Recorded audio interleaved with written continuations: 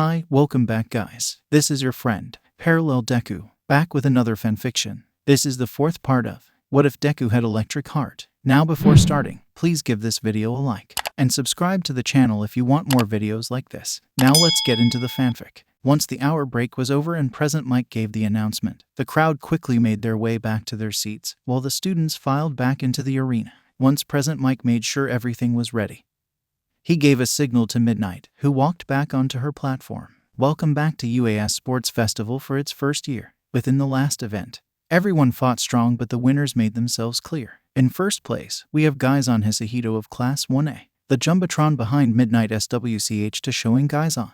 Gaizon gave a small wave, then crossed his arm in front of him, and in second place, a surprise contender, Izuku Midoriya from Class 1H. Izuku froze as the Jumbotron SWCH to him. He managed to give a small wave before Midnight continued. In third place, Shoto Todoroki and fourth Kastuki Bakugo. Now it is time to gird your loins and prepare yourselves for the next time of this sports festival. Midnight cracked her WHP and the Jumbotron changed to a roulette. The roulette was similar to the one that decided the first event, however it was much quicker this time. After a minute it slowed and landed on Cavalry Battle. There you have it folks, the second event for the first year's sports festival will be Cavalry Battles. Midnight, if you would please explain the rules, Present Mike announced. Thank you, Present Mike. For Cavalry Battle, those of you at the top will suffer the most. Of course that is to be expected at UA. The rules for this event are simple. The 42 passing students will get into teams of 2 to 4 as they see fit. At maximum there can be 1 rider, 2 horses, and a front. As Midnight explained the rules, the Jumbotron showed a picture of All Might riding on Cementos and Snipe's shoulder while 13 was in the front. Each player has been assigned a point value placed on their ranking from the previous event. Each team's point value will be the total of each student within a team, and being on the rider's headband. Now for the points. Starting from last place with 5 points, each placement goes up by increments of 5, meaning 41st place is 10 points and 40th place is 15. Izuku quickly did the math in his head to figure out his point value, as many other students did too. His total would be 205 and first place would be 210, so no massive gaps in points, so stealing them would be kind of pointless unless the lower team managed to get several headbands, except for a special restriction placed upon the first place contestant. Their point value is 10 million. Midnight announced with a wicked glint in her eyes as she LCK'd her lips. Izuku gasped as many others did. Then he noticed a not-so-subtle shift in everyone's aura. It all turned dark as they realized that whoever managed to steal and keep a hold of Gaizon's points was guaranteed to win. Hunger appeared in their eyes as in sync they turned and looked at Gaizon, who was simply crossing his arms across his chest in a relaxed pose and had a smile on his face as if he was having the best time of his life. Izuku was grateful that he had gotten second, as if he had gotten first he knew he would most likely be royally screwed. But be cautious, as the more headbands you steal, the more difficult it will be to keep all of them. Midnight cautioned, and the Jumbotron showed the headbands piling up around All Might's neck. But don't worry, even if your points are stolen, you are still in the fight, so continue fighting until time is up. Now you have the next 10 minutes to make teams, Midnight announced, only taking Izuku's attention away from Gaizon. She noticed, so she raised her WHP and cracked it again. Then just like the spell was broken and everyone began to form teams. Izuku immediately looked over at Mei and smiled. It just made sense. Not only were they the only 2 students from the support course to make it, they were the best of friends, so it was natural they would think of teaming up, and with Izuku's catalog of hero students and all of Mei's inventions they could easily fend off anyone that came after them. Mei said as she smiled back, "Honestly, I don't think anyone else will take me. I'm the weird girl from the support class. You, on the other hand, are the support student that made it into second place. You plan to use me to show off your inventions," Izuku said, knowing Mei's whole plan from the start. Not that he felt used, as he was happy to be a selling point for a friend, and that didn't mean he wasn't planning on using her too. "My thoughts precisely," a purple-haired student said, walking up to the duo. Izuku looked at him and smiled. "Hitoshi Shinsu. Pleasure to meet you. I'm from class 1 degrees Celsius. General, it seems like you're the only one from the class," Izuku said. With him, Mei and Shinsu, all the only spots were taken up by hero course students. Izuku paused as he did quick math. 40 hero students plus the 3 of them.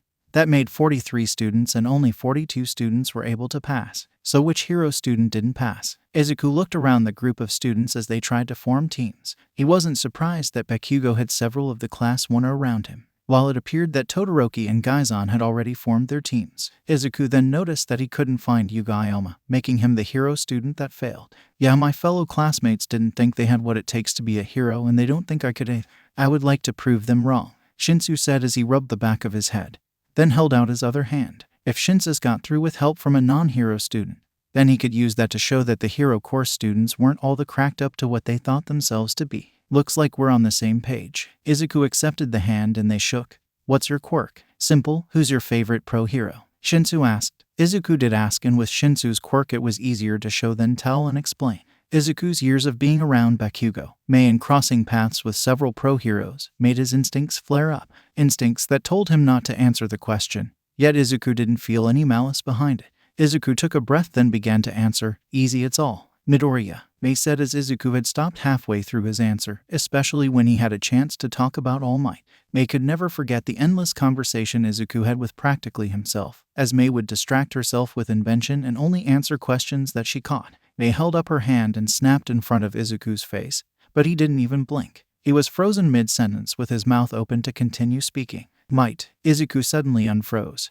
Then he paused. He couldn't believe the feeling of suddenly losing control over his body, only for it to suddenly come back. Whoa, what? When someone answers me, not only can I freeze them, I can command them to do basic things that don't require much thinking. Shinsu explained the last bit of his quirk. So the difference between walking and answering a difficult math equation? Izuku questioned and Shinsu nodded. Izuku was about to dive in and ask Shinsu to explain his quirk further and about to pull out his journal, but then he sensed someone walking up behind him. He turned around and found a girl with a brown bob cut. Hello. The girl, who Izuku recognized as Ochako Uraraka from, was looking down at the ground. She looked a little ashamed of herself. Hi. Do you mind if I join your team? Izuku remembered her quirk being able to cancel gravity, while she seems to have a second hidden quirk that she only used against Gaizan. You're from Class 1A. Shouldn't you be teaming with your classmates? Shinsu scoffed, but Izuku softly raised his hand and that was enough for Shinsu to stop. Izuku would think about Shinsu being harsh at a later time. Izuku looked Ochako over. She had a reason for not teaming up with her classmates. She looked ashamed to have to come to Izuku, but not prideful enough to stop herself from doing so. For now it was simply better to find out than speculate. It's fine, yes, you can join our team. But to restate Shinsu's question, you have trained with your classmates and would be able to work well with them. So why are you coming to me? Izuku asked as he lowered his hand. He might have gotten second, but the points from being second were close to the top 10 places and could easily be matched by teaming up with the lower-ranked students. Ochako looked at Izuku and had a forced smile on her lip. Everyone I wanted to team up with, always have a team. Want to team up with, meaning powerful and an easy pass to the third round. Shinsu scoffed as he glared at Ochako. She was the class that had that hothead prideful blonde that thought he was going to win, so Shinsu didn't see her as any different. Shinsu, Mei said. She might not be the most social aware person, but even she could tell that was an insult. He isn't entirely wrong. I'm not exactly good in events like these, but in one-on-one I'm pretty strong. That seems to shut Shinsu up. I have to make it to the third round and face off one of my friends. Ochako said. A small fire appeared in her eyes, knocking Izuku off guard a bit. Hisahito, Izuku guessed. He had seen them training together, so it would make sense they would want a chance to fight each other. Their rivalry seemed pretty important to each other. Yeah, how did you know? Ochako was surprised that a support student could guess that. Did Izuku somehow know about their extra training? Did that mean he knew about One for All? Toshinori was concerned about Gaizan knowing. Yet Gaizan had made it well known he wasn't going to go around sharing that secret. Yet Ochako didn't really know Izuku, so how could Izuku have found out about One for All? I've seen you train with him and saw you two talking. I didn't sense bad BLD, just a rivalry. Anyway, I accept you onto our team. Your zero gravity will be a big help in our mobility, Izuku said, as he slipped off his backpack that he grabbed from his locker. Mei was going to try and get other students to wear her invention to show them off, and while Izuku was doing the same thing, he was going to do it in a more sneakily fashion. You have 5 minutes left, Midnight announced. So how do you want us to form up? Mei asked, as Izuku opened up his backpack. Izuku was silent for a few moments, but Mei could see some green lightning sparking behind his eyes. Izuku stood up and the green lightning disappeared. All right, here is the plan. Hatsune with your boots, you'll be in the back. Uraraka to be able to reach everyone to use your quirk, you'll be joining her. Shinsu that leaves you for the front, while I'm on top. Uraraka, you can't have your quirk active for the entire event, or you'll be out too quickly. Ochako nodded as Izuku referenced how she could become nauseous. Izuku then reached into his backpack and pulled out equipment that looked similar to what he was wearing. This equipment can help you keep up with Hatsune's boots. Ochako looked them over then down at Izuku's feet. They looked very similar, and so she questions, is that the equipment that helps you fly? Yeah, but they're also good for other stuff, Izuku said, then turned to Shinsu. While Shinsu, you can use the gauntlets. They can help with our range and keep everyone from getting too close. Ochako and Shinsu looked over the equipment that Izuku was holding. This was the equipment that made a student from the support course beat 39 of the hero course students.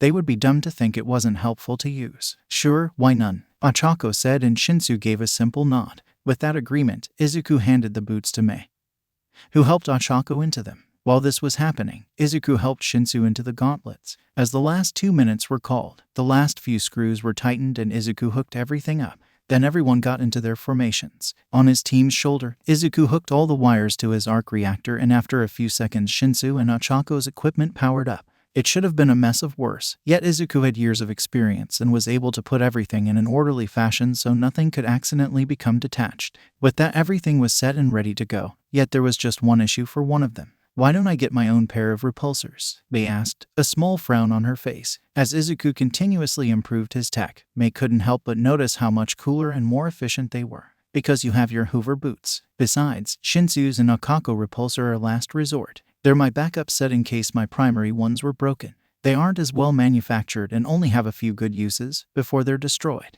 Izuku said, as he made a final check over the wires. Wait, these will explode, Shinsu said, not liking the sound of that as he looked at his hands. He wanted to make it to the third sound, but he'd rather not to have injured himself to do so. No, just overheat and melt. Your hands and feet might get a small burn, but nothing Recovery Girl can't easily fix. Izuku chuckled as he scratched the back of his head. Great, that sounds fun, Shinsu complained as he looked at his hands. You made your choice, deal with it, Mei said, smirking at Shinsu. These look really nice, Midoriya, but they do look a little bare. Ochako looked down at her feet. Her pair looked like techno-advanced stilettos that would be shown in a per-quirk sci-fi movie. Not her style, nor were they completely level, making it so it felt like Ochako was small on a small downgrade. While they are usually covered by armor, I didn't want to have to wear the entire thing all day, and without the whole suit, the boots and gauntlets are heavy, Izuku explained as he checked his own gauntlets to make sure they were ready. What do you mean armor? Ochako asked. Izuku and Mei might have been from the support course, but they made it clear they were not to be underestimated.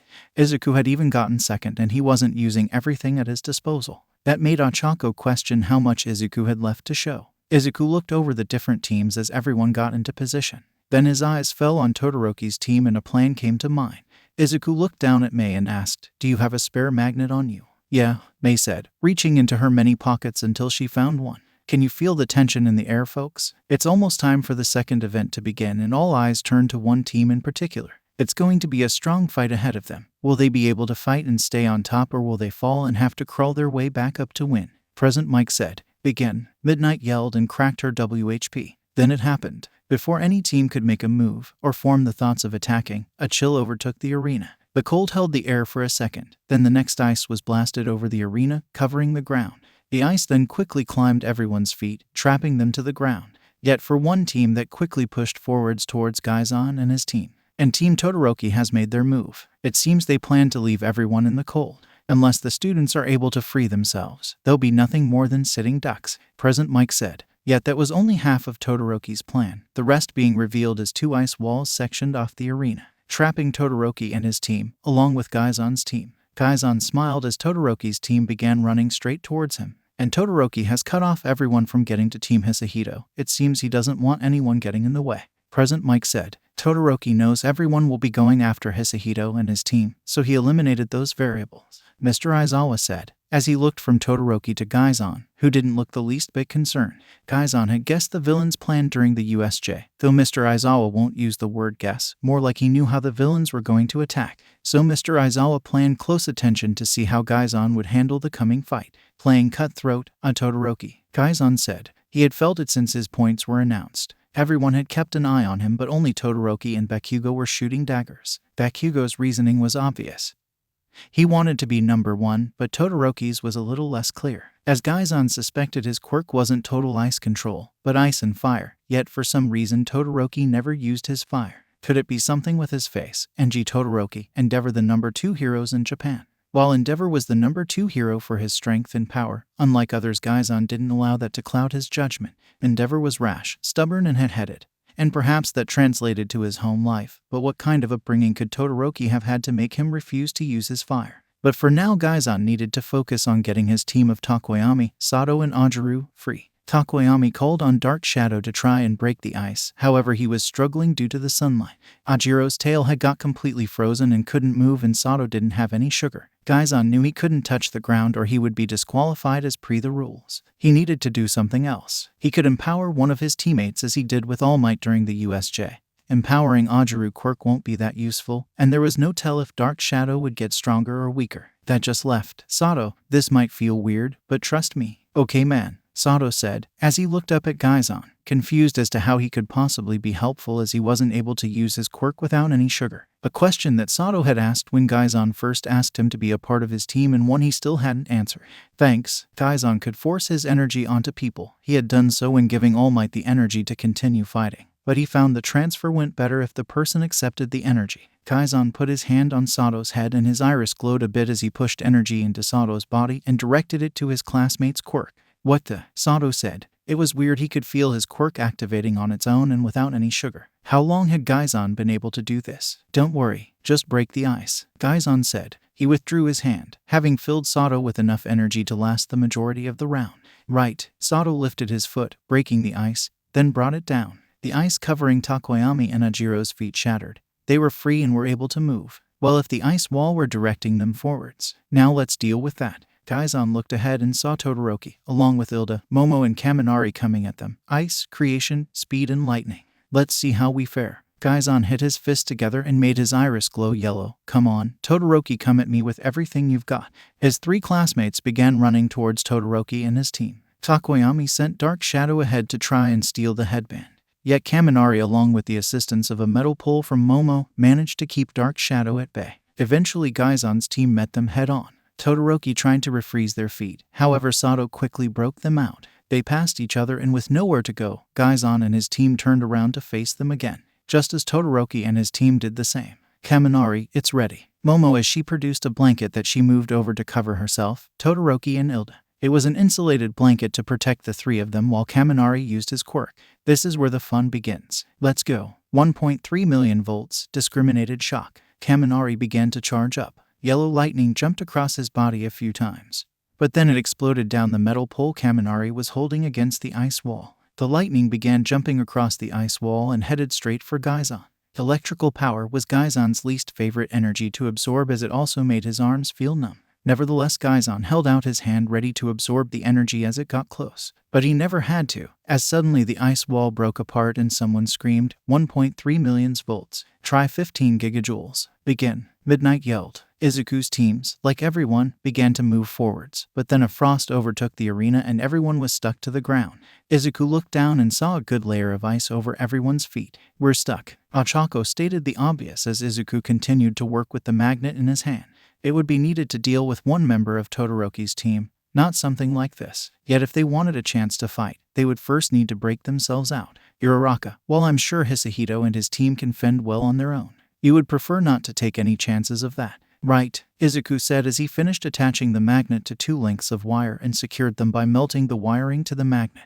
Yes, I'm the only one allowed to beat his butt, Ochako said as she strained against the ice. Her face went red with all the BLD as she nearly pulled something. It seemed Todoroki had used just enough to keep everyone pinned to the floor without using too much. Fair enough. Izuku, attaching the magnet and wire to his belt. He then held his hand out to the side and fired off 2 blasts. Not only did it shatter the ice covering their feet, it began to break the cement floor underneath the ice. Let's make sure you have that chance. Besides, this gives us a chance to steal Todoroki's points. Izuku and his team dashed across the ice. Shinsu easily slid forwards, as Mei and Ochako used their equipment to push the team forward, straight towards the ice wall, specificity the middle point where the other 2 teams were most likely to meet. As they got near the wall, they heard Kaminari yelled, 1.3 million volts, discriminate shock. Yellow lightning began jumping across as Izuku held up his right hand and unleashed a blast. The energy hit the wall and wasn't just a hole big enough to get through that appeared, but a hole wide for a truck to fit crumbled away. As his team passed through the hole, Izuku took the magnet and wire from his belt.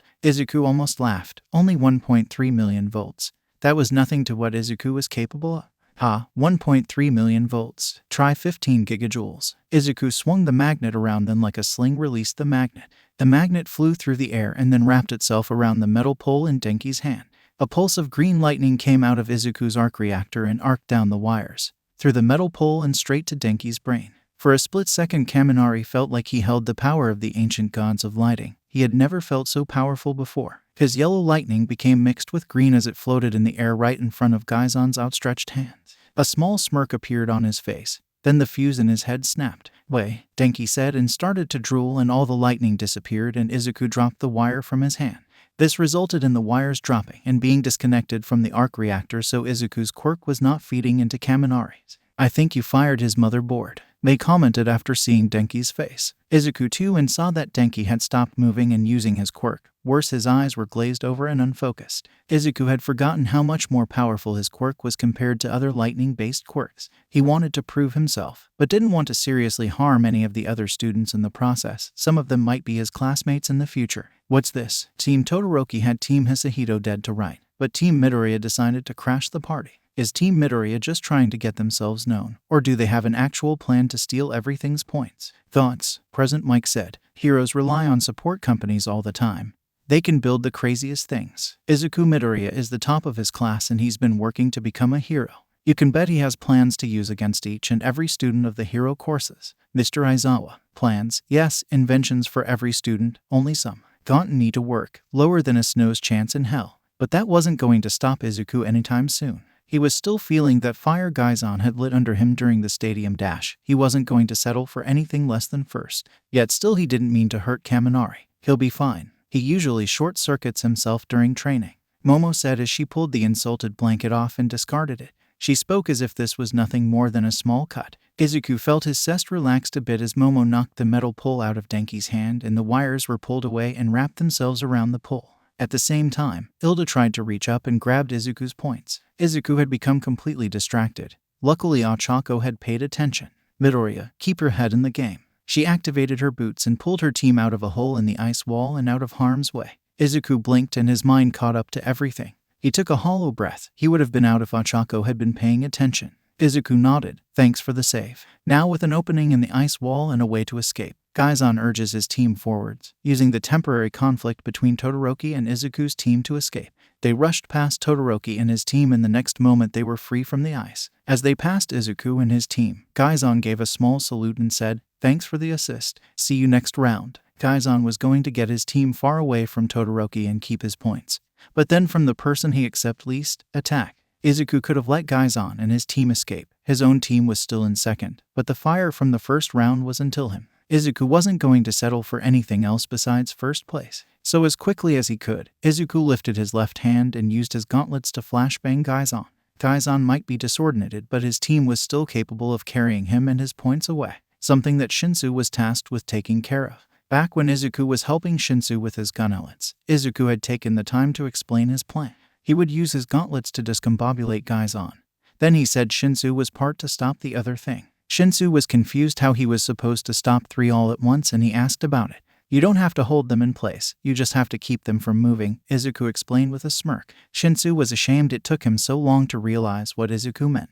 "Hey Takoyami, I've got a question. Emily D. Seekerson or Edgar Allan Poe?" "That's an easy question, Edgar." Takoyami suddenly stopped and as he was in front, that stopped Gaizan's entire team in track. Dark Shadow suddenly appeared from behind Takoyami and moved to the front to wave his hand over Takoyami's eyes. "Hey, what happened?" Dark Shadow said, as he began lightly tapping against Takoyami's forehead. That didn't work, so Dark Shadow gripped Takoyami's shoulder tightly. "Did you get what you needed?" Shinsu said, as he looked up at Izuku, surprised to see that he was already finished. Working in the shop night and day had given Izuku fast hands, so he was able to complete his part of the plan. Now it was time to escape and make sure no one noticed what had happened. "Then let's get out of here," Izuku said. As Shinsu, Ochako and Mei turned and began to run away, Dark Shadow began to jerk Takoyami back and forth. And as they were finished with Gaizan's team, Shinsu let go of his hold over Takoyami, leaving them all confused of what Izuku's plan was. Gaizan was heavily caught off guard by Izuku's actions, as he wasn't expecting someone from the support course to be so bold. Then again, Izuku had gotten second, so Gaizan should have known he would have more tricks up his sleeve. Gaizan directed his quirk to heal his eyes and he began to blink as the world came back into focus. Gaizan rubbed his eyes and opened them. He was able to see and it was Izuku and his team running away. Gaizan then looked back and it looked as if Takoyami was coming out of stance. "What happened?" Gaizan looked over his shoulder at Ajiru and Sato, but they shook their heads as they didn't understand much of what happened either. The green-haired student blinded you and then something was done to Takoyami by the purple-haired kid. Ajaru said, and Gaizan looked over and saw the purple-haired student was Shinsu. If he was able to stop someone like Takoyami so easily, then why was he in general? Gaizan's mind then jumped to his points. He quickly raised a hand to his forehead and felt that headband. It was still there, but that still left the question of what Izuku was doing a mystery. Why did Izuku blind him? Was Izuku trying to show off what his equipment could do? So what was the purpose of blinding him? Was Izuku trying to show off what his equipment could do? That's generally what students from the support course did in the first round. So maybe Izuku was going further because he had the time to do so. But there was time to speculate later, as Gaizan looked over his shoulder and saw Todoroki's team getting out of their stupor. Todoroki locked eyes with Gaizan and then urged his team forward. Todoroki was even starting to get a vengeful look in his eyes. "Come on, we still have a fight," Gaizan said as he urged his team forward again as Todoroki began to pursue them. Gaizan kept a close eye on them as the chase continued. Denki should have been out of commission by Momo had given him and herself a pair of skates, allowing Ilda to more easily pull them around. Then suddenly Todoroki looked from Gaizan over to Izuku, and then the next second Todoroki said something to Ilda and they switched from chasing Gaizan to going after Izuku. Gaizan noticed and tapped on Takoyami's shoulder and pointed, "Look." Gaizan's team watched as Todoroki switched to targeting Izuku's team. What was the reason for the sudden change? Had Todoroki figured that with Denki out of commission, it was the better option to go after the seemingly easier target? No, Todoroki wasn't like that. He had made a declaration of war to Gaizan. What's this? Team Todoroki was locked on Team Hisahito, but now they're changing to Team Midoriya. Going from hero to support team. What is going through Shoto Todoroki's mind right now? Present Mike said, "What do you think made him switch to Uraraka? Maybe he doesn't like that her team so easily broke through his eyes." Sato asked as he and the others noticed the change. No, Todoroki isn't the type to hold that kind of grudge. His change was more strategery, but I don't know why. Gaizan said. Todoroki had declared war on him. He was dead set on proving something. That he was the best, maybe dealing with something about only using his eyes. Half and half declared war on the wrong person. Came from the person who held all kinds of grudges. Gaizan turned around just in enough time for Bakugo to blast him in his side. Burning his shirt. "Ha, finally got you, reflex. I'll be taking your points and showing the world I'm the next #1 hero." "Cute," Gaizan said as his eyes glowed yellow and he patted out the small flames left behind on his shirt. "But my hands aren't the only part that I can use my quirk on." Gaizan waved the smoke away to reveal his yellow glowing eyes and the focused look within them. Gaizan walked and Bakugo began to fall, and if he hit the ground he would be disqualified, so Gaizan decided to help him out a bit. He drew back his right fist. A small biblical light fell seeking to life as Gaizan's right hook shot forward. It traveled faster than Bakugo should have been able to react. Yet Gaizan's attack still missed. As at the last, Bakugo was pulled back by a seemingly invisible force. As Bakugo flew back, Gaizan noticed the strand of tape attached to the back of his shirt. Gaizan followed the strand tape and found that Bakugo had recruited Shiro, Mina, and Kirishima, now his team. With Kirishima in the front, he would be able to bulldoze his way through any attack, and Mina and Shiro were some of the better students in Class 1 for mobility. "We told you not to go flying off without us," Shiro said as Bakugo landed back on their arms. Bakugo growled as the tape fell off his back to the ground. He hated having to rely on stupid extras. Why did this have to be a team event? He just wanted to get to the one-on-one fight where he could put everyone in their place. Reflux, half and Diamond Deku. "Just shut up and get me close again," Bakugo said as he began to hit Kirishima on the head, urging his team forward in his own kind of way. He wanted absolute victory. He was going to take Gaizan's point. He was going to be above everyone else. He was the next #1 hero, because he was better than everyone else. "We're working on it. Todoroki's ice is still making it strong to move," Mina said as she slipped a bit. They weren't the only team that was still struggling with Shoto's initial attack. But as Bakugo looked over at Deku's team, it seemed they weren't hindered by the ice at all. Like they were gliding over it. Was that the purpose of dreadlocks and pink cheeks boots? 5 minutes remaining. Is Midnight announced, surprising the student and making through that had made little progress to earning more points. Worry. If they wanted to get to the third event, they would have to start working harder to steal points. There's only 5 minutes remaining and teams are going at each other, all while still struggling against Todoroki's ice. Standing are Team Hisahito, Team Midoriya, Team Todoroki, and Team Bakugo. Present Mike said. Bakugo growled as he launched himself forward and then unleashed an explosion to propel himself towards Gaizan. However, after the way through, he was suddenly stopped midair, catching everyone off guard. Gaizan tilted his head a bit and saw some light reflecting right in front of Bakugo. Suddenly a team shot behind Bakugo with the rider grabbing Bakugo's points. "Well, isn't that a shame? Even after you said that you were going to win everything.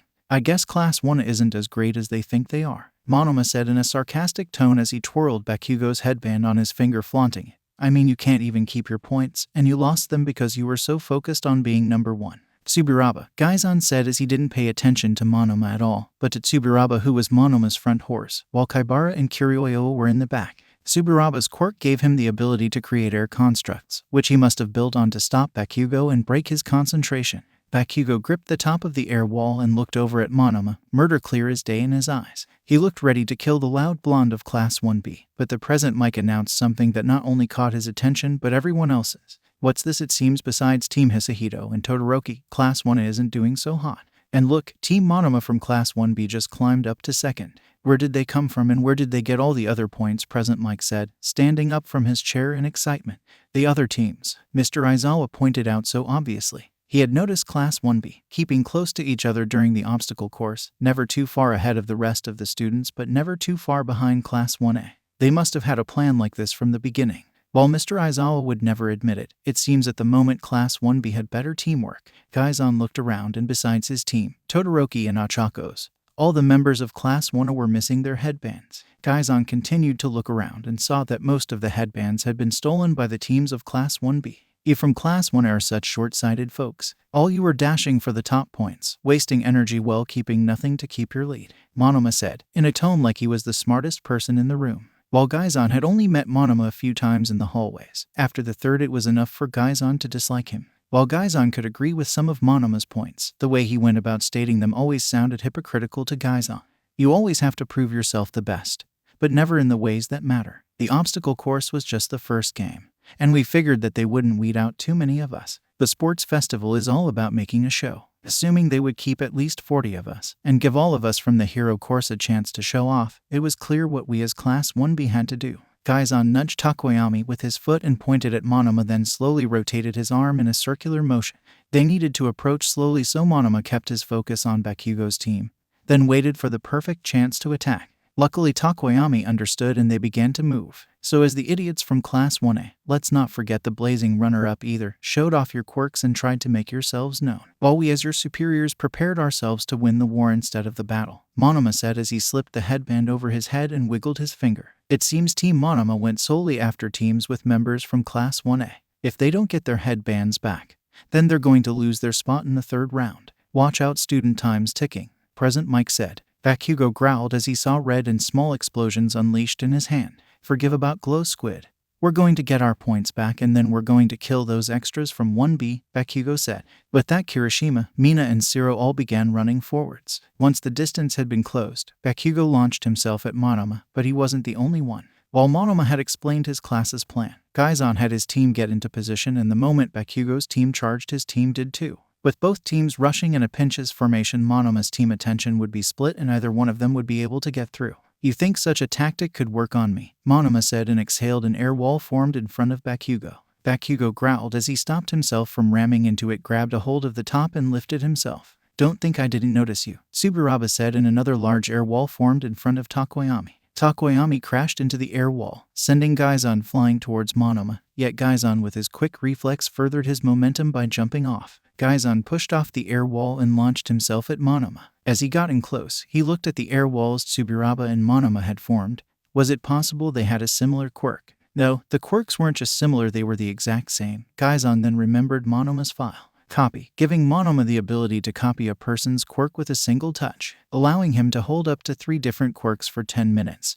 though he can only use 1 quirk at a time. Copy, a quirk that Gaizan feared for unconventional reasons, as Gaizan could assume that Monoma had never encountered a person with multiple quirks before. There was no way to know if Monoma would be able to tell that Gaizan had multiple quirks. As Gaizan rocketed towards Monoma, he figured it was time to find out. His secret might become known by another, and Gaizan would have to play it by ear if Monoma found out. Monoma, Gaizan yelled as he got near. Monoma thought Class 1B was superior, and Gaizan wasn't that opposed to showing him how wrong he was. Pride sees pride in others but never itself. Monoma turned and looked at Gaizan and smiled. Ah, a quirk worthy of my own. You are the only one that held his own against Namu. Let's see what you think is great. Monoma began to reach for Gaizan's leg, but Gaizan jumped over Monoma and flipped to land on Tsuburaba's head. Gaizan quickly shifted back to his shoulder and looked down at Monoma, who yelled as he reached for Gaizan again. but Gaizan kicked Monoma's hand away and then jumped over to land on Kaibara and Kiriru's heads. Suddenly, Kaibara rotated his shoulder and grabbed hold of Gaizan's leg.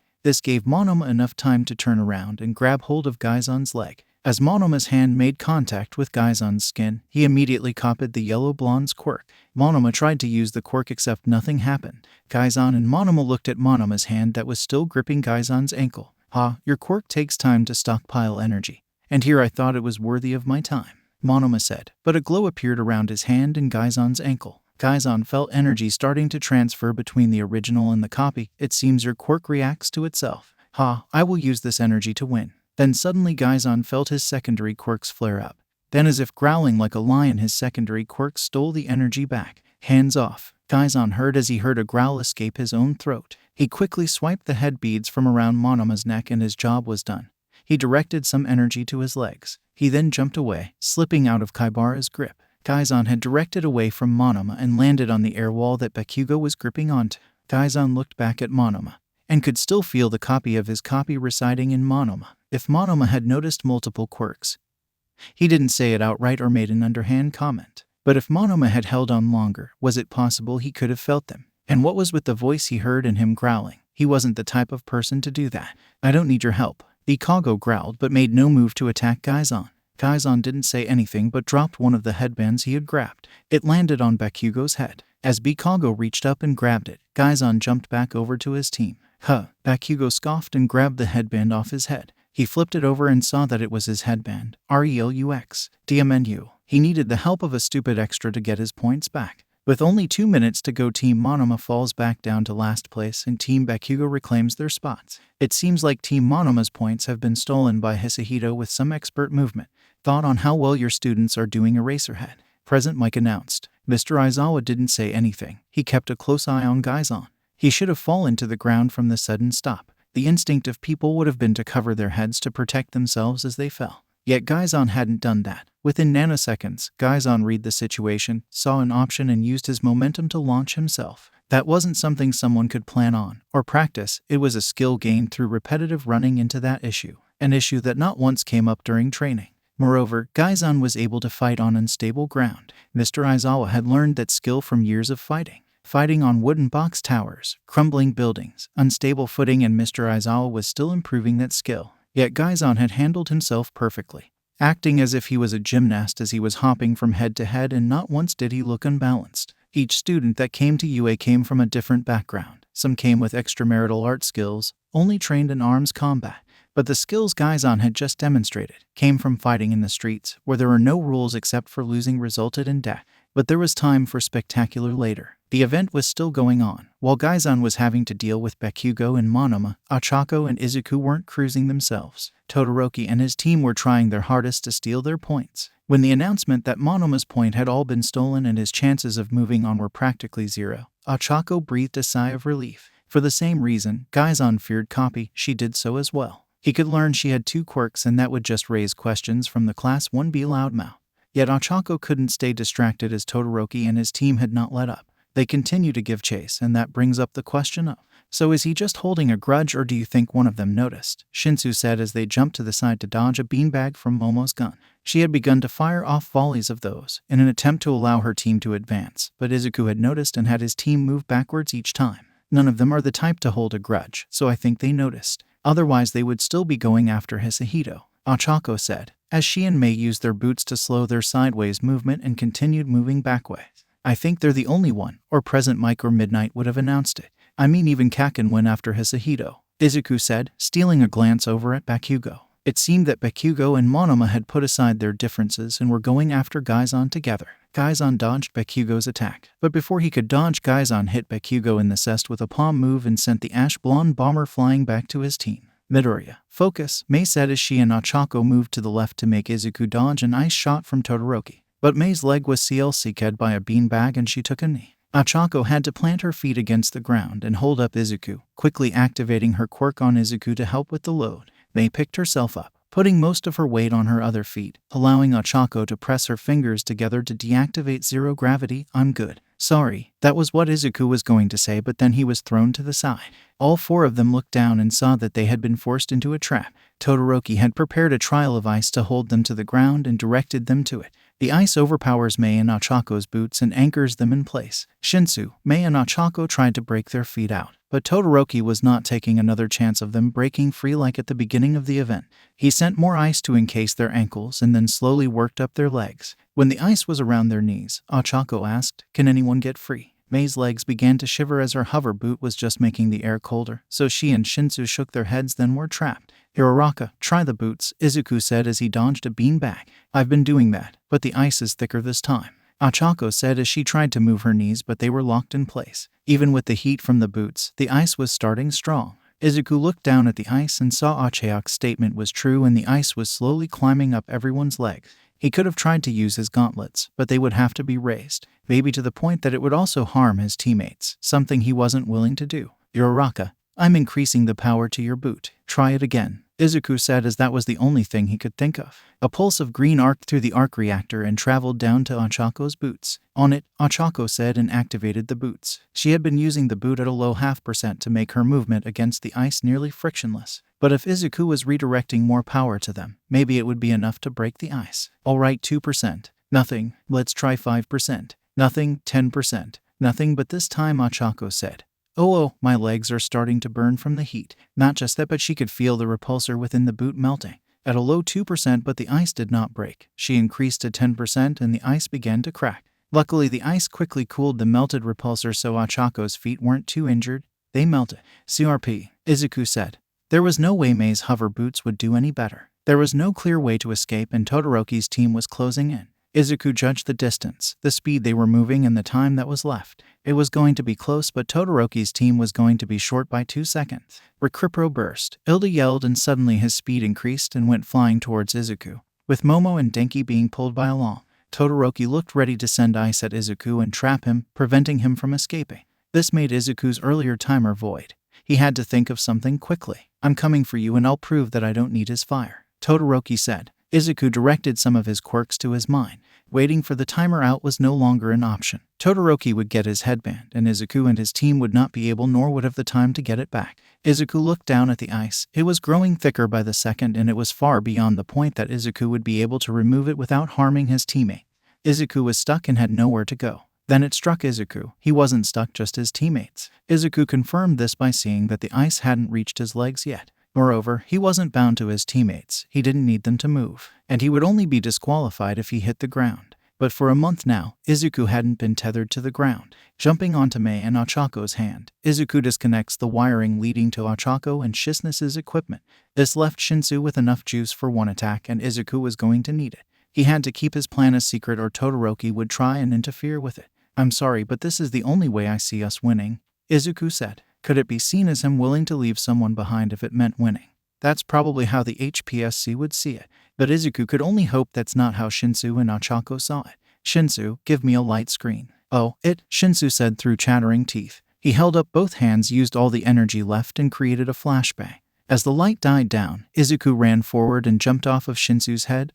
Izuku began falling to the ground. But before hit, he ignited all repulsor, catching himself inches above the ground.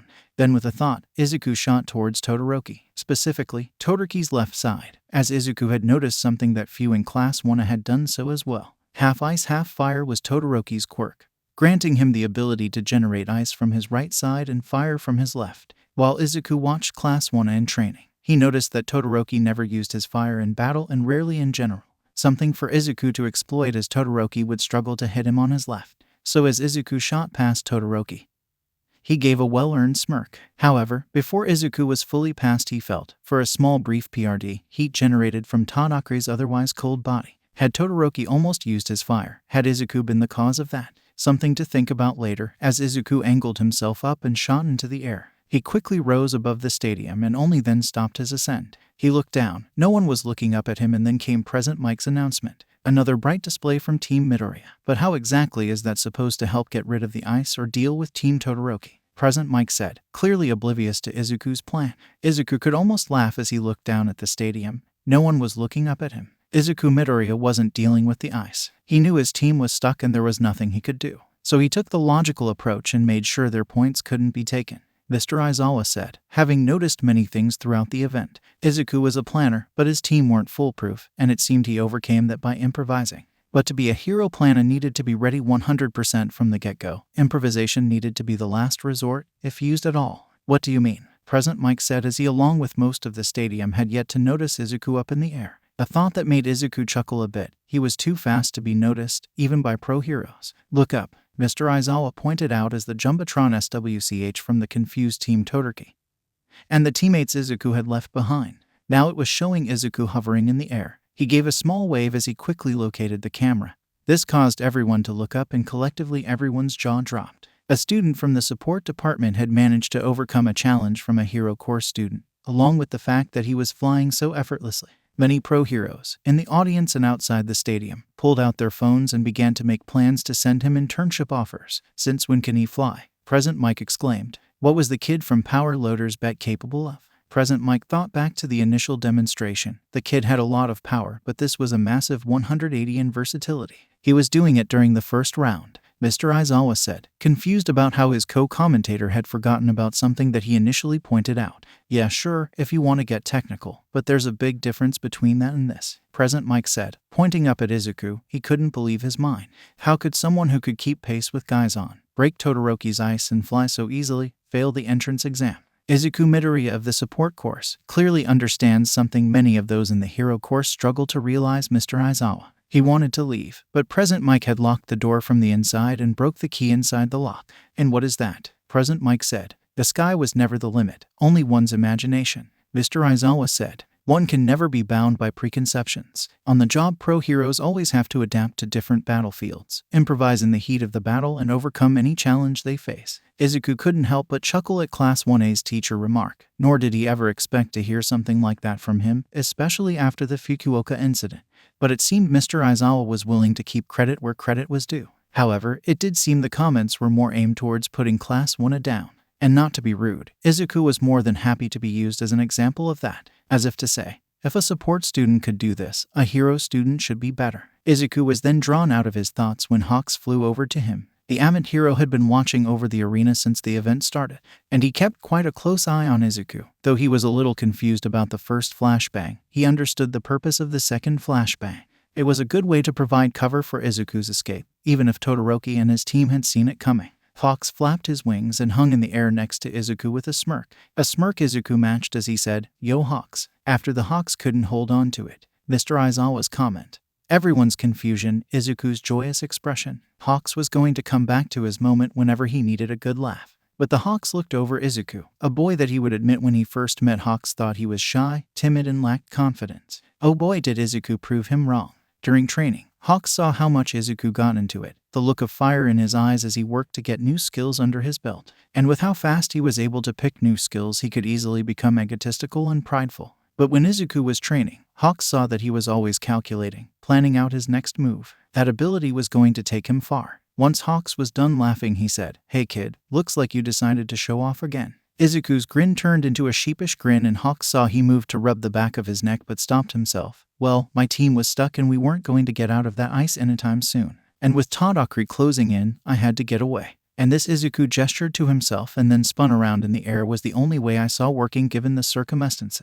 Izuku then looked down and saw that with Mr. Aizawa's comment, everyone was starting to look up at him. Still on an adrenaline high and not wanting to stop his momentum, Izuku laughed and began to put on a show. Using all the skills he learned over the past week, Izuku put on an aerial show that won't soon be forgotten. To top it up, Izuku shot into the air and was surprised when Hawks joined him in the quick ascent. Izuku looked at Hawks, who said, "Together." Izuku nodded and their ascent turned into a spiral until at the top Izuku cut the power to his repulsor and Hawks curled in his wings. The both of them hung in the air for a second before they backflipped and dove back down to the air. As they got close to the level with the roof, Izuku ignited his repulsors and Hawks caught him with his wings. They stopped right behind the roof and the crowd within the stadium stood up to cheer them on. The cheer was so large that the stadiums housing the second and third years, which were near the other side of the campus, were able to hear it. So much so that the teachers overlooking the second and third years sent questioning texts to Principal Nezu, who found it best to not stay another and make the other teachers have to walk the highlights. Hawks looked around and let out a sigh of relief. Mean flying, just flying, friend.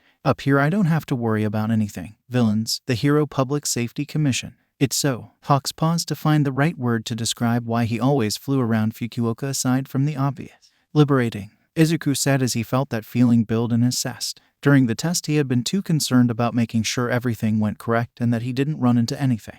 But now, flying above the stadium, it felt like he was taking his first true breath of air since starting UA. He didn't have to worry about school, grades, or being stuck in his father's shadow. Up here I don't have anything, just relax and feel the breeze. Izuku took a deep breath and let it fill his lungs as he felt a soft breeze move across his body. He began to close his eyes to feel whole relaxed, but then reality came in to anchor him. And that's the end of the second round, and we ask that Izuku Midoriya please return to the ground. Thank you for the show, but we must move forward. And we get it, you can fly. Midnight said the last part in a sarcastic tone that got a laugh from the audience, along with Izuku and Hawks. I know, but unfortunately we have to face reality, Hawks said with a wink and then flew away. Izuku continued to smile as he slowly lowered back to the ground. He dropped the last foot, landing strong on the ground. And as Todoroki had already begun to thaw the ground, Izuku's landing broke the ice apart. I didn't think you were going to leave us behind, Mei said, punching Izuku in the arm. She knew Izuku wanted nothing more but to get into the hero course, to go to that extreme and leave her behind.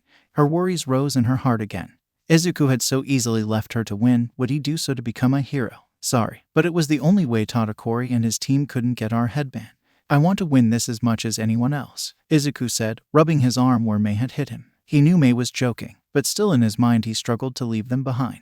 It was a fake fight, with no lives at stake, just points, but it still didn't sit right with Izuku. He didn't want to be seen as the kind of guy who was willing to step over any, even friends if it meant victory. Ochako coughed into her hand to get Izuku's attention. Excuse me, but Midoriya, would you perhaps be gunning for the hero course? Izuku turned to Ochako with a look of surprise on his face, where the support course was not the only one to hear about the rumors. After Shinsu's declaration and Monoma's constant teasing, Class 1A and Class 1B learned the rumors about a support student who had the skills to get transferred. Yet most of the Class 1A and Class 1B were quick to dismiss those rumors, Ochako being one the first. It was unheard of, so she could not be blamed. But the rumors spoke of a student within the first-year support course that had technology that gave him the power to rival many of the hero course students. Now here was Izuku Midoriya standing in front of her, a green-haired student from the first-year support course who had technology that gave him power to rival many of the hero course students. And with how Izuku was doing with said technology, it was clear he wasn't going to stay in the support course for long.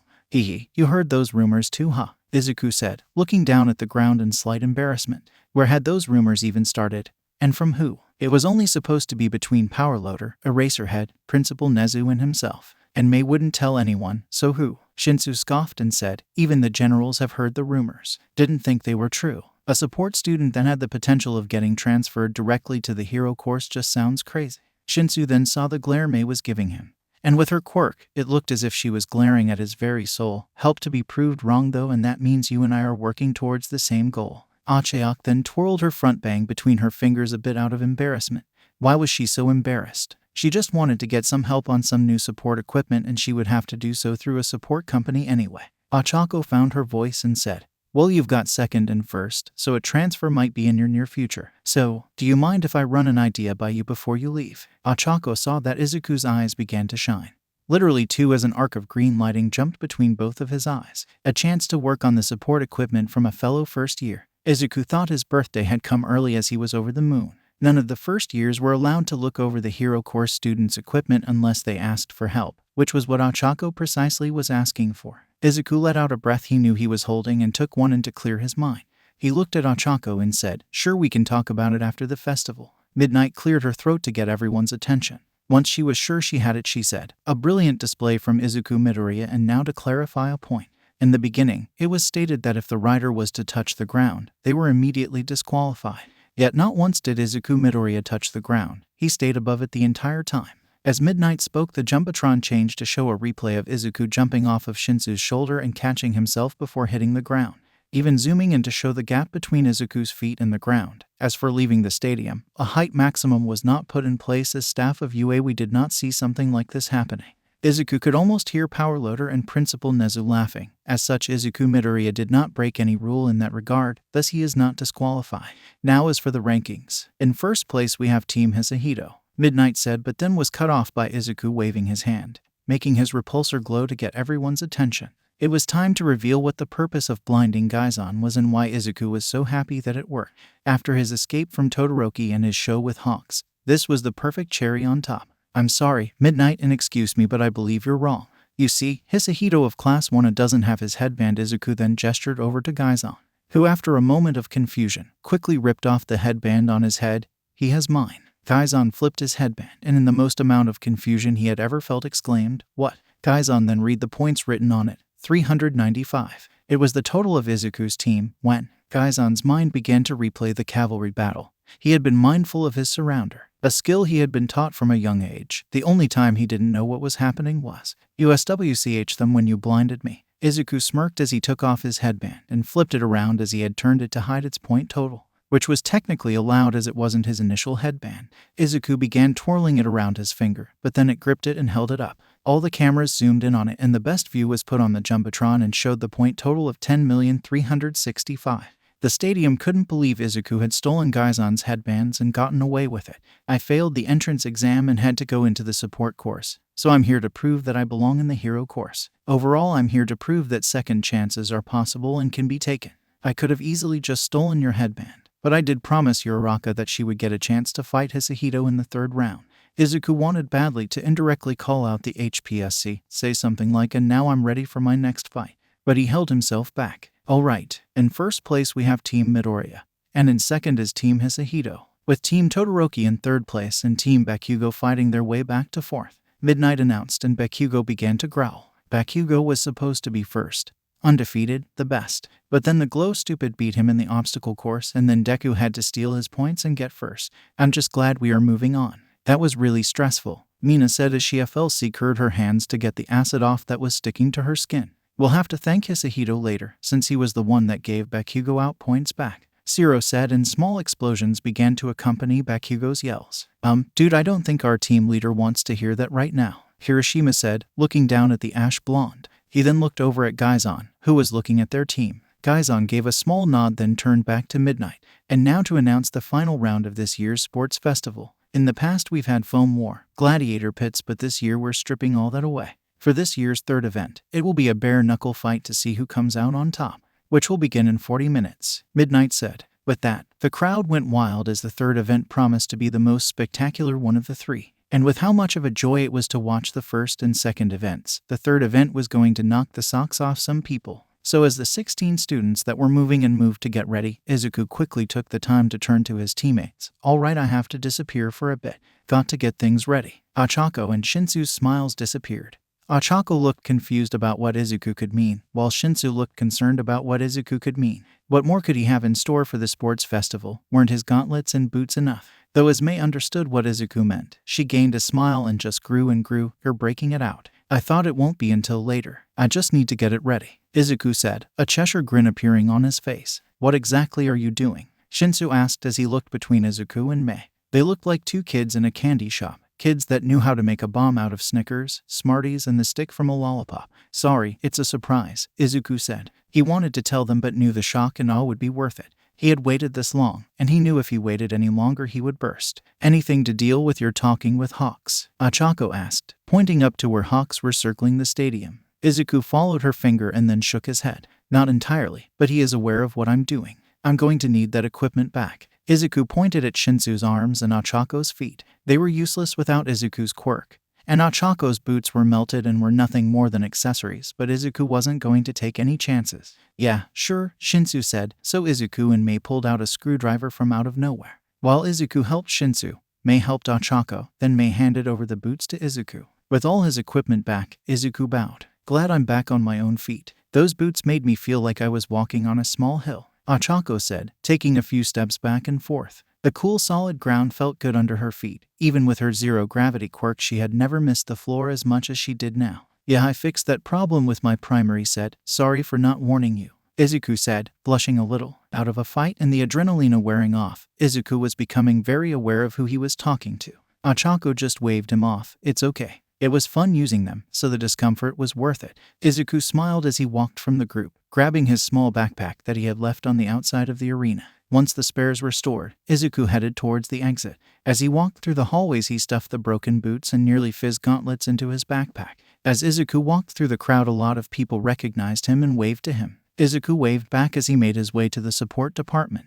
Yet with all the people around him, Izuku noticed someone following him. Izuku first caught a glimpse of a man in a pair of jeans and a nice shirt with a pair of blackout sunglasses through the reflective side of a food vendor. Izuku thought nothing of it at first, but through more reflection, he saw the man was indeed following him. But with Jebisu only being in his ear, the AI assistant could only accept verbal orders, meaning Izuku was left without his facial recognition. But it was clear who he was. It seemed the Hero Public Safety Commission had sent an agent in. Izuku had to hand it to them. They worked fast. But why? Just to keep an eye on him.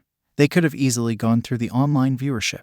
But that was only during the event. Outside, the HPSC would be blind. The thought the HPSC was trying to kidnap him crossed Izuku's mind briefly, and it made the hair on the back of his neck stand up. And in a large crowd, the HPSC agent could easily come up from behind and force Izuku to follow him. Then again, Izuku had his equipment and he was no longer a pushover. He wasn't going to go without a fight. Luckily, Izuku didn't have to deal with the HPSC agent as Hawks stepped in. "Hey, Agent Agento, what a lovely surprise," Hawks called out as he dropped down and blacked Agent Agento from Izuku. "I'm surprised you're here. Is the Hero Public Safety Commission finally making an effort in making sure the future generation of heroes can handle the job?" "Hawks, we were informed you had taken a security detail here," Agent Agento said. Izuku didn't hear any more of the conversation as he disappeared into the crowd. He was running out of time to get everything ready. And if he was late for his fight, then he was forfeit, and then his chances of showing off his suit would disappear. Izuku's focus became so laser-focused on getting to his suit that the sound of footsteps disappeared. He had to get to his suit and make sure everything was ready. He had been working so strong on it, and he wasn't going to let running out of time ruin everything. Then, as if to keep a close eye on Izuku, a red feather lifted on top of Izuku's eyes as if he had slipped a pencil up there. "Thanks, Hawks," Izuku said, knowing Hawks could hear him, and the small pressure on his ear kept him grounded. He didn't get lost in thought as he got out of the crowd and walked to the support department. After scanning his ID, Izuku hurried through the doors and began speed walking down the hallways. When he came across classroom 6G, Izuku pressed his fingertips across the door and a blue light flashed around them. With a hiss of air, the door opened and Izuku slipped into the room, causing the automatic light to turn on.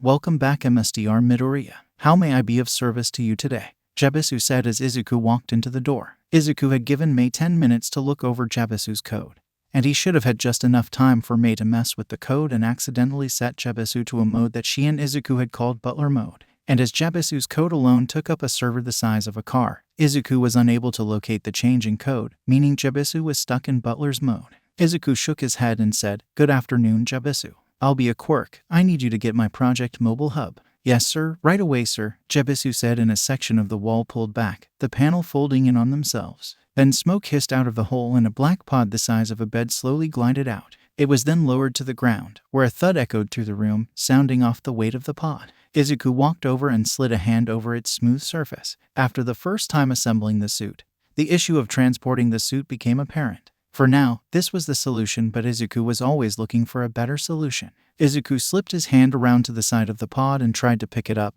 yet it wasn't going anywhere. "CRP, forgot how much this thing weighs. I'm not going to be able to move it without the whole suit." Izuku stopped before he pulled something and had to see Recovery Girl. Izuku thought for a few seconds about what he could do. He could use the suit within the pod to move the pod, but then everyone would see him, thus spoiling the surprise, and Izuku didn't want to do that. He won't have enough time to get a pair of helper bots to move the pod. Izuku was suddenly pulled from his thoughts when a flock of red feathers came through the open door and began to lift the pod. Once the pod was level with Izuku's shoulder, he slipped under it and took some of the weight for himself. "Thanks again, Hawks. Now do you think you can find me a way back to the stadium without any people?" The feather from behind Izuku's eye flew forward and went stiff as if acting like a virtual pointer. "I'll follow your lead." Izuku better shouldered the pod and followed the feather. Apparently, Hawk's path without people meant going into the forest and using the trees to hide from people. The feather helped carry most of the weight, however. Izuku feared that he wouldn't make it back in time. This meant his walk jumped up to a jog as soon as he was in the stadium.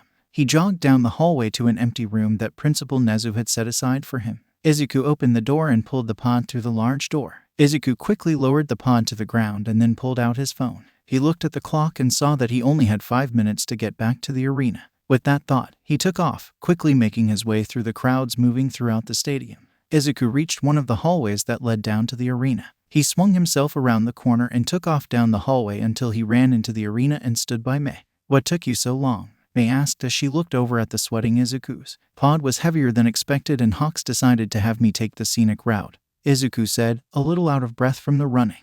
He leaned forward a bit and put his hands on his knees. "Now the matchups for the third event will be announced. Pictures of each student swirled around the screen until they settled at the bottom, and then Midnight called them out. The first block will be Gaizan Hisahito versus Eijiro Kirishima. Mashurao. For the second it will be Mashurao Ajiru versus Rikito Sato.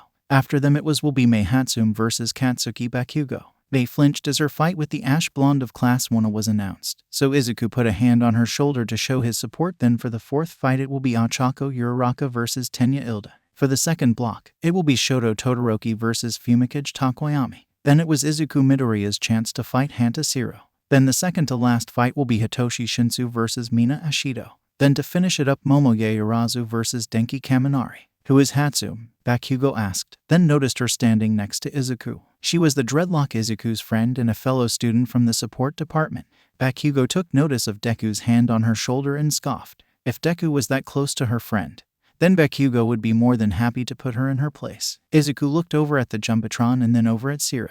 He found Zero looking back at him. Zero grinned and Izuku matched his grin, though Izuku's grin was a bit more devilish and caused a small shiver to go down Zero's spine. Was he afraid of a support student? The support that had matched Gaizan in speed and then managed to hold off Todoroki to win the cavalry battle. Izuku grinned, said he had plans of how to fight Zero and win. If Hisahito and Kirishima could make their way to the waiting room and wait to be called back. Midnight said. Gaizan and Kirishima walked away opposite the hallway and the rest in the arena were asked to go and sit with their classes, meaning Shinsu went to sit with his general class student and Izuku and Mei made their way to the area for the support student, while the rest went back to Class 1A. As Izuku and Mei walked out of the hallway and down the steps, none of their classmates gave any kind of congratulations or anything of the sort. Zeke was the only one to look at Izuku and scoffed. While Izuku or Mei weren't expecting any kind of cheer, it would have been appreciated to see some smiles or nods. Past that, Izuku and Mei sat in the back row to strategize. So Hanta Zero, his quirk is tape, allowing him to shoot out strands of tape from his elbow. Izuku sat as he pulled out his mental notebook. Zero was towards the top of Class 1 for speed and mobility, but he didn't have much fighting skills. He would usually try to capture his opponent from a distance. Izuku's repulsor could easily burn the tape away, but he had seen Zero training. He was quick on his feet in the draw, so if Izuku was caught in the tape he would have to turn his repulsor on himself. Izuku then landed on an idea. I should get the blades from the pod. Could help. What am I supposed to do for Bakugo? Mei said, looking up at the tournament board. She had heard all about Bakugo's personality and quirk from Izuku. His explosion looks painful and it doesn't seem like he's going to go easy. Izuku looked at the bracket, and he shook his head. He knew Bakugo hadn't grown in personality in the last month, so if it was obvious how he viewed Mei, he's seen you around me and he hates me. So by extension, he's going to hate you. Expect him to hold nothing back. As for how to defeat him, I think your best bet is to advertise while you can, Izuku said. While he wished his old childhood friend had become better personality-wise, from what he had seen it was a fruitless wish. You mean, Mei said, getting a big smile and a hopeful look in her eyes from the implications of Izuku's words. Was he giving her permission to advertise more of her babies, meaning she could try and convince her opponent to wear some support gear?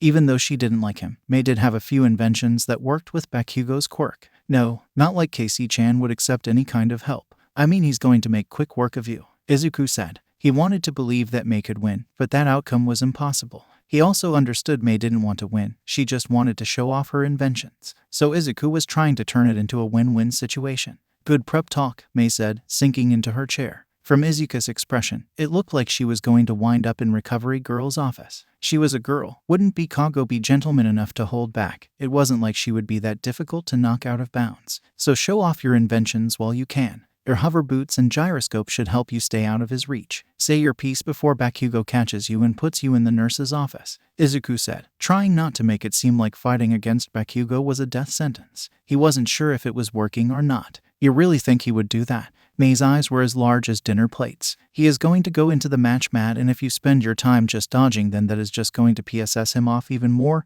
Izuku warned. Izuku knew Bakugo was headstrong and didn't like anyone who didn't fight head-on.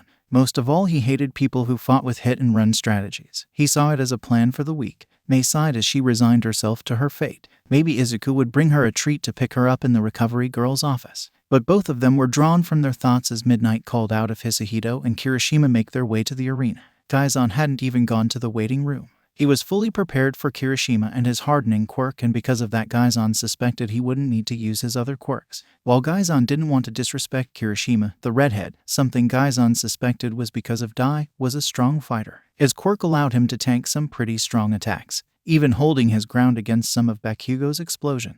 But that was all he had. Gaizan didn't see any skills such as martial arts like Ajaru or Gaizan had. His tactics were typically to tank an attack and counter it, and that would just make Gaizan stronger. Introducing the fighters for this first round. He's an unstoppable force. No matter how strong he gets hit, he'll hit back harder. It's Gaizan Hisahito from Class 1A. His opponent is an immovable wall, and his quirk allows him to be the perfect shield or weapon. From the same class, it's Ijiro Kirishima. Now let's see what happens when an unstoppable force meets an immovable wall. Thoughts Eraserhead Present Mike. One of them gives up, Mr. Aizawa said in a cold voice. Even during the break, Present Mike had kept him locked in the room, meaning he was close to kicking the door down. But with his injuries, he knew that would land him in Recovery Girl's wrath, so he accepted that he was stuck. Fortunately, there was a coffee machine in the booth, a coffee machine that he had currently making 2 mugs of coffee. Gaizan and Kirishima walked up to the platform. Kirishima had a smile, while Gaizan's face was more neutral. Kirishima was giving a wave to the crowd, while Gaizan was just holding his hands behind his head. A large portion of the crowd noticed Gaizan's neutral and relaxed stance and the seeming indifference in his eyes. And while Gaizan had gotten first and second and proved himself to be right, the people in the crowd loved nothing more than see a CCKY student of Class 1 be beaten. Any word before we begin? Midnight said. Don't think I'll be so easy to take down, Kirishima said, hardening his arms and getting ready to fight. He looked over Gaizan. While he mainly trained with Bakugo, Kirishima had also kept a close eye on Gaizan and Todoroki. Gaizan would lead with a left cross or a sweep of the legs. Thanks for the challenge, Gaizan said, raising his hands ready to fight. Begin, Ms. Midnight yelled, throwing her WHP down. At the crack of Midnight's WHP, Gaizan rushed forward and threw a left cross. Kirishima smiled as he had called and he easily blocked, but stopped himself from countering. Something Gaizan noticed: he had stopped his body from instinctively covering his side. Gaizan took a step back and met Kirishima's eyes, who was still smiling and even laughing a bit. You saw the left cross coming, impressive, Gaizan said as he began to bounce back and forth on the S on his feet to keep himself ready for any attack. You might be the most skilled, but even if you fall a bit into habit, Kirishima said as he deactivated his quirk over his quirk arm. Oh, Hisahito was wide open, yet Kirishima didn't counter. Present Mike said. Hisahito's quirk allows him to absorb and store different kinds of energy. In turn, he can use this energy to increase his strength and energy. The longer and harder his opponent fights, the stronger he becomes, Mr. Aizawa said, remembering Gaizan's extremely vague and doctored quirk file. His opponent would be wise to allow Hisahito to exhaust his quirk's energy and then to attack and knock him out swiftly. It seems the cat is out of the bag. I wanted to keep the specifics of my quirk a secret until today, but it seems you have a keen eye, Gaizan said as he slid into attack.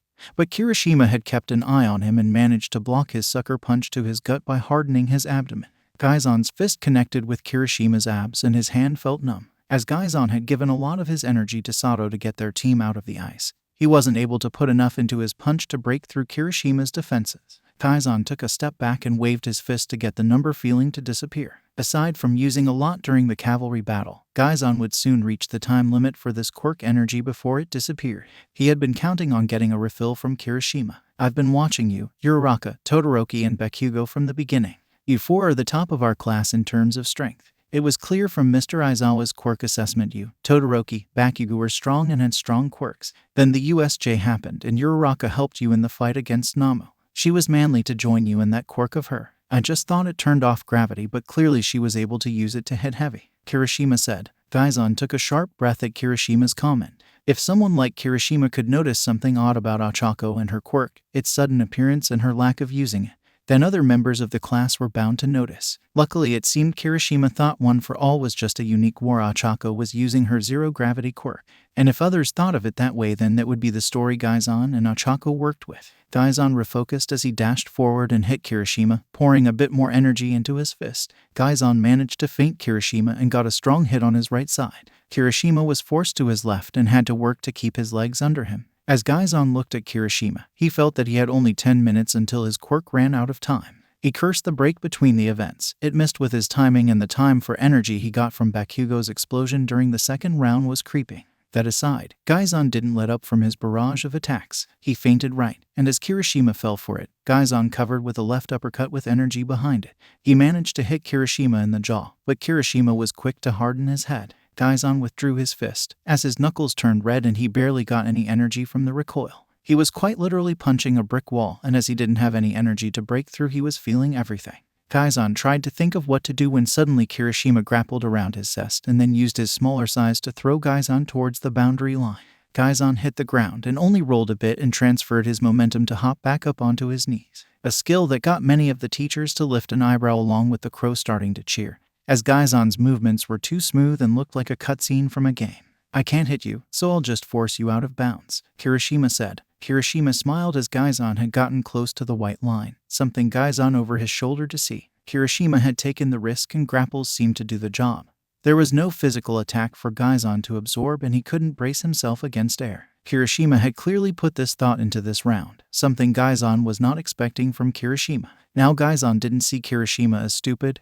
That honor belonged to Denki and Mina. However, this level of fighting intelligence was a surprise when it came from Kirishima. Gaizan smiled a bit as this fight might actually be fun. Since Kirishima wasn't giving his quirk to anything to work with, Gaizan would have to work for the win. Gaizan got up and brushed the dust off his clothes. "So you won't hit me," meaning, in turn, I won't have the strength to break through your defense. However, as long as I dodge you, I won't be thrown out of bounds. This round could go on for some time. The microphone buzzed, catching everyone's attention, and after it stopped, Mr. Aizawa's voice came over it, sounding cold and non-negotiable. "Time limit is 15 minutes. If neither of you is knocked out, forced to surrender, or forced out of bounds, then you are both disqualified and your next opponent is allowed a free round. We don't have time for scorecards." Kirishima and Gaizan both had a look of sheepish panic on their faces. Gaizan focused in on his zest and felt he had 5 minutes before his energy disappeared. The wait time between rounds had really messed with Gaizan's initial plan. He would need to end this quickly, but if he wanted a chance to break through Kirishima's defense, he would need a bit more energy. And since he wasn't getting that from his opponent, Gaizan would have to use one of his secondary quirks. Gaizan looked over Kirishima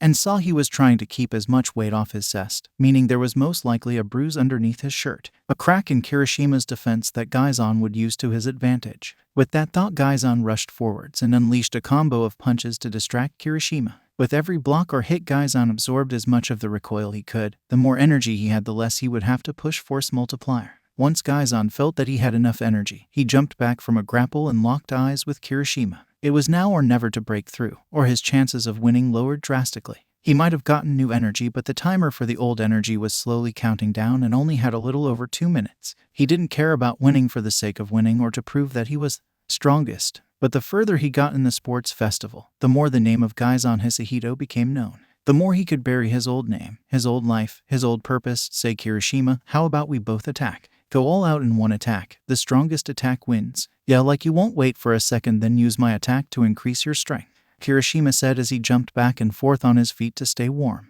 Gaizan was quick even without his quirk's energy. Kirishima knew he needed to stay ready. "I promise and swear I won't do that," Gaizan said. He was more honest than he had ever been in his life, as he needed Kirishima to agree to the plan.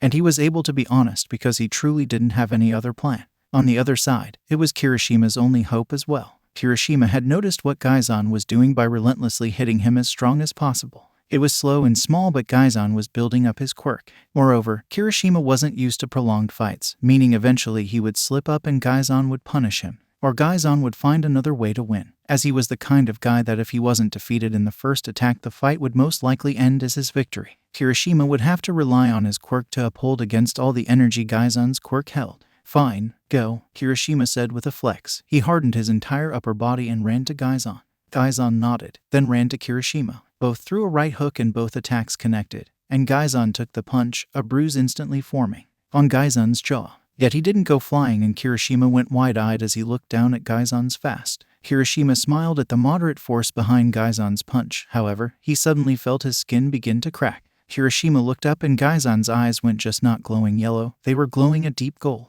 something that hadn't happened since the USJ. And Kirishima knew Gaizan was fighting seriously. Gaizan had to hand it to Kirishima. He was expecting the red hair to come up with such a good plan. He might not fully understand his opponent's quirk, but he worked with what he had and came up with a plan that could have worked against any lesser opponent.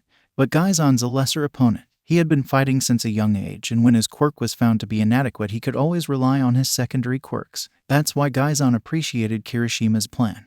It was forcing Gaizan to actually have to work for the win. And a win he needed more than ever. He was in the middle of a televised sports festival, and anyone who recognized him would begin to question who he was. The more he heard his name, the more he would disassociate him from his old name.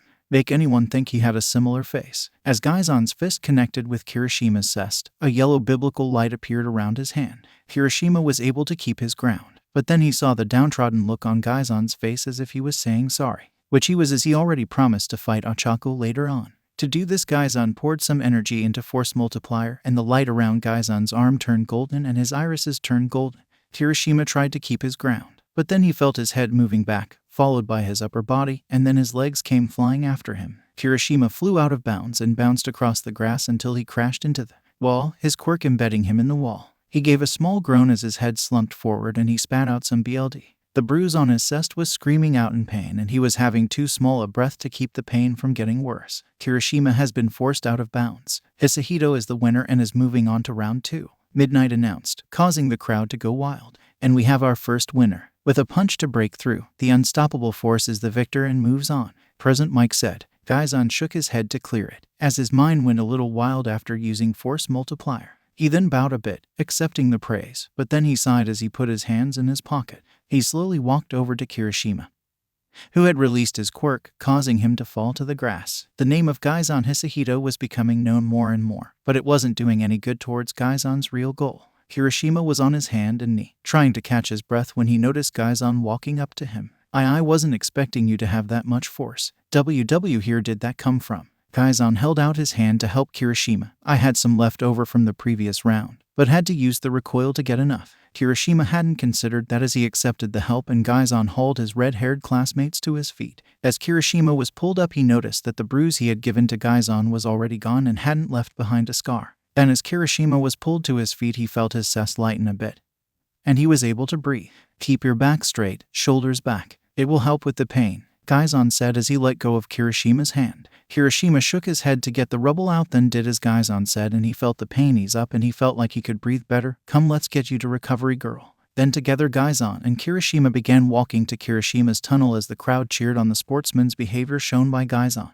As they disappeared from view, Kirishima turned to Gaizan and asked, so how exactly does your quirk work? I figured out you can absorb an attack and use it to strengthen your own. You are on the right train of thought. It's not attacks but all types of energy, kinetic, thermal, electrical and all that. Some are easier, like kinetic, as my body can still heat up from thermal and electrical energy, making my muscle feel a little numb. I can absorb all that and use it to increase my strength and speed, but all the energy has a time limit. I can't hold on to it indefinitely. That was actually what my problem was. I was starting to run out of time and was hoping for renewal from you. But now I'm just even more empty. Because you played it smart, you managed to keep me on my toes, Gaizan said as he shrugged his shoulders. All that, what about nuclear energy? Kirishima asked as he smiled at how powerful Gaizan would be if he could HRNSS nuclear energy. Gaizan stopped, then chuckled. That was a thought he had never had before. That's something I would rather not test. Gaizan looked over at Kirishima and saw that his smile had disappeared. Still, I wasn't able to defeat you and you were just running on fumes, Kirishima said, as they entered the hallway and began walking back to their class's viewing area. Gaizan gave Kirishima some tough love with a FLC cur to the forehead, and a red spot formed on Kirishima's forehead. Hey, I might not have been able to use my quirk, but you survived that long against me because you used your head over your muscle. You knew attacking me won't work, so you looked for a new angel and it was working. But I have more experience than you. In the end, that was the deciding factor. And I'm happy you thought everything through. I've seen a lot of pro heroes with enhanced strength rush in, thinking their strength is all they need, Gaizan said, thinking of All Might. Like who? Kirishima asked. Crimson Riot always talked about fighting through fear and rushing, and was a good way to show that. To always stand and fight against a villain, no matter how helpless it seemed. All Might for one. Kirishima laughed. But there's always me. You mentioned my fight with Namu and I feared the example you thought I was setting. You see, when my quirk is at full capacity, it puts quite a mental strain on me and I can sometimes stop using my head. When I was fighting Namu, I was beyond my limit. I wasn't thinking straight at all, and that got me into big trouble. You saw how I look afterwards, Gaizan said in a somber tone. Hey, you fought a manly fight. You protected all of us, Kirishima said, smiling and showing off his shark teeth. True, I was focused on protecting all of you. That's good, right? Kirishima said, as everything Gaizan was saying was just making him more manly in Kirishima's book. Sure, but the cost I was willing to pay was not so much. I wanted to protect everyone so badly. To me, it didn't matter if the cost was my life. Gaizan stopped. Maybe the fight against Namu had shaken him a bit. He had just done a good job hiding it even from himself. It had taken a bit, but he had come to remember the fight, and now it was seared into his mind. Meaning he often spent nights thinking about how he had acted and if there had been a way to end the fight. At the time, Gaizan was new to being a good guy and he was still worried about staying hidden. Shigaraki and Kurogiri were people who could potentially reveal his secret. He couldn't simply let them go. So he took his advice and talked about it. In that fight, I didn't know whether I was going to make it out alive or not, and what scares me is that I didn't care if I did. The damage you saw wasn't because of Namu. It was because I stopped limiting myself. Kirishima stopped. Gaizan hadn't been the most open guy, so Kirishima was shocked. Oh, I didn't realize that's what you were working though. But Crimson Riot said something about fighting through fear and not giving up until the end. Show me a hero with fear and I'll show you a fool. Gaizan quoted Crimson Riot, then continued, I heard him say that a lot, one my favorite from him. But at what point does overcoming fear and continuing to fight become hazardous to one's life? What happens when that fool doesn't care about his own death? So when you said you looked up to me, I was a little afraid of what exactly you were looking at. Hey, you made it out alive. That's good in my book, Kirishima said as his smile came back. Gaizan had to stop himself from saying what about the next time, instead smiled and said, thanks, but I would prefer if you didn't use me as such to explain I'm not the nicest person. I had feared you were doing the same when you attacked Shigaraki. Hey, I might not be the brightest bulb, but I was aware of what I was doing. I didn't fully understand Shigaraki's quirk, but the hands all over his body were kind of a dead giveaway, Kirishima said. Gaizan went stone-faced, then started laughing. I didn't think about that. You're right, it was a dead giveaway. Kirishima joined in with Gaizan for a good laugh as they walked into Recovery Girl's office. While Recovery Girl healed Kirishima's chest and gave him a few vitamins, she made no comment about how the nasty bruise Gaizan should have had was already gone. Once Kirishima slipped his shirt on, they began walking back to Class 1A's resting area, where Ochako was thinking about the last few seconds of the fight. She watched Gaizan and Kirishima's fight intently. Kirishima had figured out the ins and outs of Gaizan quirk and come up with a workaround. Both seemed like trouble when Mr. Aizawa had made his announcement.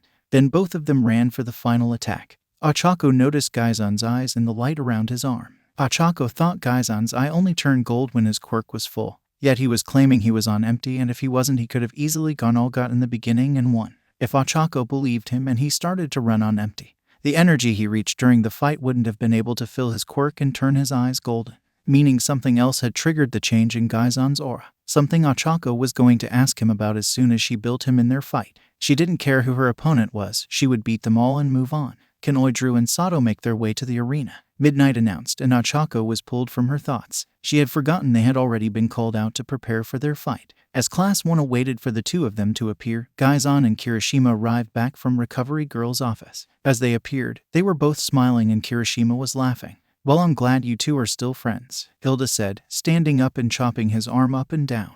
You can calm down, Hilda. One fight isn't going to make us enemies, Gaizan said as he moved down the steps to his seat. He wanted to focus on the upcoming fight as whoever won would be going up against him. It's just you seemed pretty angry towards the end, Jiru said, referring to Gaizan's indifferent, almost sulking attitude after the fight. You weren't exactly smiling for very long after the fight. Well, neither of our plans were working, so you can understand our disappointment, Kirishima said as he sat next to Mina, who hugged her best friend. He's a martial arts MSDR and will show it with his powerful tail. It's Meshurao Ajaru of Class 1A. He's a MSDR chief that could make Gordon Ramsay look like a Caterpillar lunch lady. All of Class 1A laughed. Even Bakugo gave a light chuckle. From the same class, it's Rikadu Sato. It's a shame Class 1A stole the spotlight. You're so greedy, why not share it with the rest of us? Monoma had decided to terrorize Class 1A again. This time was going to be like the other, as Gaizan now knew that Monoma was safe to handle. Before Kendo had a chance to do anything, Gaizan got up and walked over. His height of 175 centimeters made it so he didn't have to stand on his toes like Monoma was. He leaned against the railing and looked Monoma dead in the eyes. As you have chosen to forget,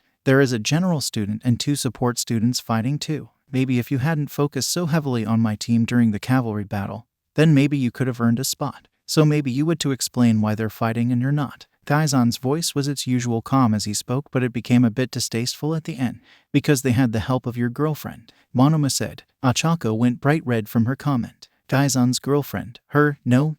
They only trained together because Gaizan helped her get a handle on All for One. She didn't view him like that, and she was 99% sure he didn't view her like that either. He was the last person Ochako could see getting into a relationship.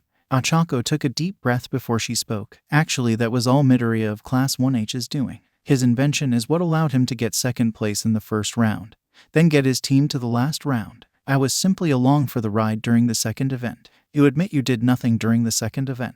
You don't des. Kendo had finally had enough and got up. Unfortunately for Monoma, Gaizan was quicker and fell-seeked Monoma square in the forehead with his eyes turning a dim gold. Monoma stumbled back and fell on his butt. Gaizan lifted himself above the railing to look down at Monoma. Everyone that is fighting got here by their own strong work. If you can't handle that reality, I can teach you that lesson, Gaizan said, his voice rougher than any of Class 1 had ever heard. Before stepping away, Gaizan looked back at Monoma and cracked his knuckles as he heard a faint voice say, "I dealt with your kind before, and I'm done with it." Monoma wanted to say something, but Kendo covered his entire head. "Will you stop digging your own grave?" Gaizan let out a deep breath, as he hadn't meant to use force multiplier but seemed it had turned on in defense of Class 1A. And after using it to overpower Kirishima and break his defense, Gaizan was feeling a bit irritable, and that's what made him not let Monoma get away with such a comment. That just meant he was that more irritable as he walked back to his seat. As he did, he noticed his classmates looking at him. It had been nowhere near the level they had seen from the USJ, but none of them were expecting that level of hostility from Gaizan. He was always level-headed even with Mainta. What lesson exactly were you going to teach him? Momo asked the question that was on all of Class 1A's minds, as Gaizan's rough voice almost made it sound like a threat. Gaizan took in a big breath. "Sorry about that, but Class 1A and 1B are both hero classes, but that doesn't mean our experiences are going to be the same. Look at our teacher, however, that does not mean one class is better than the others. We're better because we've experienced something 1B hasn't." "Yeah, guess Monoma feels inferior because of it," Ochako said. Gaizan nodded as he felt his mind slow down to its usual calm pacing. So he said, "I would like to work the fight now." Gaizan's attention turned to the fight, but it was clear it was almost already over. Before the fight had begun, Sato made sure to down a small container of sugar. He was going to rely on his super strength to make sure that he only had to land a few hits on Ajaru before knocking him out of bounds. Unfortunately, Ajaru had decided to take a similar tactic to Kirishima and had most of his focus on dodging, with the only time he attacked was when he countered. From the first hit Sato had taken on his right side, Ajaru had begun to focus all of his attacks there, until Sato had to take a knee and hold a hand to his side as he gritted his teeth in pain. But he refocused to be defeated so easily. Sato got his foot back under him and stood up, but the negative effects of his quirk decided to show themselves. As Sato tried to focus on his opponent, his world began to sway back and forth. Along with that, blurry spots were appearing in Sato's vision and he was having to take deep breaths to stay on his feet. Maybe he shouldn't have gone full force from the start. He should have worked himself up. On top of everything, Sato could feel his mental capabilities starting to lower and he found it difficult to think straight. On the other side of the arena, Ajaru noticed his classmates starting to sway back and forth and heard his LBR breathing. And this was what Ajaru was waiting for, as he had kept a close eye on his classmates, knowing they would all one day be his opponents. Meaning Ajaru knew how to capitalize on his classmates' weaknesses. Sato stepped forward, swaying like he was drunk, and then he swung a wide-open right hook. Ajaru quickly got in close and hit Sato's right side with a punch, then spun around and hit Sato with his tail. Sato managed to raise his hands to form a block, but with his equilibrium out of order, Ajaru's attack sent him stumbling back. Sato stopped his backwards movement but crouched back. He looked up at Ajaru and smeared.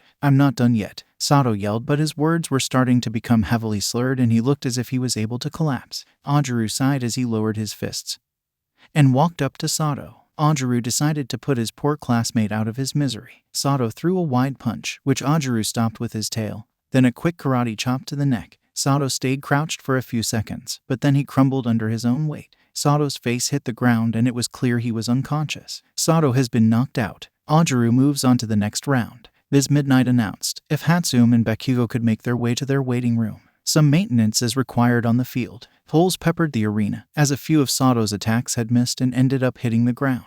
Bakugo stood up and without saying a word, walked to the tunnel. He didn't need to prepare for an extra from the support department. He didn't care if it wasn't Deku. He was going to put the extra in her place. Make her wish she had never dared to threaten his placement as a hero student.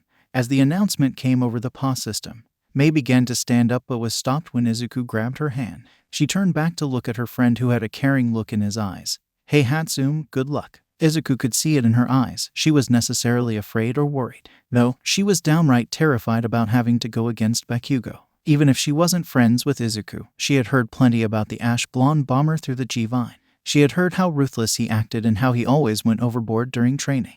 And because she was friends with Izuku, she had heard even more about Bakugo. "Yeah, wait for me at the nurse's office, okay," Mei tried to say in a joking tone and Izuku gave a forced chuckle. But while neither of them showed it, they weren't too optimistic about how the coming fight would go. Izuku waited a few seconds after Mei was gone, then got up. He wanted to believe Bakugo had grown and wouldn't deal too much damage to Mei. But Izuku also heard about his old childhood friend through the G-Vine. And from what Izuku heard, it didn't sound that Bakugo had changed that much. He still attacked like he was the strongest, that he was destined to be the next #1, that everyone else was just a stepping stone and didn't matter to him. All that was just confirmed about Bakugo's declaration at the start of the festival. With all that, Izuku quickly made his way to Recovery Girl's office. Izuku quietly ran down the empty hallways, following the different signs, until he came around the corner and saw the sign for Recovery Girl's temporary nurse office. He walked up to the door and gave a quick knock. Then, without waiting for an answer, he turned the knob and walked in. Recovery Girl was sitting on a chair. And when she heard the door open, she said, "He's in a separate room. He's going to have a massive migraine when he wakes back up." Recovery Girl then turned and looked at Izuku. "Oh, hold on. You're not in need of medical care, so are you doing here?" Recovery Girl looked Izuku up and down and then looked at his equipment. "Wait, I remember you, Hisashi's kid, right? Yeah, I promise I'm not here to make trouble. Just waiting for someone," Izuku said, putting his hands in begging formation. "But, oh, your girlfriend. She's going up against Bakugo." "Fine, you can wait," Recovery Girl said, gesturing to a chair that was in the corner. As long as Izuku didn't disrupt her too much, then she was fine with him being in the room. All that was doing was waiting for Sato to wake up as she continued to look over the students who were still in the tournament. "Thanks, and she's not my girlfriend," Izuku said as he took a seat in one of the chairs. "You keep telling yourself that," Recovery Girl said under her breath. She had worked at UA long enough to see the different signs of a growing relationship.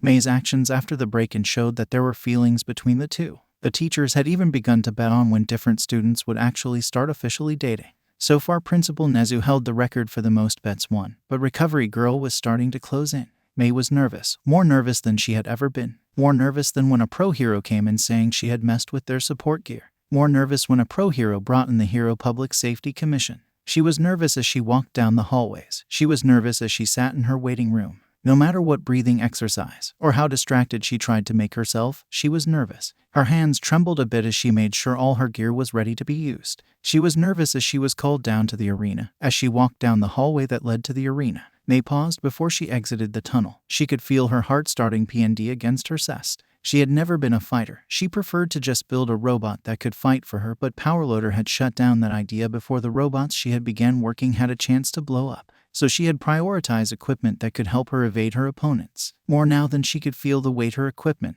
No matter what she made, Mei's equipment always felt light on her back, but now it felt like it was going to crush her. Mei looked out over the crowd and thought about how she was what she had worked towards. Not to become a hero like Izuku. She had never dreamed of being one. So what had she always dreamed about? And why couldn't she recall it at the moment? Mei looked over the audience, then she heard a voice. It spoke as if it was right behind her. Mei began to turn to see whoever was standing behind her, but then she heard the voice in her mind.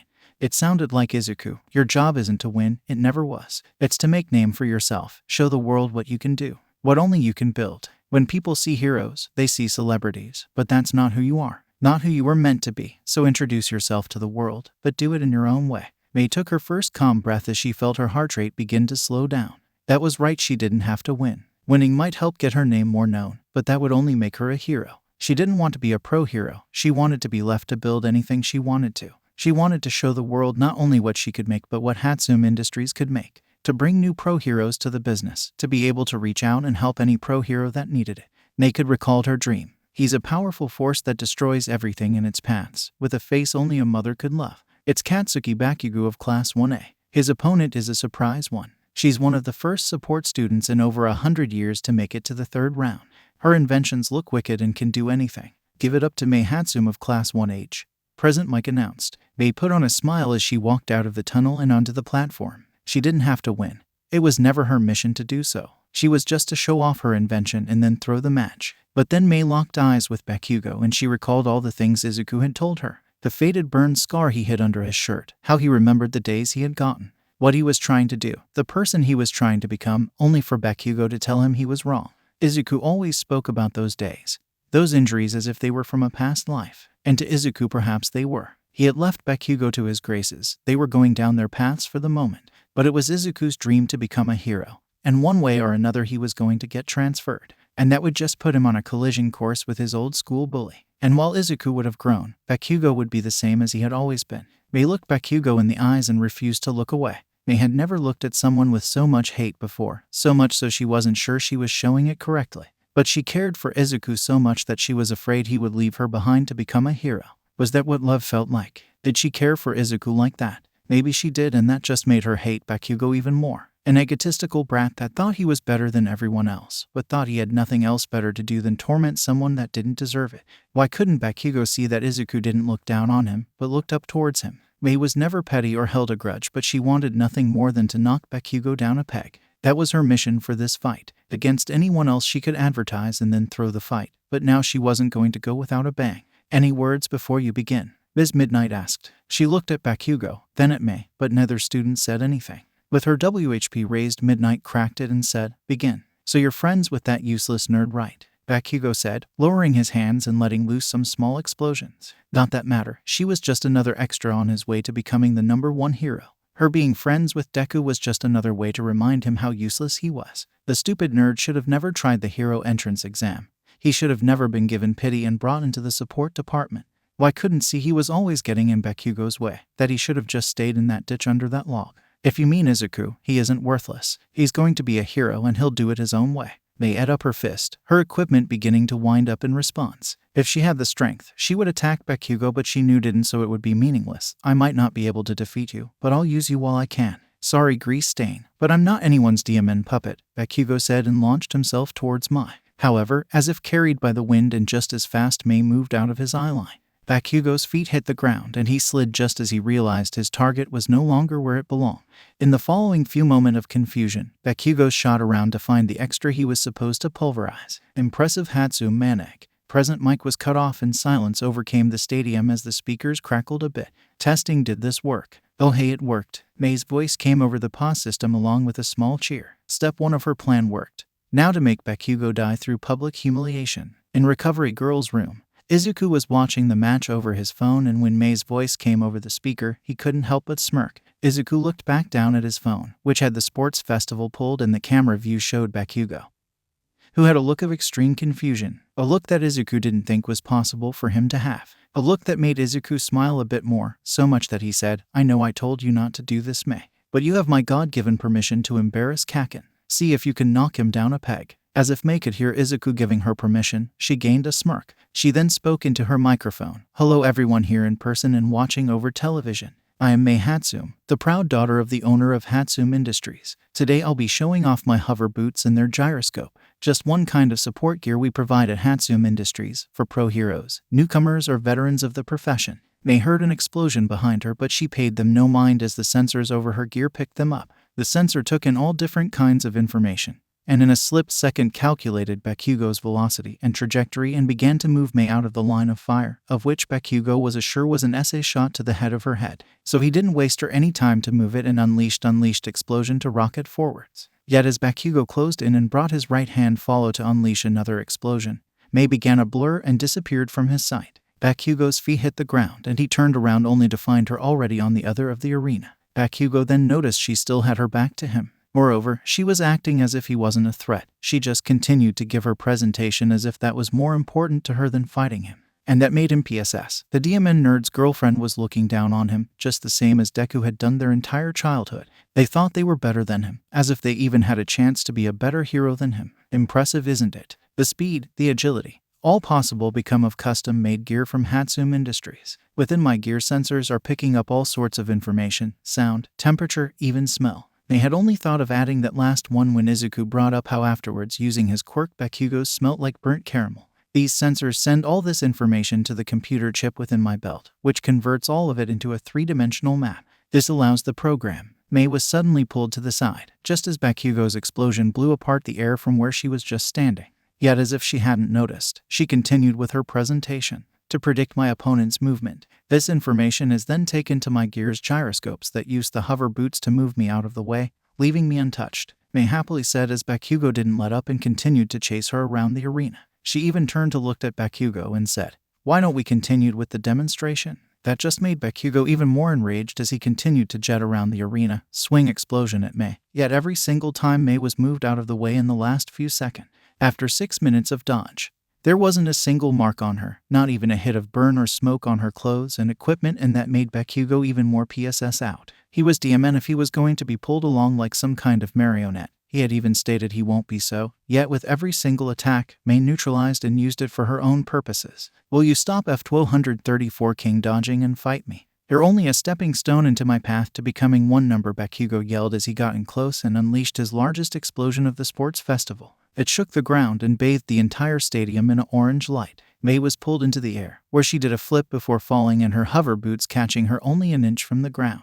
Mei turned around and looked at Bakugo. She could see in his eyes, his body language, his very soul, he was beyond PSS. He was slightly hunched over, small explosions were coming out of his hands, and the smoking came up adding to the effect. He looked close to having a mental snap as he was seeing red. This meant he was only thinking about making Mei pay for thinking she could humiliate him. Katsuki Bakugo, from the day he had gotten his quirk, he was praised for it and built up to be the next #1 hero. Better than All Might, someone thought to be unsurpassable. He trained every day, honed his skills, and used his mind to make him the best hero. Yet a girl from the support course was running circles around him. He won't let that stay true for much longer. He was going to put her in her place. As Mei looked at Bakugo, she wasn't finished. To her, Bakugo hadn't paid near enough in retribution. He hurt Izuku for years. 7 minutes of public humiliation was enough to pay all that back with interest. Mei was done with her advertising, so now she would make Bakugo really pay. She knew just what to do, but that would have to wait as Bakugo launched himself forward and Mei was pushed forward and out of his way. However, with his reflex, Bakugo managed to raise his hand and clip Mei's shoes with an explosion. When Mei hit the ground, she momentarily lost her balance, but the gyroscope was quick to find it again. Mei was forced onto her feet as she slid across the frictionless ground. She turned around and saw she had a clear shot to the back of Bakugo's head, but didn't take it. No, she wanted to see his face when she shattered his world. His world where he was untouchable, where no one had a chance of standing up to him. Bakugo turned around and faced Mei. Come on, fight me. All you've done is dodge. You're not a hero. You've just another extra on my way to becoming the next #1 hero. You're right. Mei tapped a button on her belt, the gyroscopes on her gear turning off, giving her full control. Otherwise, she won't be able to do what she was planning. Mei locked eyes with Bakugo and then with all her heart, proclaimed her purpose to the world.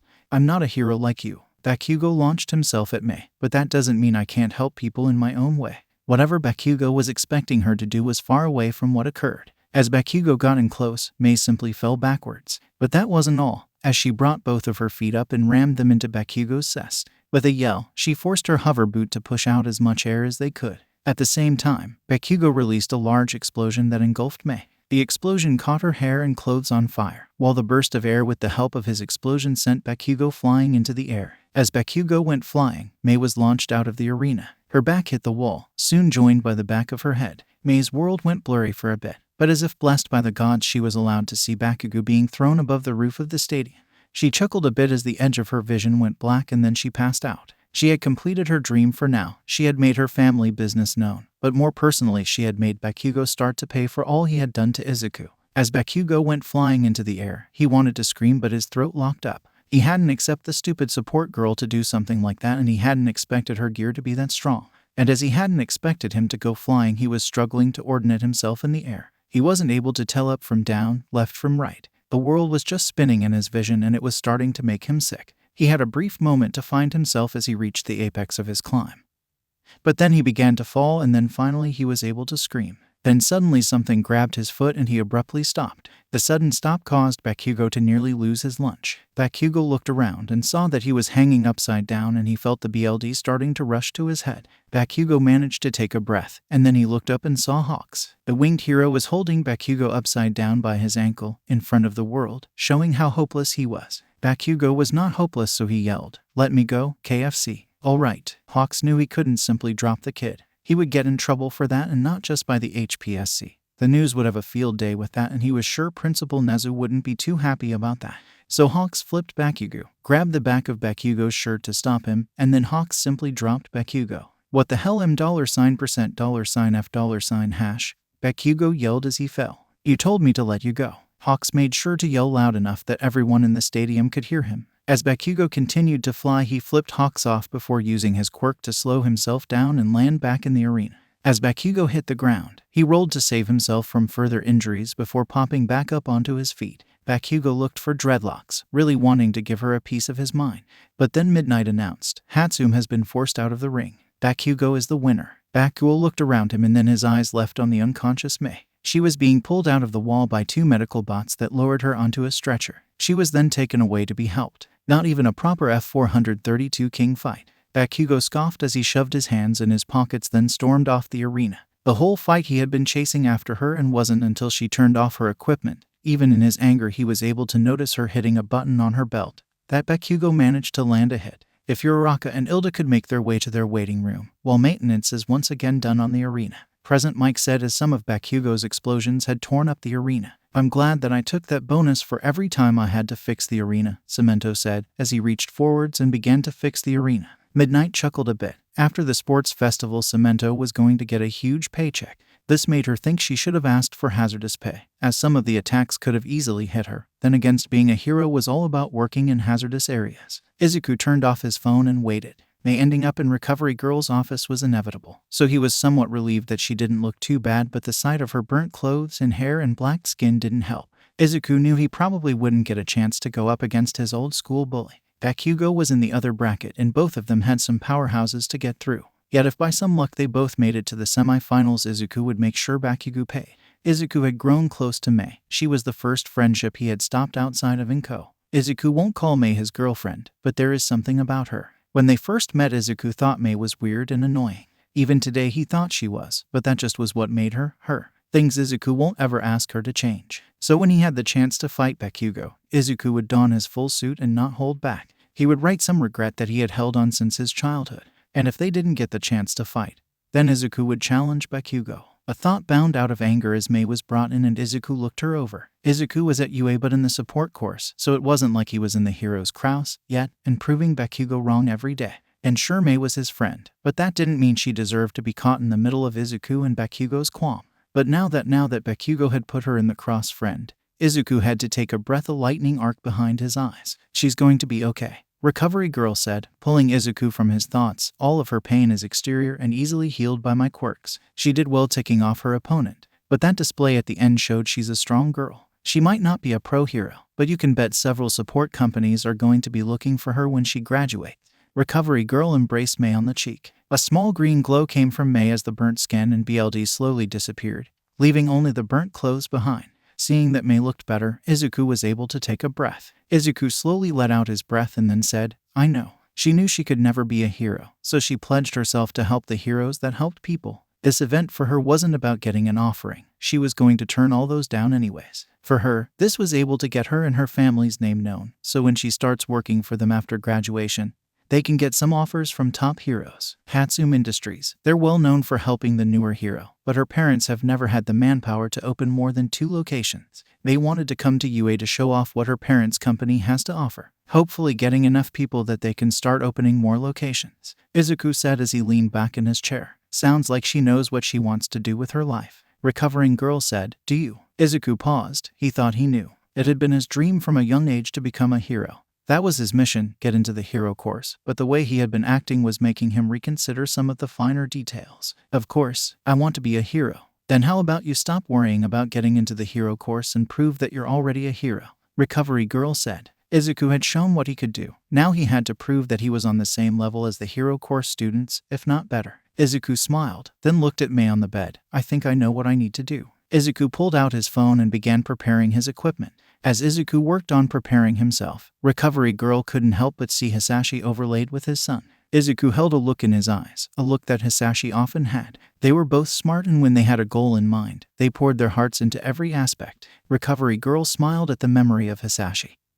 He might have been a bit of a nuisance, but he had been a good friend. If Uraraka and Ilda could make their way to their waiting room, while maintenance is once again done on the arena, Present Mike announced. Achako and Ilda stood up and nodded to each other, and understood not to hold back because they were friends. Achako was the first one up the stairs and walked down the hallway, going in the opposite direction of Ilda. As Achako walked, she brought up the mental landscape of the hotel. She was standing in the lobby, but as she looked up she could feel the first 3 floors ready to be turned on. As she walked into her waiting room, Achako walked up the stairs to the 3rd floor and the light FLC curd on. Achako felt one for all surge through her body. She would have thrown a few practice punches, but she didn't want to accidentally damage anything. Instead of taking a chair, Achako slipped down to the floor and sat cross-legged. She held one for all for a few seconds, then released it. She held her breath for 3 seconds, then as she inhaled, she summoned one for all again. This was a breathing exercise Gaizan had Ochako train with until her breathing and activation of One for All felt almost the same.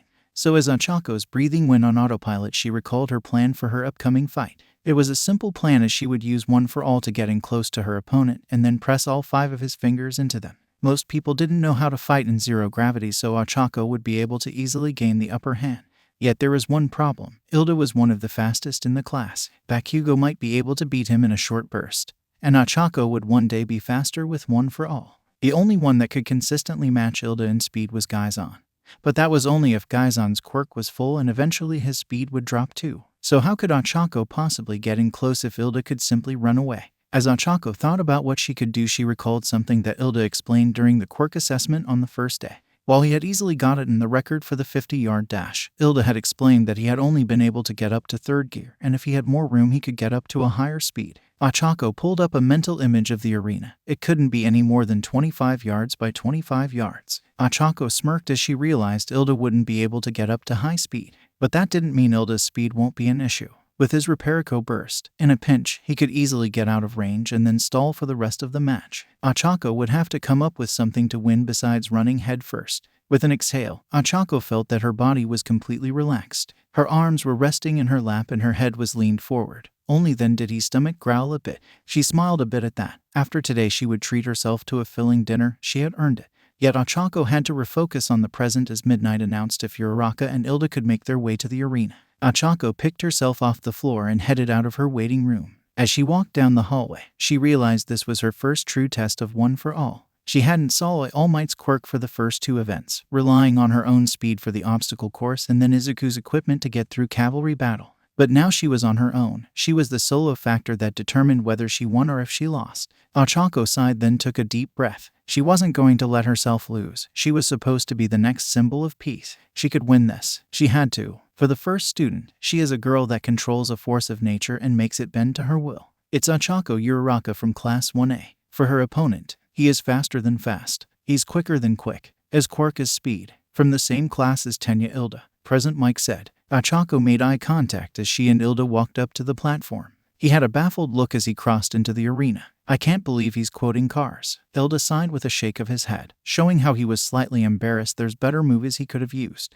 Ilda recognized the quote from watching those old movies with his older brother when they were still kids. He remembered staying up late and sitting on the couch with his brother and enjoying the old movies. Yeah, like what? Ochako could see that Present Mike had thrown Ilda off his game. Ochako wondered if she could push him further. I only really know about Fast and Furious, and I think it's called Speed Racer. Begin. Midnight managed to get out. Ilda froze for a second. The mention of Speed Racer had stirred up more memories, and Ochako took the opportunity to use One for All and dash towards Ilda. As Ochako got close, she thought her plan might work, and if she won, she would improve upon it before she faced Bakugo. But then Ilda's mind caught up to the world, and when Ochako was only a few feet away, he revved up his quirk. He dodged Achaeok's opening attack and then ran to the middle of the ring to get far away from the boundary line.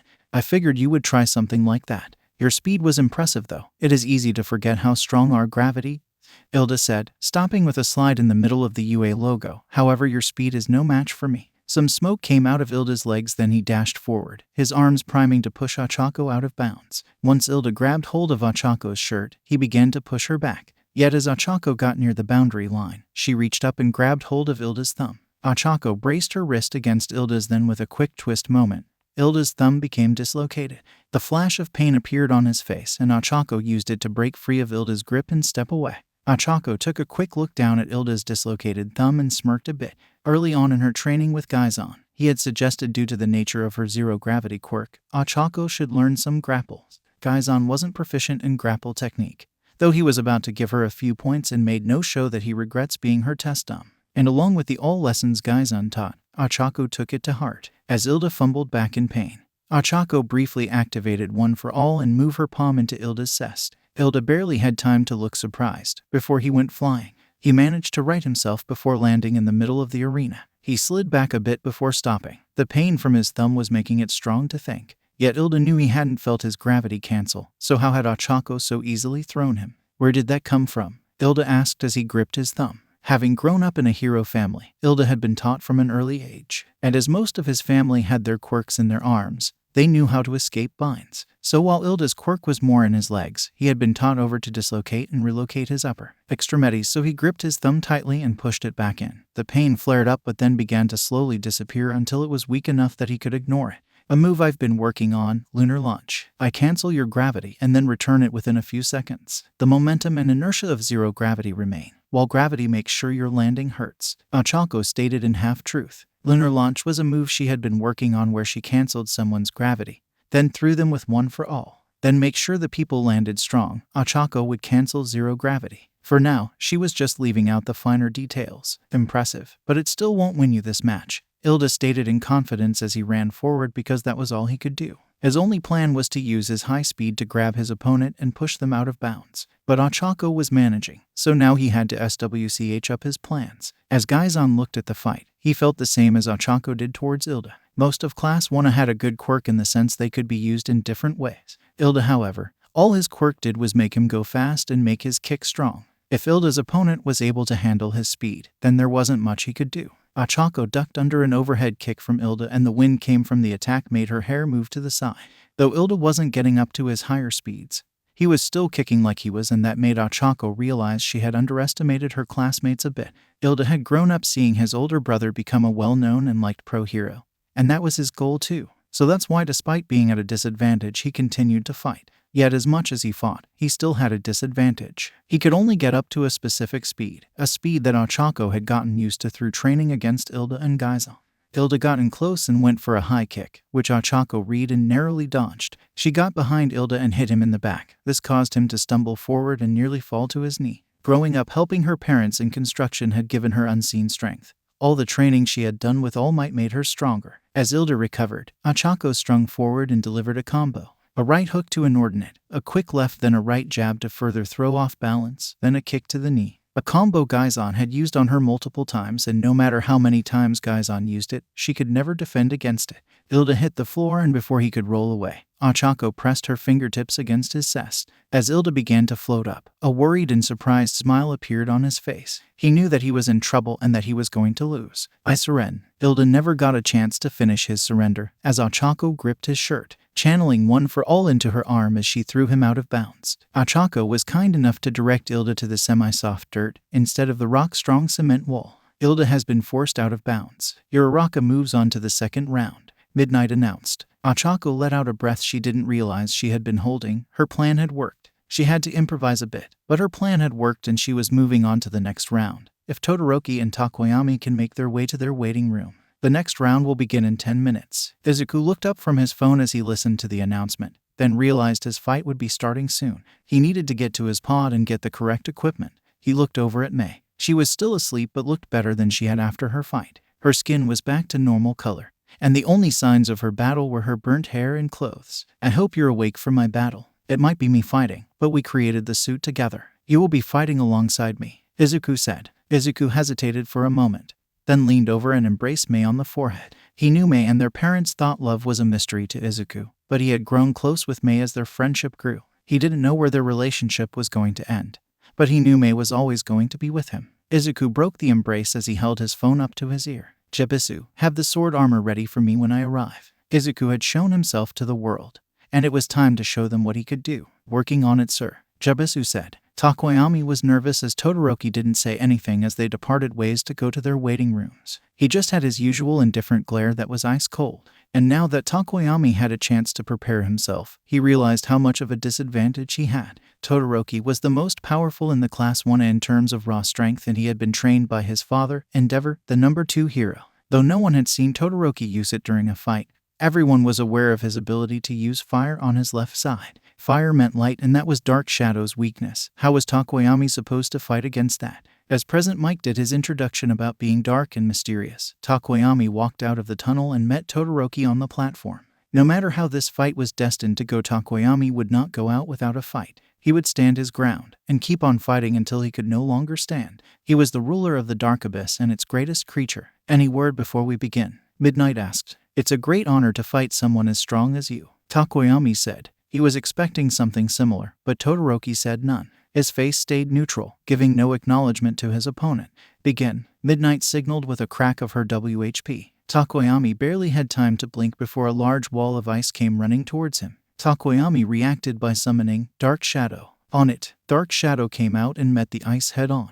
While Dark Shadow lost strength and speed during the day, his durability never changed. Dark Shadow drew back his fist and then punched the ice. The ice cracked from the weight of Dark Shadow's punch, but the attack did little in actually stopping the ice. The ice continued to push forward, so Dark Shadow tried to use his body to stop the ice, but that worked even worse than his fist. The ice quickly covered Dark Shadow, who appeared now to be shivering, so cold. Takoyami thought he had a moment to rest, but ice suddenly came around Dark Shadow. It crackled as if raced down the arena and headed straight to Takoyami. He jumped back, but the ice followed him up. The ice caught Takoyami's foot in midair and anchored him in place. Yet before Takoyami could try and break him free, the ice raced up his leg and covered his other leg and his chest, leaving only his head and arms free. "Takoyami, are you able to move?" Midnight asked, though it was clear the fight was over. And it seemed Todoroki didn't hold back as the ice had started to reach her, and with her thin suit she was starting to shiver as well. Takoyami mentally commanded Dark Shadow to try and break out, but he could see Dark Shadow struggling and failing. Takoyami poured more emotion into Dark Shadow, but it being midday, Dark Shadow didn't grow any stronger. With a defeated sigh, Takoyami hung his hand and said, "I am unable to move. Takoyami has been immobilized. Todoroki moves on to the second round," Midnight announced, before wrapping herself in her arm to try and stay warm. Her thin suit did not provide much protection against the cold, so maybe she should ask Powerloader to put a heating system inside it, especially if she was going to have to be around Todoroki in the coming year. Todoroki appeared around the frozen Dark Shadow and walked over to Takoyami. He held the same disinterest as always, but now he had some regret in his eyes. Yet still, Todoroki said nothing as he held his left hand up against the ice surrounder Takoyami, and heat began to emit from it. As the ice melted, Todoroki turned so Takoyami couldn't see his face. "Sorry, but I want to make this quick," Todoroki said. Takoyami couldn't tell if Todoroki meant the fight or freeing him from the ice. Once Takoyami was free from the ice, Todoroki walked over and thawed Dark Shadow for the most part, leaving a thin layer weak enough that Dark Shadow easily broke it. As Todoroki began to walk back to his tunnel, he didn't say anything. Only as he walked, the ice melted around him until he disappeared, not once showing interest that he had won. "That dude is scary," Dark Shadow said, as he slowly floated back to Takoyami. "Agreed. He has the strength of a creature from the depths but acts as a normal human," Takoyami said as he walked off the arena and back up his tunnel. If Midoriya and Zero could make their way to their waiting room, the next round will begin in 10 minutes, Midnight announced. Up the stands, Zero stood up and stretched his arm. It was finally his time to fight, but he wasn't expecting much against a support student. "You know, I feel kind of sorry for the support student. He was pretty good in the first round. I can see why he wants to be a hero, but I don't want to be the one to crush his dreams," Zero said. "I won't let your guard down. You saw how Hatsune went up against Bakugo. She only attacked once, but it sent Bakugo flying," Kirishima said, immediately activating his quirk on his left side in anticipation of being hit by an explosion. "Shut up, SH. Tie hair," Bakugo said, surprisingly not attacking Kirishima. "Don't forget Midoriya is also a lot stronger than her. I've seen him around school, even seen him testing different equipment in Gym Gamma. He was the other student that destroyed the zero-pointer during the entrance exam," Gaizan said. "What, really?" Zero said. They had all heard about Gaizan destroying the zero-pointers, something that Mr. Aizawa had revealed in class, perhaps trying to get some payback, but Gaizan simply took the attention. Then at the end, Mr. Aizawa revealed a second student had destroyed the zero-pointer, but never gave a name.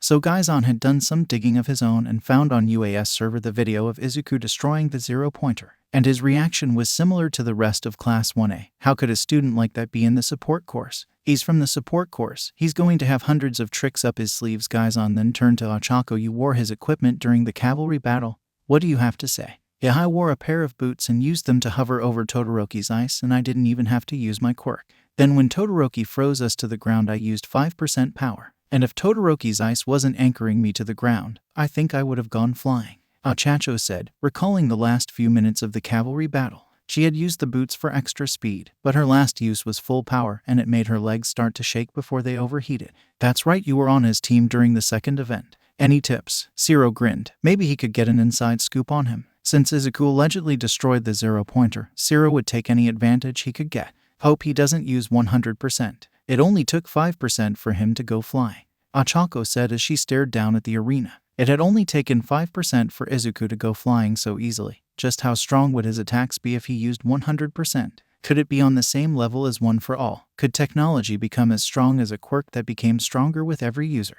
With how much Izuku was able to do at such low power, it would seem possible. Zero's grin disappeared at that. The power he was imagining. He didn't want to be on the receiving end of it. Well, wish me luck. He walked up the stairs and disappeared, and the moment he was out of sight, a shiver went down his spine. He was in the hero course. He shouldn't be afraid of a student from the support course. But with all that he had seen and heard from Ochako and Gaizan, Zero would have to keep an eye out for anything and everything. And what little time he had in the waiting room did not help with his nerves. If Midoriya and Zero could make their way to the arena, Present Mike announced, and Zero left his waiting room to head to the arena. On the other side, things weren't moving fast enough. Come on, Jabesu, Izuku said, waiting impatiently as the final piece of his right gauntlet was put in place. The armor would help hide the sword until the right moment. Yet Izuku didn't want to put too much weight on, so his legs and upper arms were still just bare wireframes. Even though the forearm arm was heavy, Izuku knew it shouldn't slow him down too much. I need to go. Armor setup finished. You are free to go, Jabesu said, as the pod hissed and the front opened up. Light came over Izuku's eyes and he had to blink to adjust. Thanks, Izuku said as he lifted his arms. Izuku had taken others and his advice and SWCH up the color platelet. After getting the number of a supplier of thermal paint from a third-year student, Izuku ordered enough paint for 3 suits. But this was the first time Izuku actually saw how the armor looked, as he had started the painting process Sunday morning. As Izuku looked over his gauntlets, the armor was painted a dark forest green while leaving some gold accents. It looked like a perfect match for the model Izuku had created, and it just made him want to don the rest of the suit, something Izuku didn't have time for as he had to get to the arena. Besides, it wasn't the right time. Izuku still had to do some build up to the big reveal, and showing off parts of the armor was the next step. Izuku arrived at his tunnel, a little out of breath but ready for the upcoming fight. He's an MSDR engineer and can make dreams a reality. He's building his way to becoming a hero. It's Izuku Midoriya from Class 1H. Izuku walked out of the tunnel and up to the platform, and it appears he's added some armor to his equipment. Bet there's some surprises in there. Izuku chuckled a bit. It wasn't much, but for his opponent, it should work. As Izuku walked up the stairs, he knocked his knuckles together. The sound of metal hitting metal echoed through the stadium. The afternoon light caught the dark green paint and highlighted the gold accents. He can swing around like a spider on a web, and it's all because of his weird elbow. From Class 1 a hand to Zero, Present Mike called out as Zero walked out of his tunnel. All right, that was just rude, Zero said, stretching his arms as he walked up. They're not that weird looking. Zero looked at his elbows. Maybe it was because he grew up with them, but they didn't look that bad. Zero looked against the arena and his eyes landed on Izuku's armor. Gaizan had warned him that Izuku would have tricks up his sleeve, but Zero was not expecting something like this. Any word before we begin? Midnight said. I'll be seeing you in class, Izuku said as he shifted into a fighting stand. He had gotten this far. He and Mei had been one of the first support students ever to make it to the third event, and he refused to be stopped. He was going to be known as the first support student to fight and win against a student from the hero course. And after that, there was no telling how far Izuku could go. Sorry, but I'm here to ruin your dreams, Zero said, smiling at Izuku. He was in the hero course and wasn't going to let a support student beat him. He would never hear the end of it. Begin. And with the crack of Midnight's WHP, the fight started. You know, Uraraka spoke highly of you and your equipment. You've done a good job showing them off, but I'll make this quick, Zero called out. As he made his move, he brought his arm forward and shot tape out of both of his elbows. Izuku made no move to dodge the tape as the strands began to wrap around his upper body, pinning his arm against his sides. Maybe you'll get some offers. Zero cut one of the strands and tried to use the other to swing Izuku around. Zero stumbled a bit once he felt no resistance. He stopped his spin and looked at Izuku. Izuku had watched Class 1 train, and he learned their moves and their quirks, all in preparation for the sports festival, so he knew Zero could be quirk on the draw. So Izuku had tried to dodge, but make sure he would be able to free himself. Zero heard something CLC king into place, so he looked over at Izuku. And while Izuku's left arm was still pinned to his side, his right was free. Not only that, but Izuku's right arm was held up to the sky, showing off what Izuku had brought to the fight while Izuku was smirking. Attached to Izuku's right arm and held up for the world to see was a one-sided blade. Its polished metal was reflecting the sunlight, and its razor-sharp edge was easy to see as it had cut through Zero's tape as if it was butter. I might not be in your class, but Izuku dropped his right arm and cut the tape that was pinning his left arm. But I'm very familiar with many of your quirks. I have to be if I want a chance of winning. A chance to prove I can be a hero. Izuku FLC cut his right arm and Zero's tape was flung to the ground. Zero smirked to hide the building's sense of dread. He should have seen this coming. Hatsum had put up a good fight against Bakugo, and Izuku was a better fighter. Gaizan had given his words on that, and better inventor too. Zero was beginning to believe Ochako and her warning. But that didn't mean he was going to give up. Midoriya has freed himself with a hidden blade in his right gauntlet. What an impressive move. Who could have seen this coming? Present Mike asked, surprised that Izuku was so well prepared to fight against someone he hadn't had any interactions with before. Class wonder if they actually paid attention during their extra training.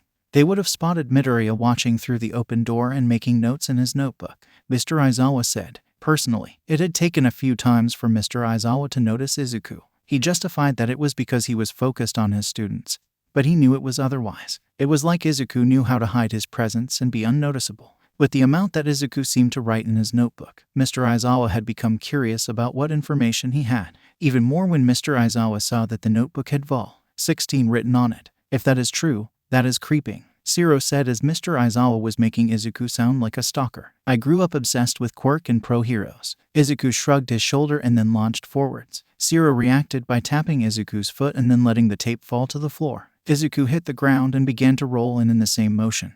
Cut the tape off his foot, allowing him to finish the roll and hop back onto his feet. As Izuku landed, green lightning arced behind his eyes. I enjoy analyzing quirk and the way they are used. And with the hero course, I have a chance to see how quirks grow. I'm not going to miss that chance. Izuku lifted his right hand, the blade retracting just enough so as not to be in the way, and fired off a shot. Shiro panicked as this was the first time he had seen an energy blast coming straight for him. He didn't have anything to swing off of. There were no support beams or overhead ceiling, but he had no plans of giving up. Shiro quickly shot out tape to his right and pulled himself out of the way of the energy blast. The energy attack traveled through the air and hit the cement wall, and a small crack formed. As Shiro flew to the side, he shot out tape towards Izuku's left arm. After his initial attack, Shiro knew a small attack like that wasn't going to work. He would have to wrap Izuku up like a mummy and hope it gave him enough time to get out of bounds. And that plan starts with taping Izuku's left arm. Shiro figured he would get an opening as Izuku took the time to cut the tape off of his arm and he would act as quickly as possible. The tape got caught on Izuku's left arm and Shiro began to smile as he sent another strand at Izuku. However, he noticed that Izuku didn't seem too worried, nor was he reaching to cut the tape. Izuku sighed as if he was disappointed. He looked at the tape caught on his left gauntlet, nor was he too worried by the second strand of tape coming towards him. With a simple motion, the left gauntlet sprung open and a second blade came out. Izuku quickly cut the tape from his arm, while using the blunt side of his right blade to catch the incoming strand of tape. Izuku looked at Shiro and smiled, then proceeded to shred his tape into pieces.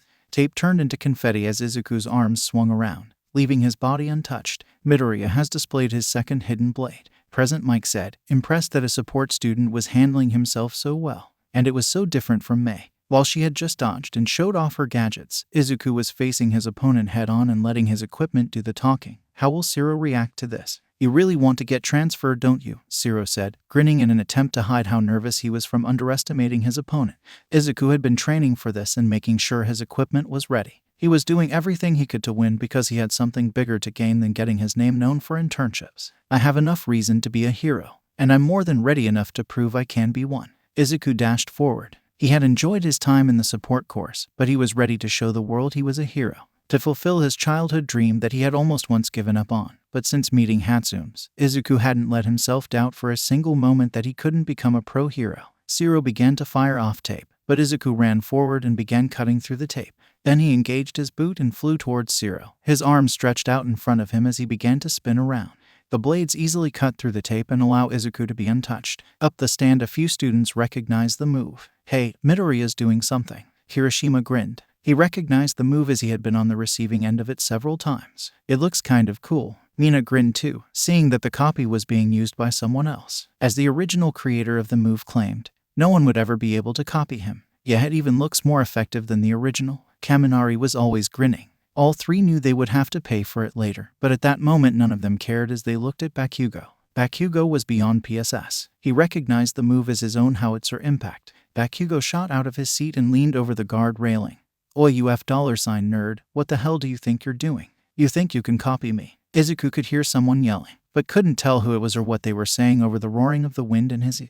He figured it was Bakugo, as Izuku was copying one of his moves he often used during training. A move Bakugo had trained and practiced from a young age. Despite the world spinning around him, Izuku could tell when he got close to Shiro. Izuku had no need or want to impale Shiro and was glad he was able to roughly judge how close he was, or else this could end extremely messy. Shiro's eyes went wide as he felt one of Izuku's blades swing right in front, barely more than an inch away. Despite taking a step back, Shiro got himself ready to feel a blade cut his side. However, at the second Izuku stopped and planted his hands across the ground. Then in a similar move to Mei in her final attack on Bakugo, Izuku used his momentum to swing his right foot up and kicked Shiro in the chin. As Izuku's foot connected with Shiro's face, Shiro felt his face warm up from the heat coming from the boot. The crowd must have been expecting to see Shiro go flying because everyone started to look up. However, Izuku dropped the level of power of his right boot down to 1% and redirected the power to provide more heat than force. So the kick was barely strong enough to send Shiro stumbling backwards. Shiro was still conscious as he stumbled backwards, meaning he could feel that his entire face was on fire. Shiro looked over and saw Izuku flipped back to land on his feet. As Izuku landed, the blade slid back into his gauntlets and Izuku drew his right fist close to his side. Shiro threw Izuku was too far away to throw a punch.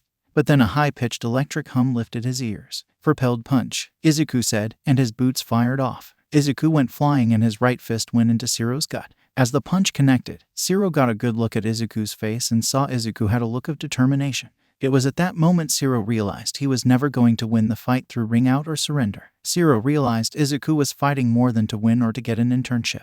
He was fighting for a chance to prove himself. Shiro realized the only way he could have won was by knockout, and Izuku had made preparations to make sure that didn't happen. He had trained, studied, and prepared himself to face any member of the hero course. The fight had been decided the moment the pairing was announced. Shiro was never going to win. Shiro sighed as he flew back and landed in the dirt. He looked up and saw confidence emitting from Izuku, as he stood tall and looked ready for more. Shiro could almost laugh. Of course, he had been put up against the over-prepared support student. Shiro then fell unconscious and his head flopped to the ground.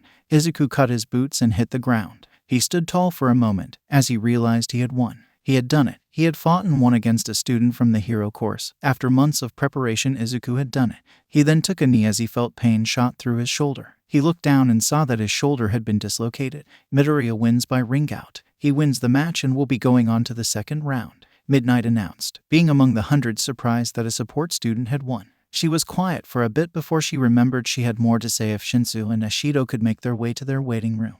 Mei woke up at the sound of Midoriya wins. She shot up from bed and looked around the room she was in. The last thing she remembered was seeing Bakugo falling.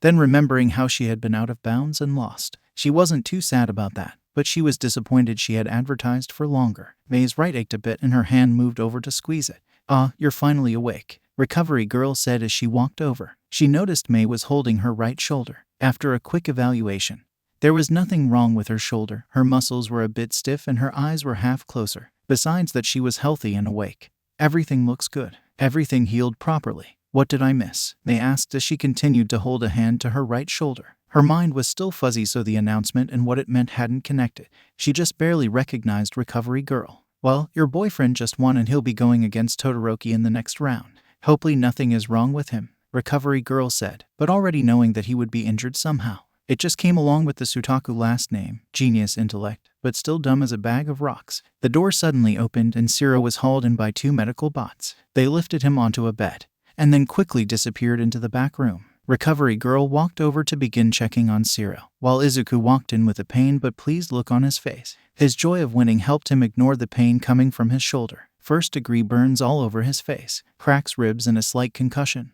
"You did quite the number on him," Recovery Girl said as she began doing treatment and looked over at Izuku. "He's in Class 1A. It was go big or go home," Izuku said as he breathed in a sharp breath that was accompanied by pain. He walked over and sat down in a chair. A little relief came from being about to sit down. Why did he have to ignore the wheelchair? Recovery Girl embraced Shiro and his face began to heal. Then she turned her attention to Izuku. "And what's wrong with you?" "Dislocated shoulder. Put more force into my punch than I meant to," Izuku said. He knew he hadn't swch the power vocally. Yet while the right boot was on low power during the kick, it had shot up to match the power of the left one. An oversight he was now paying for and something he would have to run a system check on. "Let me see." Recovery Girl walked over and checked it over. She checked the muscles, then the ligaments. As she moved the arm, Izuku winced at the pain. "Well, no broken bones, muscles, or ligaments, but that doesn't mean putting it back in isn't going to feel good." Izuku grabbed his shirt with his free hand and stuffed it into his mouth to stop himself from biting his tongue. Recovery Girl gripped Izuku's collarbone, then slowly moved his arm up, Then with a sudden push the joint slid back into place. Izuku bit down onto his shirt, causing holes to form, while tears formed at the sides of his eyes. Luckily the pain hadn't been too bad, and as Recovery Girls embraced his cheek, it was starting to disappear until it was a dull pain. Good, now try not to use that until your next fight. You're both dismissed, Recovery Girl said as she returned to look over Zero. Hey Midoriya, May said, as Izuku finally looked at her, acknowledging her for the first time since walking in. She tried not to hold it against him as he was distracted with his arm. But in her heart, May couldn't help but think that she wasn't a priority for Izuku anymore. Oh, you're awake, Izuku said in a cheerful tone, more than happy to see May was okay. He walked over and sat on the edge of the bed. So you won, huh? May said as she swung her leg around to the side of the bed. Yeah, I did, Izuku said, not knowing what else to say. All he could think of when he looked at May was the small embrace he had given her. Yet even with the heat of the moment and the fight over, Izuku felt like doing it again. But Izuku didn't want to ruin what he had with May. May's first love was and always would be inventing. When Shinsu's name had been called, he had no plans of going to a waiting room. Instead, he took a stroll until he arrived at the tunnel that would lead him down to the arena. Shinsu walked down the tunnel and waited at the edge. As he waited, he thought about how this match would go. Izuku and May's fights against Class 1 showed that the hero students underestimated them. So Shinsu saw his coming fight going either way. With how easily Bakugo handled May, Shinsu's opponent might completely underestimate him and his ability, and he would be able to easily win. Or after Izuku's victory, his opponent might smarten up and be cautious around Shinsu and his quirk. Though it didn't matter if his opponent was overconfident or overly cautious, his plan remained the same. It was a plan that he was going to use until he lost or won the overall festival. It would insult his opponent, and when they respond, take control over them and force them to step out. With that plan, Shinsu's perfect opponent was an egotistical, narcissistic person who yelled a lot. Why couldn't Shinsu's opponent Bakugo? It would be easy to insult his pride. A small insult about how he wasn't that great of a hero. And if that didn't work, Shinsu had noticed some tension between the blonde bomber and Izuku. Shinsu didn't care about their history, but he was more than willing to use it to his advantage. Nevertheless, Shinsu's opponent was one Mina Ashido. He hadn't had a chance to get a read on the pink girl from Class 1A. The most Shinsu had was Mina was a happy-go-lucky kind of girl. Shinsu would need to figure out how to get Mina to respond to a question. Shinsu was drawn out of his thoughts when Present Mike began introductions. He's the walking zombie that wants nothing more than to take a nap. He's working off pure coffee. It's the only general student to make it this far. It's Satoshi Shinsu from Class 1D. Present Mike said, having to hold himself back from comparing Shinsu to Mr. Aizawa, lest he pay for it later. Shinsu walked out and got some applause. He held his fellow General Kraus student, yelling things like, "Show them what the general student can do. Beat their elite butts. Show them what you can do." Shinsu looked over at his class and waved with a grin. He then turned his attention to his opponent, as it was time to find out what kind of person Mina was. Either this was going to be an easy fight or one that Shinsu would have to work for. He hadn't talked about it, but he had the same goal as Izuku. He wanted to get transferred to the hero course, but it was for a different reason. He wanted to provide to everyone that had called his quirk villainous that it could be used for good. That Shinsu wasn't destined to be the boogeyman that hid in the shadow to steal away people's free will. Sure, Shinsu had taken the hero entrance exam, but once it revealed to be robots, he knew he was going to fail. His quirk doesn't work against machines. He had filed a complaint against how stupid the hero entrance exam was, with how it was more ordinated to people with more physical and flashy quirks. Yet because he knew something like that to happen, so he had also applied to the general course after he rested from the hero entrance exam. And that's why he was banking so much on the sports festival. There are numerous stories about students getting transferred after the sports festival, and Shinsu was looking to add his name to the list. Getting the third event had made him known to the hero teachers, and after the festival, he was definitely going to fill out the form to be transferred. But he wasn't just going to stop, he was going to go as far as he could. If nothing more than just to stick to the prideful hero students, and that started by beating his opponent. While Shinsu had done some mental preparation, on the other side of the arena, Mina had done absolutely nothing of the sort. She thought Izuku's win against Zero had to be a fluke, as Zero was always better in an area where he had things to use his tape on. Moreover, Izuku had been the only person Gaizan had given any kind of warning about, and Izuku was the only student out of the hero course that was winning. So even with that limited data to use, Mina's mind had made the connection of no warning equals easy victory. So as Mina had waited in the tunnel, she did some little stretching. She thought it was going to be an easy fight, but that didn't mean she wasn't going to warm up. She began to hum her favorite song as she dropped back and began to stretch her legs. She's out of this world and the queen of all aliens. She can melt your heart with her looks and her quirk. From Class 1A, it's Mina Ashido, Present Mike said, pulling Mina from her thoughts as she hopped up and landed on her feet. Mine had to smile. To anyone else, the part about being called an alien queen might but been an insult. But to her, she took it as a huge compliment as she loved those old movies. She was even thinking about them using them as an inspiration for her hero name. Mina ran out of the tunnel and up the stairs to the arena. She jumped the last few steps, and as she landed she produced some acid from her feet and skated across the line. As she stopped, she threw her hand up in a big wave. The crowd let out a huge cheer as Mina lowered her arm and looked across at Shinsu. With his arms crossed, he looked like he needed either a nap or a huge cup of coffee, and honestly he would have preferred both. Midnight looked between the students and asked, "Any words before we begin?" "Hey, alien queen," Shinsu said, waiting to see what reaction Mina had. Mina smiled. She liked the name. Let's have fun. Not the reaction Shinsu was expecting, meaning he was back to square one and out of time to prepare. Begin. Midnight started the fight. With the crack of Midnight's WHP, Mina sprung forward and began shaking towards Shinsu. As Mina moved forward, she looked over Shinsu, and overall he just looked like he wanted to fall asleep and nap for an entire week. When Shinsu didn't react or move to intercept Mina, she took it as a warning and pushed herself to the side. She kept an eye on Shinsu, and thinking that it was an easy match, Mina thought she could fill the silence with a conversation. "So your friend's mid, bro? Right. Think you can get him his number for me?" Mina suddenly stopped her skating and then pushed off to the left. She had seen Shinsu during the cavalry battle and his palm glowing. But since it had been later revealed that it was equipment Izuku had given him, Mina had no idea what Shinsu's quirk was. She might not be the smartest, but she knew the importance of knowing her opponent's quirk. She might have understood that fully before high school, and it might have taken a few lessons for Mr. Aizawa to get through her skull. But Mine now understood the importance of knowing her opponent's quirks. Shinsu groaned as he brought his hand up and pinched the bridge of his nose. "First off, Midoriya and I just barely met. I wouldn't call us friends. Second, if you want his phone, why don't you go ask him yourself?" Shinsu said, Mina's chirping voice piercing his ears. It felt like a drill was digging to get to his brain through his ears. With Shinsu's eyes closed, Mina took the opportunity to move forward again. To test Shinsu, Mina threw a bit of acid. Perhaps it was luck or his actual reflexes, but Shinsu opened his eyes in enough time to see and dodged the acid. Mina watched and waited for Shinsu to counter, but he just stood there with the same tired look he had since the beginning of the fight.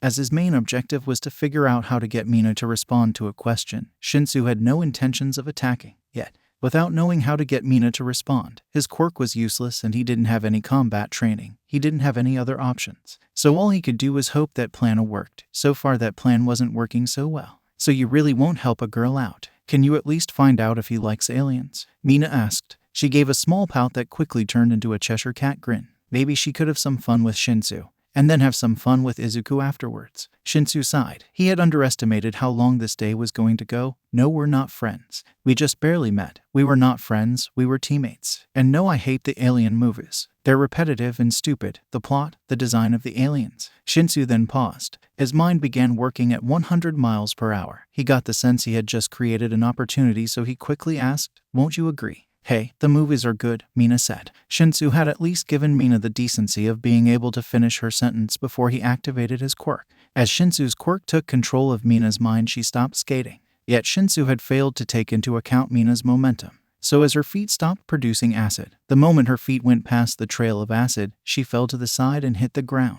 The impact was enough to jolt Mina and break Shinsu's hold over her, making him curse under his breath. He looked over at Mina, who was still lying on the ground. She looked confused, as if she hadn't figured out what had happened, which was good, as if she didn't know what had happened she won't be able to figure out Shinsu's quirk. Yet Mina wasn't deferred. She began smiling again as she jumped onto her feet. She let out a chuckle as she said, "Well, that was embarrassing. Then how about that other support student? Hatsum, think she'll help me out?" Shinsu groaned. He didn't know what the exact relationship was between Izuku and Mai. Yet something told him that if Mina asked Mai for Izuku's number in the same flirting manner she was, the acid girl of Class 1 was going to find herself in the middle of an explosion one day. "I don't know." Shinsu raised his hand again to pinch the bridge of his nose, and suspecting this to be activating his quirk, Mina backed up. She figured her opponent had to have some kind of long-range attack. That was the only way she could have stumbled. And if Shinsu was going to attack again, Mina wanted to have a space to be able to recover. Yet she wouldn't be able to win if she didn't get in close, meaning she needed to find a way to keep Shinsu from activating his quirk.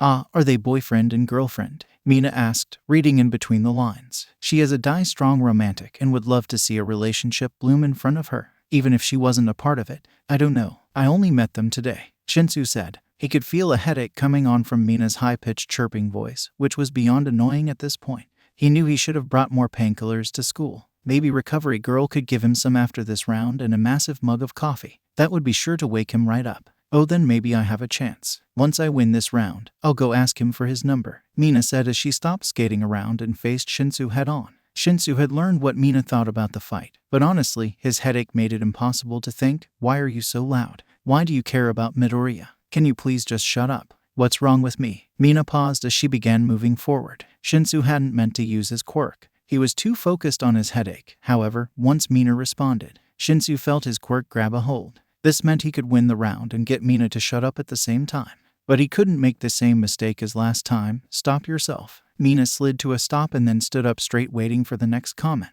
Shinsu let out a small sigh and said, "Turn around and walk out of bounds." To the surprise of everyone watching, Mina robotically turned around and began walking away from Shinsu. The crowd grew quiet as Mina neared the boundary line, then with no hesitation stepping across it. The moment Mina's foot touching the ground outside the line, the tension that had built in the stadium collapsed. Whoa, Shinsu has taken control of Ishido's mind somehow. She is obeying his command. What amazing power, and he is just in general's present, Mike said while Mr. Aizawa was looking down at Shinsu, impressed. Shinsu's file had him try out for heroics, yet as the test was more advantageous towards those with flashy quirks, Shinsu had quickly enrolled into generals. Yet his power was not something to toss aside, something Mr. Aizawa could easily see. Shinsu smirked a bit as Mina continued down the stairs and then began towards the tunnel. Aside from the small hiccup of Mina tripping over her own feet, Shinsu's plan had worked out better than he thought. It seems that all the members of Class 1 weren't as alert as they should be. If he could keep up this momentum and Class 1 wasn't able to figure out how his quirk worked, Shinsu could steamroll the tournament and win the whole thing. That would be a story Shinsu never let go. Mina Ishido has stepped out of bounds. Shinsu has won the match and will be moving on to the next round, Midnight announced, but couldn't help but think, DMN support student and general student 1 against 1.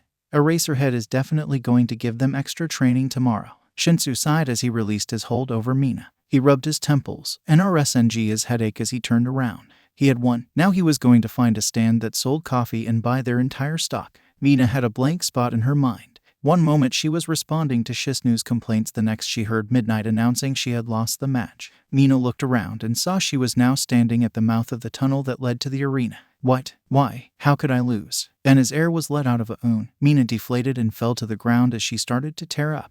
If Kaminari and Yaoyorozu could make their way to the waiting rooms, their match will begin in 5 minutes, Midnight announced, and FLC Keta SWCH on her microphone to turn it off. She then quickly hopped off her platform and walked up to Mina. Midnight put a hand on the girl's shoulder and said, "Come on. It was just a bad matchup between you two. Just take this time to reflect on how you could have done better." Mina was still crying as Midnight helped her up to her feet and walked her up the tunnel. In her waiting room, Momo felt sorry for Mina. The pink girl was always cheerful and outgoing, trying to make the best of everything, but she seemed to have a fragile fighting spirit. And while Momo wanted nothing more than to go comfort her classmate, she needed to focus on her own upcoming fight. Momo had been working on making a plan to win against Denki ever since their fight had first been announced. She thought about everything Denki's quirk could do. It was powerful in nature, but as Denki often explained, he wasn't about to push his electricity away from his body with great accuracy. So Momo won't be able to easily get in close without getting shocked. Then again, she won't be able to keep her distance, as Denki would just discharge and as she would be the closest conductive thing. The lightning would naturally be drawn to her. And then in light about both of their problems, the lightning would be drawn to her, but Denki's quirk was a double-edged sword. It was strong, but the harm it did to Denki left him defenseless, so that made Momo's plan simple. Protect herself until Denki short-circuited, then pushed him out of bounds. She would have gone with an insulated blanket, yet Denki had proven himself to be quick to the draw and she would easily be hit before the blanket was finished. So for this round, she would be taking inspiration from Izuku and how he countered Denki during the cavalry battle. With the last few minutes, Momo had she pulled out her phone and look up the chemicals formula of everything she would be using. If Yaoyorozu and Kaminari make their way to the arena, Present Mike said once the break was over. As Momo stood up and pushed in her chair, she brought up the different items she would use in the upcoming fight. She laid them up in a queue in the order she would make and use them. Once Momo reached the edge of the tunnel, she stopped and waited. She was the smartest of the class and she had been trained to fight with her quirk for a young age. Her parents had made sure of it. While her parents had gotten her many instructor to use her learn how to control and use her quirk, they had also had instructors to teach some fighting styles. Her parents claim it was to protect from those that would do evil with her. Use her quirk for villainous intent. Make her a hostage for ransom or more foul purposes, as Momo was born with good genetics. She's the goddess of creation and beauty. Momo blushed. She's the vice representative of Class 1A. It's Momo Yaoyorozu. Present, Mike announced. From the same class. He can wield lightning like the god of ancient times.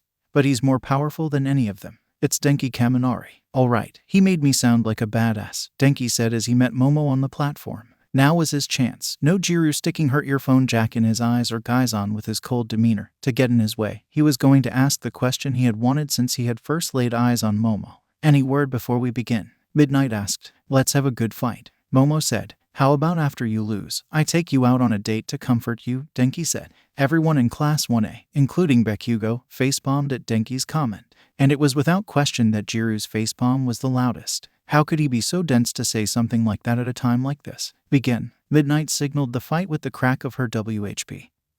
Her full side more than ready to see Denki have his butt handed to him. Sorry, beauty queen, but I'll make this fast. 1,000,000 volts, indiscriminate shock, Denki said, raising his hands. As he brought them down, lightning shot off his body. It raced around the arena, lighting up the air as it crazily flew around. As predicted, Denki was quick on the draw. However, Momo was prepared. While her quirk allowed her to create complex objects, she found that creating pure elements was much easier and faster. So before Denki could activate his quirk and discharge its electricity, Momo had her items ready. The first item was a large metal pole, at the same height as her. She rammed it into the ground, then quickly wrapped the second item around it. It was a corner of a net made out of thin silver cables, that when thrown out would cover a 5 feet by 5 feet area in front of the pole. In each corner was a small silver sphere to help spread the net out and weigh it down. After the corner was tied down, Momo threw the silver net out in front of her in a wide arc. Silver S did their job and spread the highly conductive net out. And just in time, just as the net hit the ground, Denki discharged 1,000,000 volts of electricity into the air. As predicted, the lightning was drawn to it, drawing the lightning away from Momo. The lightning quickly traveled up the net and then down the pole, through the ground, and was dispersed into the dirt, leaving Momo untouched. With that out of the way, Momo took off towards Denki. Yet as Momo ran forward, she took notice that Denki had only used 1,000,000 volts, which meant he hadn't fried his mind yet, as his limit was 1.3 million, meaning he had a bit left to use and it would be more than enough to win him the fight. She would have to be careful, so she created a few more items as she ran, that she would use to protect herself for her next move. On the other side of the arena, Denki's mind was a bit fuzzy from using his quirk. He hadn't gone over his limit but had gotten close. He took a deep breath and his mind started to catch up to the world around it. And just in enough time, Denki found Momo a few feet away from him and he panicked. He quickly covered himself in lightning to protect himself from any kind of close-quarter combat. However, Denki failed to notice what Momo was now wearing. She had predicted Denki would cover himself with his quirk as a form of protection, yet she had her countermeasure ready. A pair of RBB gloves and wooden bow staff, to make sure none of the electricity reached her. Denki raised his arm as a shield. However, Momo quickly knocked them down with her staff, then turned around and hit Denki across the face. It was only a wooden staff, but with the momentum Momo had generated, the moment the staff hit the top of Denki's skull, it cracked in half. As the top half of Momo's staff broke off and fell, Denki met it on the floor. He was unconscious but still mumbled, "Can we still go out on a date?" causing Momo to blush at the offer. Kaminari had been knocked out. Yaoyorozu has won the match. Now we have our fighters for the next round. It will be Gaizan Hisahito versus Mashiro Ajaru, Katsuki Bakugo versus Ochako Uraraka, then Shoto Todoroki versus Izuku Midoriya. Lastly, Hitoshi Shinsu versus Momo Yaoyorozu. The first match will begin in an hour, Midnight announced, then looked down at Denki with concern. Momo had generated enough force to break her wooden staff over Denki's head. She was surprised he wasn't profusing bleeding. After the announcement of the hour break, everyone within the stadium began moving around. Most got up to stretch their legs, while some went looking for food. Students began looking for their families. Gaizan went to a food stall and brought some onergi to stave off some hunger he was starting to feel. As he slowly ate his snack, he wandered the halls of the stadium. Some people waved at him and he nodded back. He eventually spotted Toshinori, who was walking by himself, and he appeared to be looking for someone. Gaizan walked up behind him and fell in step with him. Yet as the #1 pro hero in Japan didn't notice him, Gaizan had to clear his throat. And then he said, "Hello, Toshinori." As Toshinori hadn't noticed or sensed Gaizan, he jumped a bit at the sudden voice beside him, something that Gaizan didn't fail to notice. Toshinori caught his breath and said, "I'm glad you managed to pick up that habit quickly. Young Uraraka still has to catch herself something," in reference to what name he should be called between his hero form and his actual form. Call it an occupational skill, Gaizan said as he took a bite of his snack. He finished one and threw the wrapper in the trash bin as they passed it. He then unwrapped the next one and began taking small bites. Don't you mean occupational hazard? Toshinori chuckled a bit. A genuine smile appeared on his face from his joke. Gaizan shook his head and then pointed at Toshinori's midsection. No, your injury is an occupational hazard. Me calling you by the right name is an occupational skill. You're looking for Uraraka, aren't you? Yes. After the sports festival, the hero students do internships, and it seems my old teacher would like to request young Uraraka, Toshinori said. He started to shiver. Just thinking about his old mentor was enough to do so. Even after years of not talking to him, his old mentor was still held that much over the symbol of peace. He's the one that knows about, Gaizan asked, leaving the question unfinished so as not to bring up one for all. Something Ochako only trained in private with Gaizan. Though now that he thought about it, there were plenty of times Ochako had used one for all, and with how competitive she got, she was bound to use it more. Even to the point that Class 1 was bound to catch her extra strength, meaning Gaizan and Ochako would need to come up with a convincing lie. Yes, from his letter, it seems he doesn't believe I've done a good job teaching young Uraraka how to control it, Toshinori said. He hit his legs to stop them from shivering, which didn't fully work. All he could think of was the different times Nana had to go on a mission and he was left behind to train with Gran Torino, to be beaten senseless. And it didn't get any easier after her death. He does have a point. What exactly have you taught her? Gaizan chuckled a bit. Then he noticed Toshinori shivering. Toshinori froze, then smirked a bit and his legs stopped shaking. They both knew that Gaizan had taught Ochako more about controlling one for all in a few months than All Might could do in a lifetime. Yet for the first time, Toshinori was able to hold something over Gaizan's head. If I'm not mistaken, you wanted no spotlight for helping young Uraraka. True, Gaizan said in a casual tone as he finished his snack, and threw the wrap into a trash bin. However, I don't want you to get delusional. The air that Toshinori had felt immediately deflated. Was there nothing that bothered Gaizan to any degree? Besides, Akacho is talking with her parents outside, over by the matcha stall. Mr. and Mrs. Uraraka are here, Toshinori asked, as his pupils dilated. He had met them as Toshinori when they got worried about Ochako's training. While Mr. Uraraka tried to act like the mean and tough father, Toshinori saw right through the act, an act similar to his old mentors. Mrs. Uraraka, on the other hand, played the sweet and kind housewife. But the only person Toshinori feared above Ochako's mothers was All for One. Yeah, apparently they wanted to surprise Ochako and brought tickets, Gaizan said, and then he noticed Toshinori's legs were shivering again and his pupils had dilated.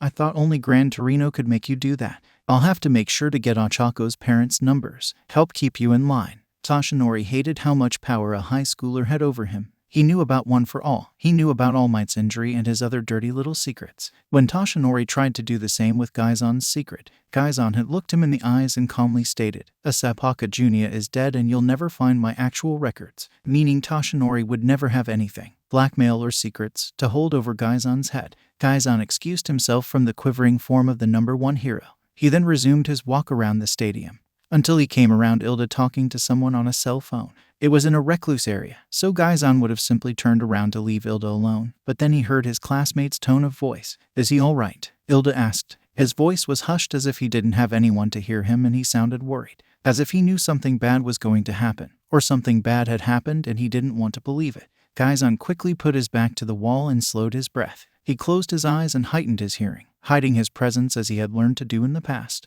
Are we sure it was Stain? Gaizan, but to stop himself from making a sound out of surprise. Why in the world would Ilda be talking about the hero killer Stain? Gaizan quickly mentally pulled up everything about Stain that had appeared in the news for the past week. The most recent sighting of the hero killer was in Hasu, where he had already attacked and killed 2 pro-heroes. Gaizan then recalled Ingenium. Tensei Ilda was Tenya's older brother, the one person he looked up to above all others. Gaizan quickly put it all together. Stain's recent sighting, Tensei being Ilda's older brother and Ilda sounding worried. Was it possible Stain had attacked Ingenium? Will he be about to walk again? Ilda asked and Gaizan listened back in. It sounded like Tensei was still alive. One of the few Stain had left behind to spread his word. There's a chance. That's good at least. Gaizan peeked around the corner. He saw Ilda gripping his phone tightly, almost cracking it. His eyes were glazed over and his entire body was shaking as he was leaning against the wall with an arm above his head to brace him. It was no secret that Ilda held his brother in high regard. Even outside the realm of heroics, Ilda looked up to his brother. If Tensei had been attacked, then Ilda wouldn't be thinking too kindly towards Stain.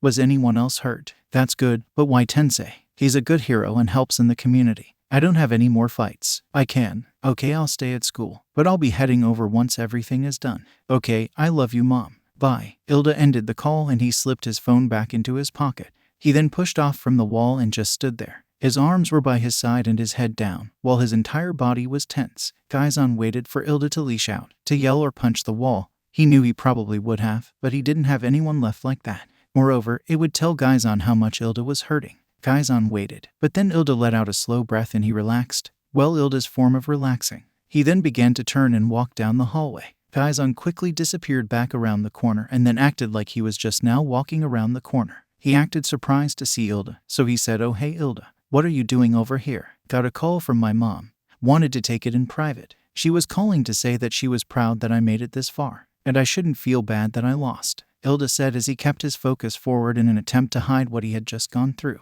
Yet even if Gaizan hadn't just heard Ilda, he would be able to tell something's off. "Well, your mom's right. We might be in the same class, but we're all at different levels, with different skills. This festival might be for us to show off so we get good internship offers, but for us it's to see where we fly and where we fall. The most important thing we learn is who we are and who we want to become," Gaizan said, hoping that if the dark aura he felt from Ilda meant anything, then when the time came Ilda would remember his words. "You're just full of sage wisdom. Where did you learn that from?" Ilda asked, keeping a calm demeanor. "Something that I had to learn the strong way growing up in a fortune cookie," Gaizan chuckled. Ilda smiled a bit and Gaizan saw that as a good sign.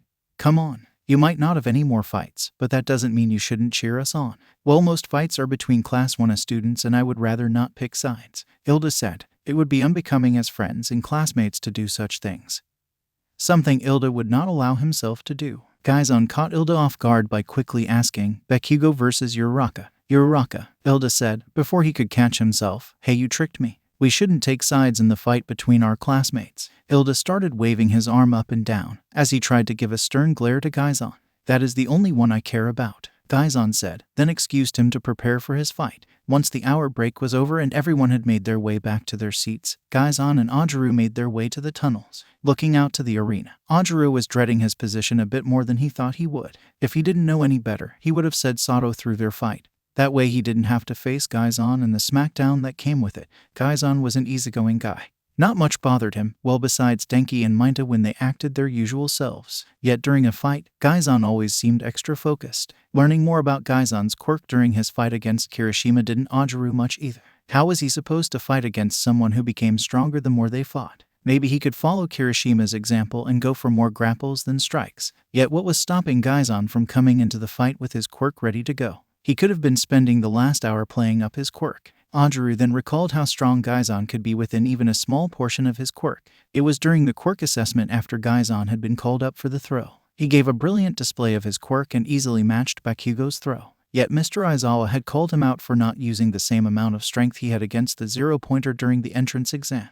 Gaizan wrote it off by stating his quirk was a cumulative quirk and the time to build up to 100% of his strength would take too long. Gaizan had then stated that he had used all of his quirk's energy, which he described as about 40%, and Mr. Aizawa could adjust the score accounting. Mr. Aizawa then called how he wasn't the type of teacher to take on glass cannon, and that if Gaizan allowed his depleted quirk to hold him back he would be cut. Gaizan said he didn't plan to. At the time the explanation and interaction had confused everyone, but now it made sense. Gaizan meant it would have taken too long for someone to repeatedly punch until his quirk was at full capability. Ajaru sighed as he rested his head against the wall. Gaizan's quirk was going to be impossible to fight against. Any of Ajaru's attack would just make his opponent stronger, and Gaizan was faster enough to evade any kind of grapple. He would probably be on the lookout for them after his fight with Kirishima. This meant that Ajaru had nothing planned for this fight. The best he could do was show off what he could do and hope a pro hero noticed him or chose to take pity on him and train him to be better. Ajaru let out a sigh, which nearly caused him to miss his phone going off. Having no idea who would be texting him at this time, Ajaru pulled out his phone and saw he had a text from Gaizan. "Because of your martial arts background, I would like to issue a challenge. Martial art tournament rules. Points will be awarded based on the standard point system used for the tournament." Ajaru read the text 5 times before he began to form a response. "Are you referring to Yuko, Wazari, and Ippon?" Ajaru was confused as to why Gaizan would be issuing this kind of challenge. This wasn't the time for that, maybe between training for heroic classes, but during the sport festival. Moreover, why would Gaizan be doing martial arts tournament rules? He mentioned having a background in the art, and playing by such a rule would put him at a disadvantage. Yet we don't want to make the fight too long, so how about first to 15 points? That sounds alright, Gaizon sent back. And who is supposed to be acting as a referee? I don't think Midnight is familiar with those rules, Anjuru asked. Midnight probably didn't know any kind of martial arts, thus she wouldn't be able to call a foul or know what amount of points to reward for a hit. Anjuru suddenly received a notification from a new text thread. He SWCH over to it and found it contained Gaizon's number and an unknown number. Gaizon was the first to respond in the text thread. Meshuro Anjuru meet Izuku Kendo. She's Class 1B class president and has a background in Wing Chun, meaning she can act as a referee. And as she isn't from Class 1A, she will be an unbiased judge. Hello, Kendo. Anjiro was taken back by Gaizon's sudden actions. Like, how did he have Kendo's number and know about her background in Wing Chun? And with how sudden this challenge was, did he have this plan since the beginning? Hi Anjuru, I want you to know, I only agreed to this because Class 1B was robbed of their chance for the spotlight, Kendo sent, having stepped away from her class when Gaizon first sent the invitation towards the end of the hour break, knowing that Monoma would do everything in his power to stop her from agreeing. Eesh, Kendo, you sound like Monoma. Gaizon's text came up. Anjuru could almost feel the anger coming from Kendo having been compared to Monoma. Do you want me to do this or not? Kendo sent to show her anger. Yes, Gaizon said, with a prayer emoji next to it, but it didn't feel heartfelt. Like he knew she was going to agree to be a referee anyway. Have the teachers agreed to this? Anjuru sent. Certainly, Gaizon couldn't influence a match of the UA Sports Festival that easily and on such short notice. He couldn't have those kinds of connections or that kind of power. He was just a student. Divided by. Kendo sent to show her confusion over the situation as well. Ladies and gentlemen, slight changes in the rules have been issued. A challenge from Hisahito to Anjuru. The rules are that of martial art tournaments. Points will be rewarded based on the attacks landed. First to 15 points wins. Both have agreed to the rule change. And acting as referee will be the class president of 1B. Izuku Kendo. Gaizon stepped aside to allow Kendo to walk down his tunnel and over to Midnight's platform. As she walked back to him, he even bowed and held out his arms as if he was her servant. Kendo, how dare you swoop to their levels? Are we supposed to be better than TH? Monoma was cut off. Thank you, Tetsu. Kendo's voice came over the speaker system as Midnight handed her the microphone and she stepped onto the platform. Midnight looked a bit too happy to sit out for a round and be able to just watch, less work for her. Now for the point system. For punches to the body or face are 1 point. For kicks to body 2 points. For any kicks to the head or strong enough attack to force your opponent to fall to the floor are 3 points. Thanks for that quick explanation. Now if Hisahito and Anjuru could make their way to the arena. Present Mike announced. Anjuru walked out and met eyes with Gaizon as they climbed the steps. Gaizon looked a bit too relaxed for Anjuru's liking. How did he get Present Mike and the teachers to agree to this? Why did he think he could get them to agree, and why had he issued the challenge in the first place? Any words before we begin? Midnight said, then leaned back away from the microphone. Why did you issue this challenge? Anjuru asked as he shifted into a ready stance. You really think you could beat me in a bare-knuckle fight? Gaizon shifted into an unorthodox stance. His shoulders were tight as he had his right fist close to his side while his left arm was held out in front across his body. He wasn't straight onto Anjuru either, with his right foot back with it supporting most of his weight. Yet they posed to easily dodge any attack from Anjuru. Begin, Kendo said, then dropped her arm. Gaizon's understanding of the point system told Anjuru that he had to have some kind of martial arts background. Yet his ready stance did not belong to any DSBLN that Anjuru was familiar with. He could see some aspects of different DSBLN but nothing exactly, meaning Gaizon had to be mostly self-taught. And unless Gaizon was naturally talented in martial arts, Anjuru's years of experience should help him win the fight. Yet then came Gaizon's words, and he was right. If this was just a straight bare-knuckle fight, Gaizon would be able to fight any way he wanted to.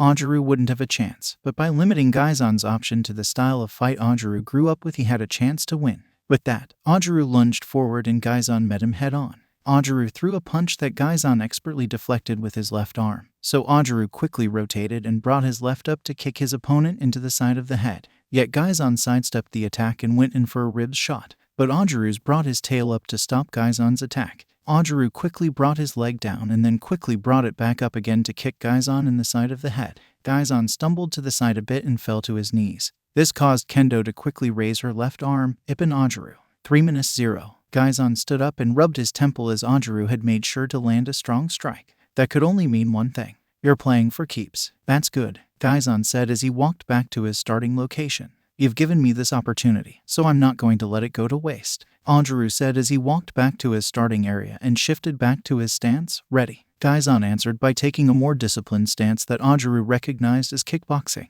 Gaizan was more facing forwards, while both of his arms were closed, but more in line with his chest rather than his face. Kendo looked at both of them and slowly raised her right arm. Then with a quick drop she stated, "Fight." Ajaru leaped forwards, while Gaizan barely took a step. Gaizan used his left leg to block Ajiro's initial punch, then ducked under Ajaru's follow-up kick. Ajaru's feet barely touched the ground when Gaizan's leg came out and swept them out. Ajaru's back hit the floor before he had a chance to use his tail to catch himself. "Ippon Hisahito, 3-3, Kendo announced, raising her right arm. Gaizan leaned down to Ajaru and held out his hand. Ajaru accepted the assistance, and as he was hauled to his feet, Gaizan asked, "How are you feeling?" "Like I'm about to get my butt beat," Ajaru said, brushing himself off. Ajaru walked back to his starting location and dropped into his ready stance. All the while Gaizan took a few steps back and dropped down into a slightly different stance. He was fully facing Ajaru now, with his hands only 7 inches away from his face, and he was squatting a bit.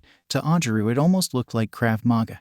"Then let's give them a show." Kendo started the round, and Ajaru knew in his heart that Sato had definitely thrown the fight to save himself the embarrassment.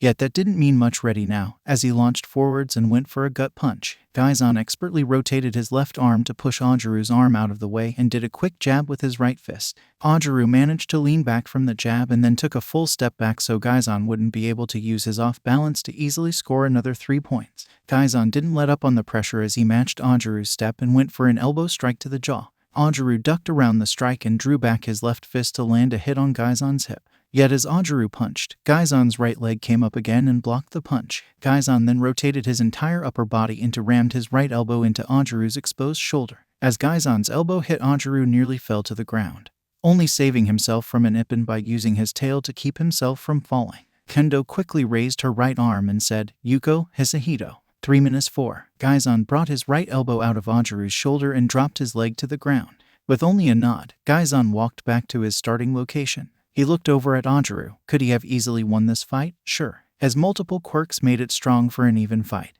and he had promised himself only to use them in life and death situations. He was trying to forget about his past, but he wasn't emotional enough to not rely on force multiplier and hyper regeneration when he needed to. Moreover, he wanted to give as fair of a fight as possible to his classmates, because if All for One in the League of Villains attacked Class 1 again, they need to know what they could do against a stronger opponent.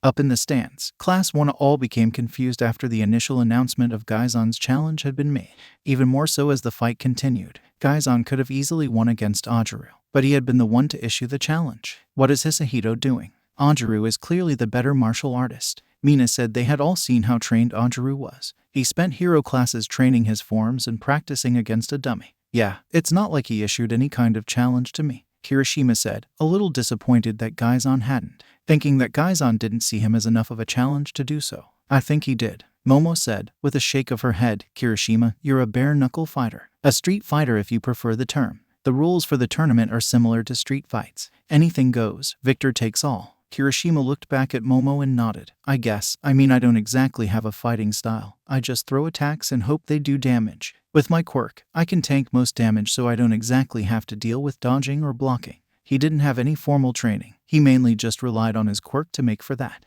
Yet Gaizan had been a good counter against his quirk, so he tried to do something differently, but it didn't work out too well in the end. Neither does Hisahito. At least I don't think he does. He seems to have some training, but nothing beyond the basics from what I can see. His quirk turns attacks into strength, so he went bare knuckle against you. Not worrying about defense, just attack, trading blows until either one of you falls down. But Ajaru has martial arts training, a balance between defense and attacking. By going martial arts rules, points are awarded by attack landing, meaning Hisahito can't simply tank hits. He's doing a complete 180 from his fight against Kirishima, Momo explained.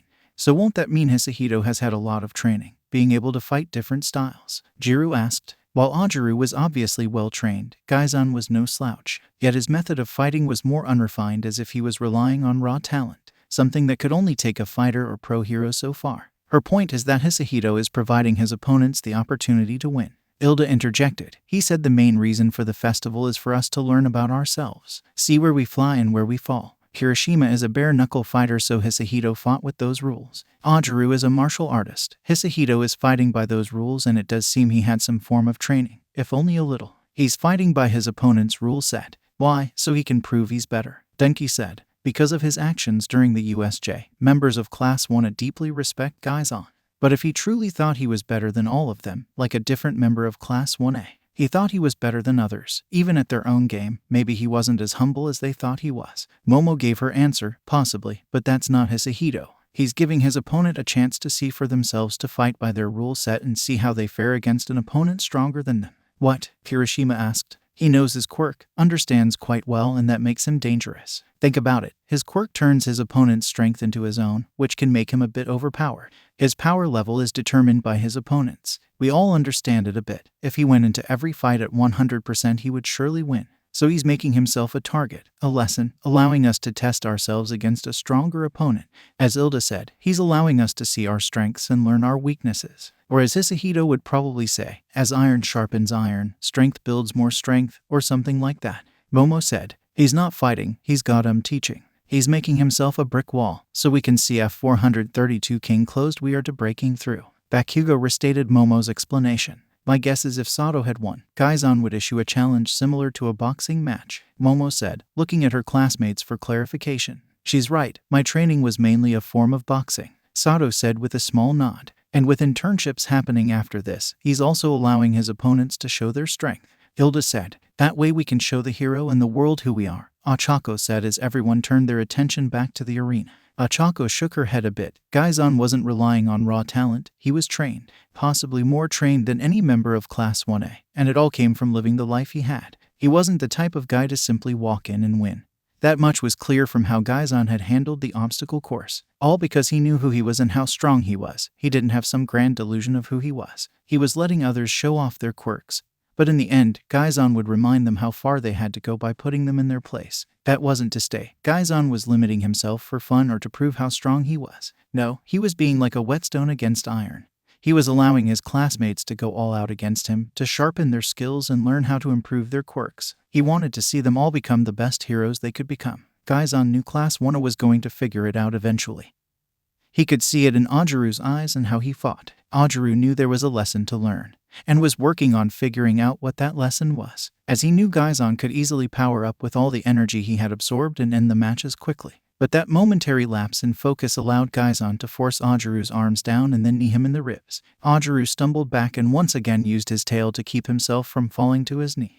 Bazari, Anjiro, 14:12. Match point, Kendo said, raising her right arm. The two got up and walked up to their places. As they got to their stance, Gaizan looked at Ajuru and said, why do you try something new this time? Ajuru seeked his head a bit to show his confusion, but then was drawn back into the fight as Kendo said, fight. Gaizan was all for helping his classmates grow. He knew better than most what kind of people they would face and they needed to grow rapidly. But parting of learning was a failure, so that didn't mean he was going to give them a free pass. They would have to earn their victories. Gaizan smirked as he rushed forward. Ajuru blocked Gaizan's initial punch and jumped over the leg sweep. However, he didn't anticipate Gaizan rotating a full 360 degrees and going for a kick on his temple. Ajuru barely managed to step back and felt a strong breeze go across his face. Ajuru realized that for the last few fights, Gaizan was slowly building the amount he used his quirk, and with it being the last fight, Gaizan was going to make Ajuru earn his last point. Ajuru steeled his mind as he got in close and threw a combo of jab and move. Yet Gaizan expertly deflected and blocked every single attack.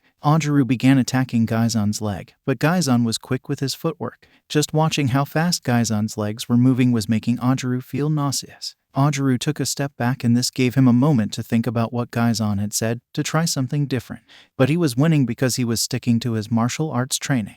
Then again, Gaizan was not far behind in point and was easily holding his own against Ajuru. Gaizan's fight against Kirishima might have been an unstoppable force against an immovable object. This fight was about basics, or so Ajuru thought. Ajuru thought about how Gaizan had started the fight. His stance was unorthodox, but as soon as Ajuru scored the first point, Gaizan's stance, his movement, and his style began more refined. Ajuru then thought about the whole fight, and he realized with every point he scored, Gaizan's fighting style began to become more and more refined. It was as if Ajuru was fighting a series of bosses that became more and more difficult every time he won. That's what Gaizan was teaching. Ajuru was slowly facing harder and harder versions of Gaizan. And it had taken him this long to get to this version of the boss fight. And who to say that the version of Gaizan he was fighting was the strongest? The way Gaizan fought at the USJ and held back the Namu told Ajaru hadn't reached the final boss, so to speak. With that in mind, Ajaru knew he had to try something new to beat this level of Gaizan. Yet what he could do that was different, he had been mainly going punches and kicks. Then it dawned on him that he had only been using his tail for defense. With that in mind, Ajaru deflected Gaizan's right hook and then planted his feet. Then putting all his weight behind the attack, Ajaru spun around and swung his tail at Gaizan. He might have expected Gaizan to block his attack. What he was not expecting was for Gaizan to grab hold of his tail and stop the attack dead in its tracks. Gaizan looked down at Ajaru's tail and smiled. Ajaru was trying something new. He was starting to see what he had to change. With that in mind, Gaizan spun Ajaru around and drew back his right fist. Ajaru stopped himself before he spun too much with a smirk, only to realize he had accidentally stopped to be perfectly facing Gaizan straight on. Perfect for Gaizan to plant his foot and lean into his punch. Ajaru's eye went wide as Gaizan's fist got in close, but then it suddenly stopped an inch from his chest. Ajaru let out a sharp breath, but then Gaizan's fist gained a biblical glow and it planted itself into the middle of Ajaru's chest. Gaizan didn't put much energy into the attack, but enough for Ajaru to fly back a bit. He managed to catch himself with his tail before his back hit the ground, but Gaizan was quickly upon him. Gaizan dropped down and swept his leg under Ajaru and knocked his tail out from under him. This resulted in Ajaru falling to the floor. Ajaru's head hit the ground and through the ringing in his ears, he heard, Ippon Hisahito 15-14. Hisahito wins. Ajaru sighed. He had been challenged to a martial arts fight and had lost. Hey, you did pretty good. You only lost by 1 point, Gaizan said, sticking his hand out. Yeah, but you don't have any martial arts training, Ajaru said, accepting the hand and got pulled to his feet. I have my blue belt in Krav Maga, but decided to try something else instead of trying to get my brown or black belt. Gaizan wasn't lying. He did have a blue belt in Krav Maga. He left out the fact it only took him 2 years to get it, along with the fact he had also studied Wing Chun and Muay Thai, being ranked red belt and purple with white respectively. Well, thanks for the opportunity to fight you this way. It was fun, Ajaru said as they walked off the platform and up on the tunnels. As Ajaru had trained in martial arts since gaining his tail, it had been well since he had a good fight against an opponent that was able to go toe-to-toe with him. And with Gaizan's unique fighting style, he had been able to discover a new hole in Ajaru's defenses. Our fight has given me some stuff to think about. Always be going for a new angle, Gaizan said with a nod. Now I have Uraraka next. He was ready for this fight as it had been a long time coming. Well, at least since the USJ. After that fight was over, no matter the outcome, some questions were going to be answered. You think Uraraka is going to win against Bakugo? Ajaru said as they walked into the hallway and made their way to the Class 1A seating area. While Ochako had a massive heart and many had seen how competitive she could be, Bakugo had demonstrated his power and behind Todoroki and Gaizan. He was at the top of the class. He was a strong fighter with a strong quirk and willpower. Anyone would struggle against him, and with his intelligence, Class 1A won't be surprised he could find a way to counter Gaizan and his broken quirk. Want to make a bet? 1,000 yen says she wins, Gaizan said, holding out his hand as if he were offering a business deal to be agreed upon.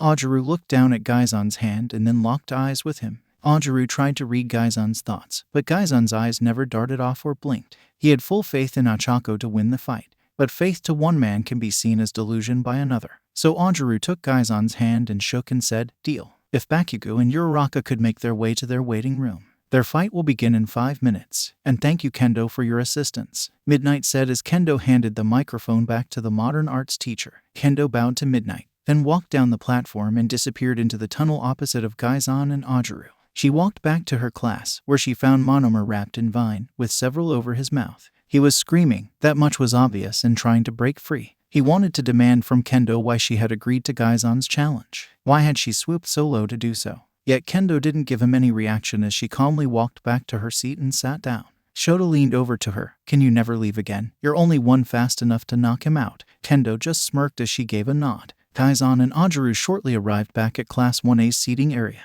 and as they walked in, everyone's eyes fell on Gaizan. He looked over at his classmates and said, So any of you have anything to say? Yeah, you were teaching me. You weren't bringing yourself down to my level, but trying to bring me up to yours. Thanks, I guess, Kirishima said.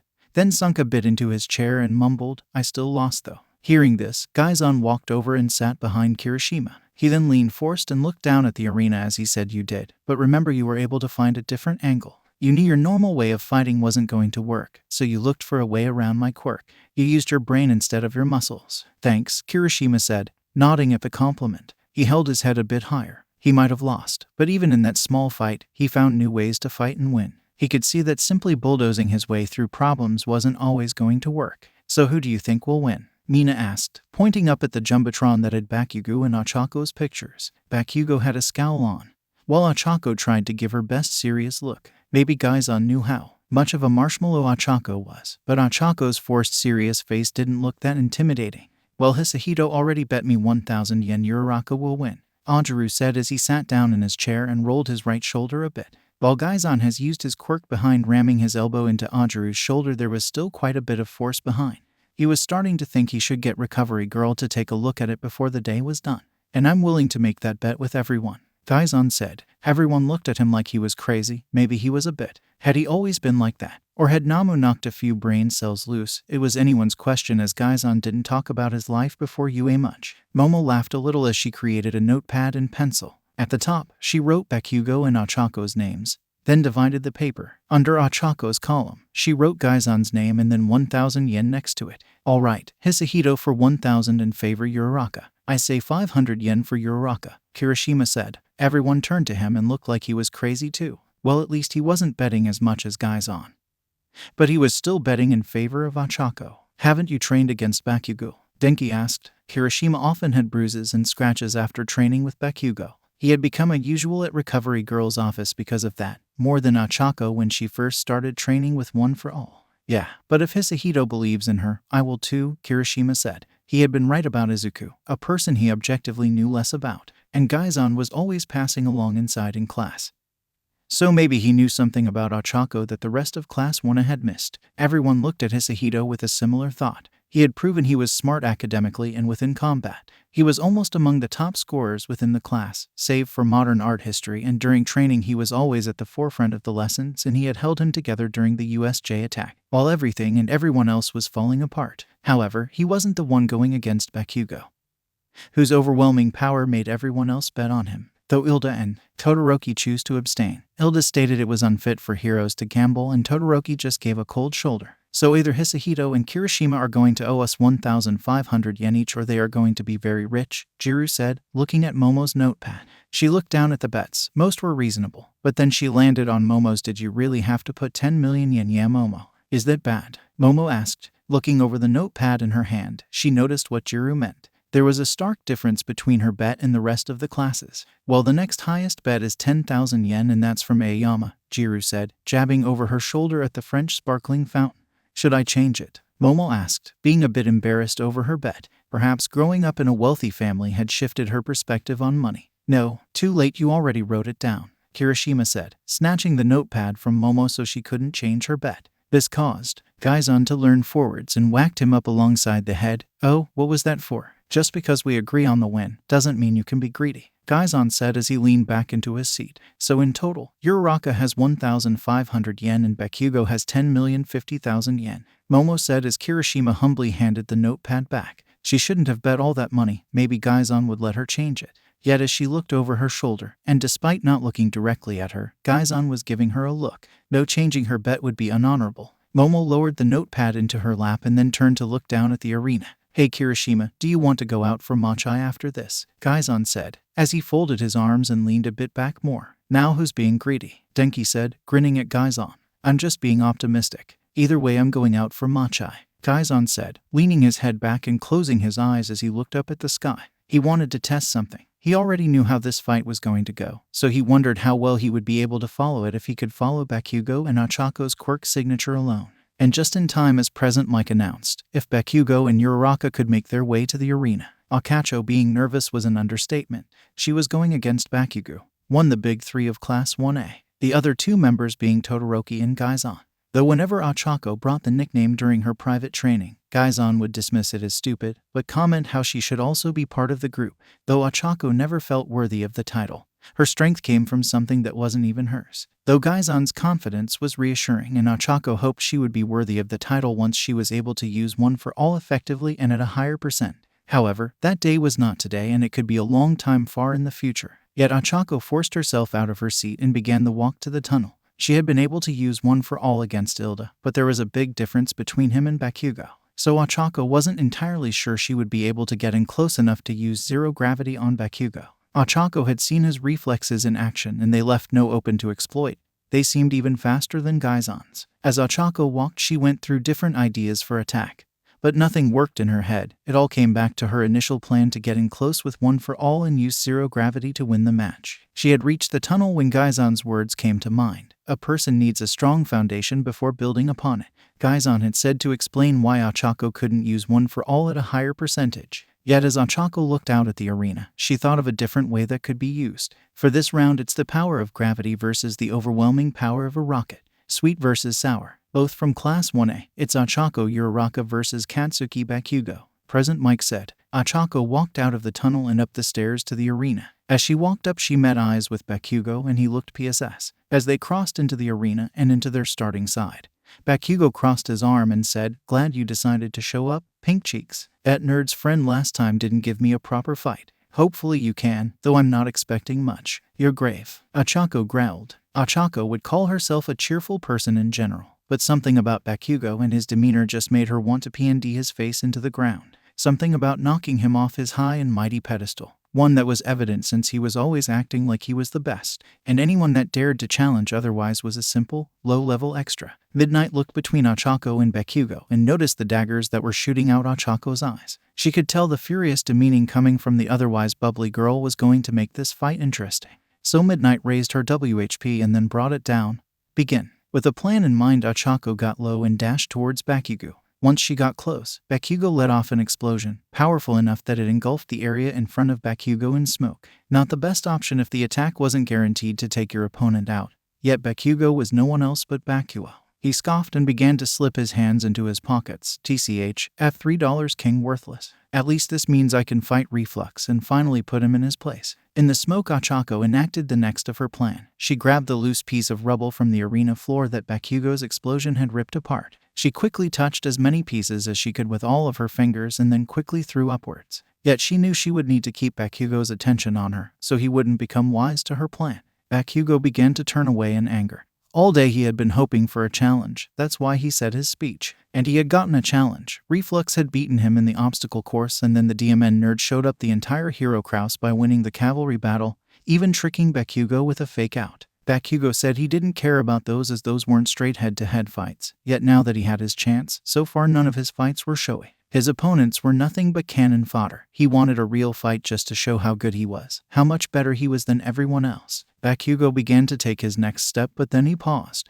He realized something was missing. The crowd was cheering. There was no noise from Ochako. The thing that was missing was the announcement he had won. Midnight hadn't announced Ochako's defeat. She hadn't been announced as unconscious or forced out of bounds, and because she was much like Reflux, she would never surrender. Bakugo looked over the smoke and saw movement. "You think you can use my own quirk against me?" Bakugo raised his hand and unleashed a massive explosion, which got rid of the smoke screen. Bakugo looked back, but he couldn't find Pink Cheeks. His eyes began to rapidly shoot back and forth, but anywhere he looked he couldn't find her. "I'm not done yet." Ochako came from behind Bakugo. Bakugo quickly turned around and, not liking how close she had gotten, quickly fired off another explosion. In the brief second Bakugo's vision was obscured, Ochako activated One for All. She quickly touched as much rubble as she could and threw it into the air. She then quickly ran out the smoke in the side. Bakugo looked around in slight bewilderment as Ochako came flying out of the smoke. His instincts flared up again, and without looking, Bakugo held his hand out to the side and unleashed another explosion.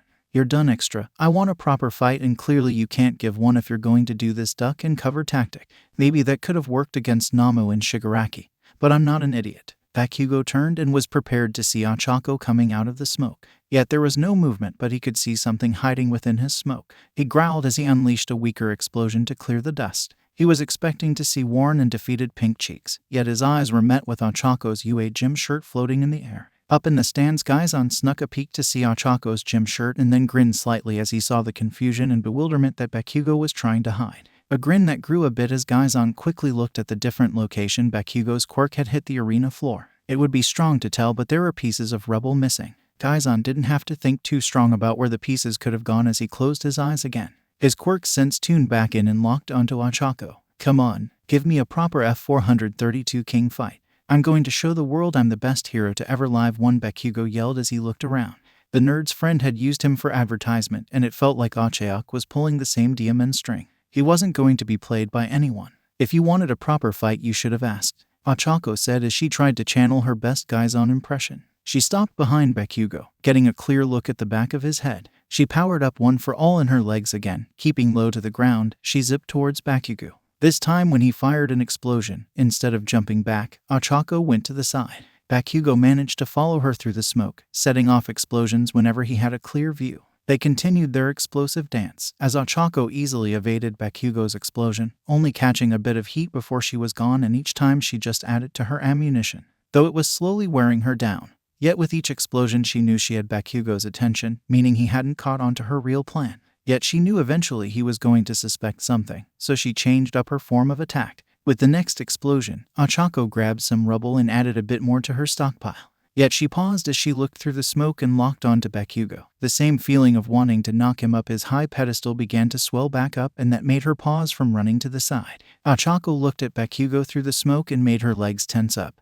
And then the next moment, with a pink pulse appear around her, she ran forwards. Ochako quickly came out of the smoke cloud and got in close to Bakugo and threw a punch. He easily deflected the punch, but then Ochako brought her leg up to ram her knee into his side. What's this? It seems Uraraka has finally made her move. Before she was just ducking and dodging, but now she's fighting Bakugo head on. It seems like she got some spirit behind her attack. Present Mike said as Bakugo had backstepped from a hammer fist, causing Ochako hand to hit the floor and caused a crash to appear. Bakugo was quick to gain the upper hand by kicked Ochako into the side. Then as she stood up, ramming his fist into her gut. As Ochako stumbled back, she felt the food in her stomach threatened to come back up. But she had been dealing with nausea her whole life, even more so recently with her training during class and privating with Gaizan. So even with Bakugo's kick and sucker punch, Ochako barely grimaced and punched the loud Pomeranian of Class 1 in the jaw. As she still had one for all activated at 3%, Bakugo went stumbling back. Once Bakugo regained his balance, he briefly held a hand up to his jaw, as if he wasn't expecting that kind of force from Ochako. And he knew she hadn't removed his gravity like she did for lunar launch against Ilda. So where did all that force come from? That was a question to answer during a different time, as it seemed Pink Cheeks was finally going to give him a fight worth putting effort into.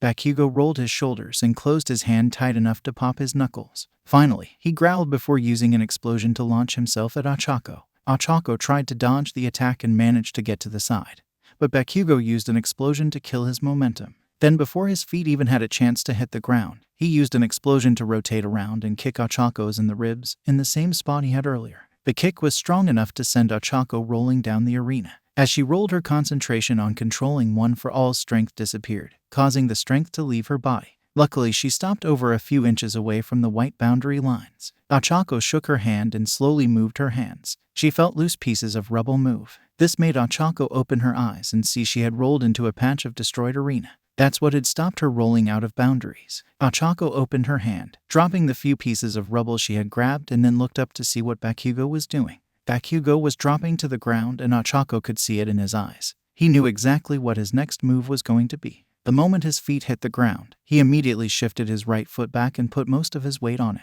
while at the same time, bring his hands out in front of him and cup them together. Bakugo glared across the arena at Ochako and said, "Let me show you in the F432 King world just how strong my quirk is." Ochako looked and knew Bakugo was going to put much more force behind his next explosion. She had to think fast if she didn't want to be blown out of the arena. She momentarily thought about using her last gambit, but she won't have time as she would be forced before the attack hit Bakugo. Ochako then looked down at the rubble she had stopped in, but there weren't any pieces big enough to hide before, meaning Ochako would have to improvise. Summoned one for all, Ochako rammed her hands into the ground and began to pull up. She only strained for a split second, but she felt a sizable chunk of the ground break away. Ochako immediately activated zero gravity and pulled the large amount of cement out of the ground, and just in time as Bakugo unleashed a massive explosion. The force and heat hit Ochako in her shield, forcing her to force her foot against the ground and brace herself. At first she thought she was going to be able to hold her ground, but then she felt her feet starting to slide back over the loose gravel. So with a roar, Ochako forced one for all to before stronger, and she increased it up to 6%.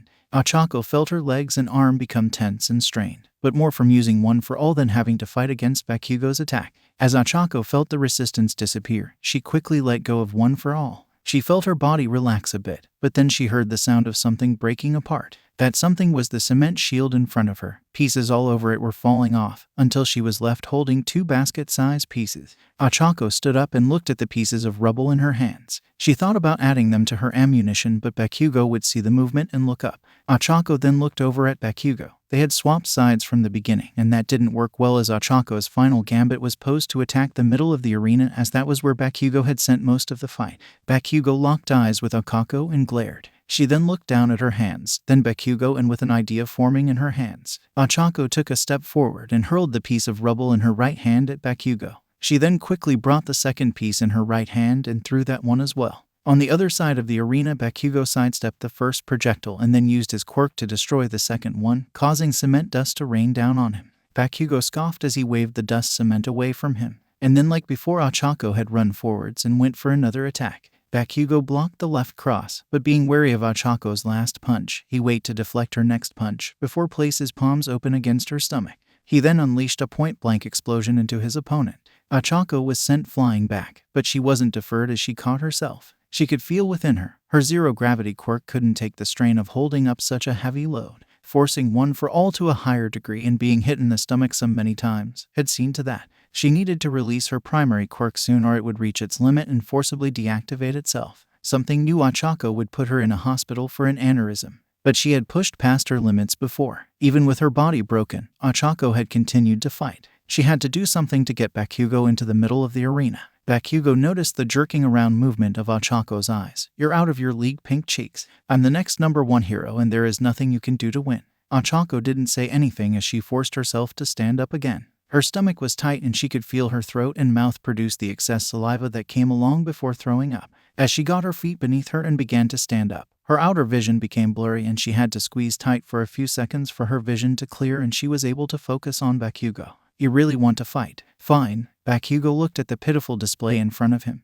Pink cheeks, just like the DMN nerd. She didn't know what to give up. She couldn't realize she was facing a power that she had no chance of defeat. Bakugo was going to be the next #1 hero, a symbol of power, and he wasn't going to lose to a girl that took away someone's gravity. Yet seeing that she wasn't going to give up, Bakugo knew he was going to have to show her how weak she was the strong way. Unleashing an explosion behind him, Bakugo went rushing forwards. Ochako weakly raised her arms to defend, so at the last second Bakugo let loose another explosion and went over Ochako's head. As Bakugo landed behind Ochako, he kicked her in the back. Ochako hit the ground and rolled, but that just worsened the feeling in her stomach and she was turning green. But that didn't make Bakugo any more sympathetic to her. He chased away her, throwing punches, kicks, and using his quirk to add more force behind his attack. Ochako was just barely managing to dodge the attack, while slowly working back to the middle of the arena. As Ochako had to go purely on defense, Bakugo was acting almost feral as he unleashed explosion after explosion. She tried to duck, dodge, evade, avoid, escape all the explosions as her body was slowly worn down, until one of Bakugo's explosions caught her and she was thrown away. She hit the ground with a groan as her vision went blurry. After blinking a few times, she saw that she was yet again on the ground, a position that could be seen as defeat. But she wasn't done yet. Ochako lifted her head and saw Bakugo was in the perfect position for her final attack, an attack she could feel eating away at her mind, as she knew if she didn't release all that weight, her quirk was going to be forcibly deactivated and she would throw and get a brain bleed at the same time. She could easily have touched her fingers together and released her quirk, but she knew that wasn't going to be enough. So despite her body yelling at her and her quirk threatening to make her pass out, Ochako slid her knee under herself and looked over at Bakugo. "You just don't know when the F432K will give up, do you?" Bakugo said. As Ochako and Bakugo just started each other down, a noise reached Ochako's ears that at first she didn't believe to be real. The hundreds of pro heroes sitting in the crowd had begun to yell. They were cheered over a spectacular fight or an amazing show of power. No, they had started to yell complainment. All of them aimed at Bakugo, calling him a bully for the way he was treating Ochako. How he should have just ended the fight and not torment the poor innocent girl. If Ochako wasn't in so much pain, she probably would have yelled back at them to shut up. She wasn't a poor, weak, innocent girl. All Might had chosen her to be the next symbol of peace. Now the crowd is booing Bakugo. And if I'm honest, I have to agree. Present mic commentary was cut off by massive microphone feedback. Once it cleared up, Mr. Aizawa's voice came through clearly. "Who said that? Where is the man who started this uproar? I hope for this nation that you're not a pro. Because if you are and you're being serious, then you should just go home and hang up your cape. If you're acting like this, then you don't deserve the title of a pro hero. I'd suggest looking for another career." Kaizan chuckled a bit, causing one to look at him. Yisha raised her head, laying it down a little thick. Aren't you? Bakugo's actions and fierceness is him acknowledging his opponent's strength. He knows she made it this far because of her determination and strength, so she won't go down easily. He's doing everything he can to keep her at bay and come out on top. And she knows this too. They are both fighting with everything they've got to see who has the strength to rise above the other.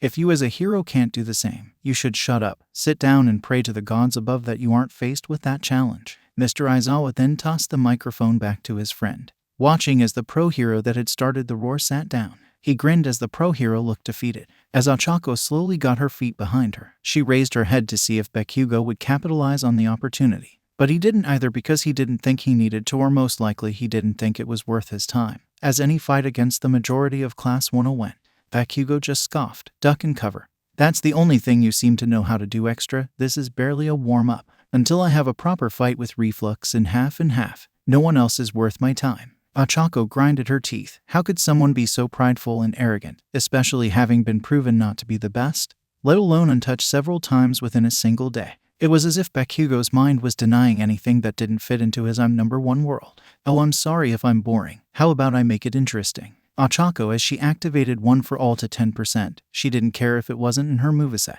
She felt the tightening of her stomach become worse, but she shoved it in the same place where she was going to attack Bakugo next. She knew if she didn't win quickly, she was going to feel the recoil. Ochako yelled as she brought her hand together and raised them above her head. Then she brought them down like a hammer. Cracks formed around the arena as Ochako plowed through it, and some audience members could swear they felt the entire stadium shake. What's this? Your Raka is showing new levels of strength, and did her quirk tear the arena apart? Present Mike said. Mr. Aizawa didn't say anything. How could Ochako's quirk do this? It seemed she had activated the same strength from the USJ again. Yet this was beyond human level. Yet her quirk was filed as zero gravity. Could she manituple gravity more than that to tear things apart? Mr. Aizawa knew he needed to watch intently for Ochako's next move. Yet her next move wasn't anything about her display of strength. As the crack jetted across the arena, Bakugo looked down to make sure he didn't fall in. Seem you've been holding back. You think can F-1234 King beat me without your whole strength? Bakugo said as he had to jump to the side, while continuing to look down. But that's exactly what Ochako wanted. With Bakugo's focus pointed down, she released her attack from above. Ochako could feel her hand cramping from not only using One for All at a higher percentage than she had ever trained with, but also attacking the ground.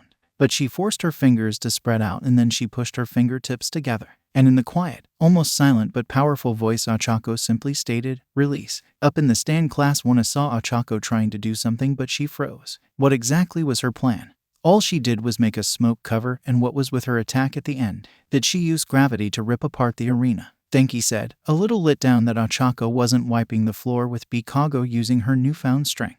Oh, she used the smoke cover, just not to attack. A battle isn't won by who can hit the hardest. It's those that take time to make a plan. And as for her plan, she destroyed Bakugo's fountain. Gaizan said as he pointed up to the sky, but still kept his eyes closed. As soon as gravity took hold of everything in the air, Ochako had felt the tightines in her stomach disappear, as she deactivated zero gravity. Yet all the disappearance of the weight just made the nausea even worse. But Ochako kept her composure as she knew this wasn't the end. Ochako knew this even more when Bakugo looked up at her, even through the sound of the arena floor cracking and the pro heroes yelling at him. The single word Ochako had uttered went shooting into his eyes as if it was a gunshot right next to him. He looked at her and saw that her focus was up. Bakugo then felt himself get covered in a shadow. This caused Bakugo to look up and saw several pieces of debris coming down on top of him. Were those pieces of cement from the arena? Bakugo then realized they were. And then he realized that was what Pink Cheeks was doing within all those different smoke clouds. Yet he knew it wasn't enough to stop him. So Bakugo quickly held his hand up and got ready to unleash another large explosion. Once Bakugo put his hands up, Ochako knew his focus was no longer on her and she would be able to attack. Yet she knew she had to time it perfectly. Too soon and they would both be buried, and Ochako wasn't confident in her ability to stay conscious during that, while she was sure Bakugo would be. And if she was too late in attack, then Bakugo's reflexes would be able to kick in and he would be able to dodge. She needed to make it so she tackled Bakugo after he destroyed the falling debris, but quick enough to actually land an attack. Yet as Bakugo began to cup his hand together, Ochako took a step forwards and pain shot through her entire body. Her vision went askew and she nearly fell to the ground. As she dropped to her knee, she thought about how close she had come to winning. Yet in the end she couldn't cross the finish line. She won't have her chance to fight Gaizan and see if she was truly worthy of One for All. She tried to push herself through the pain, but she knew she wouldn't be able to do it on her own.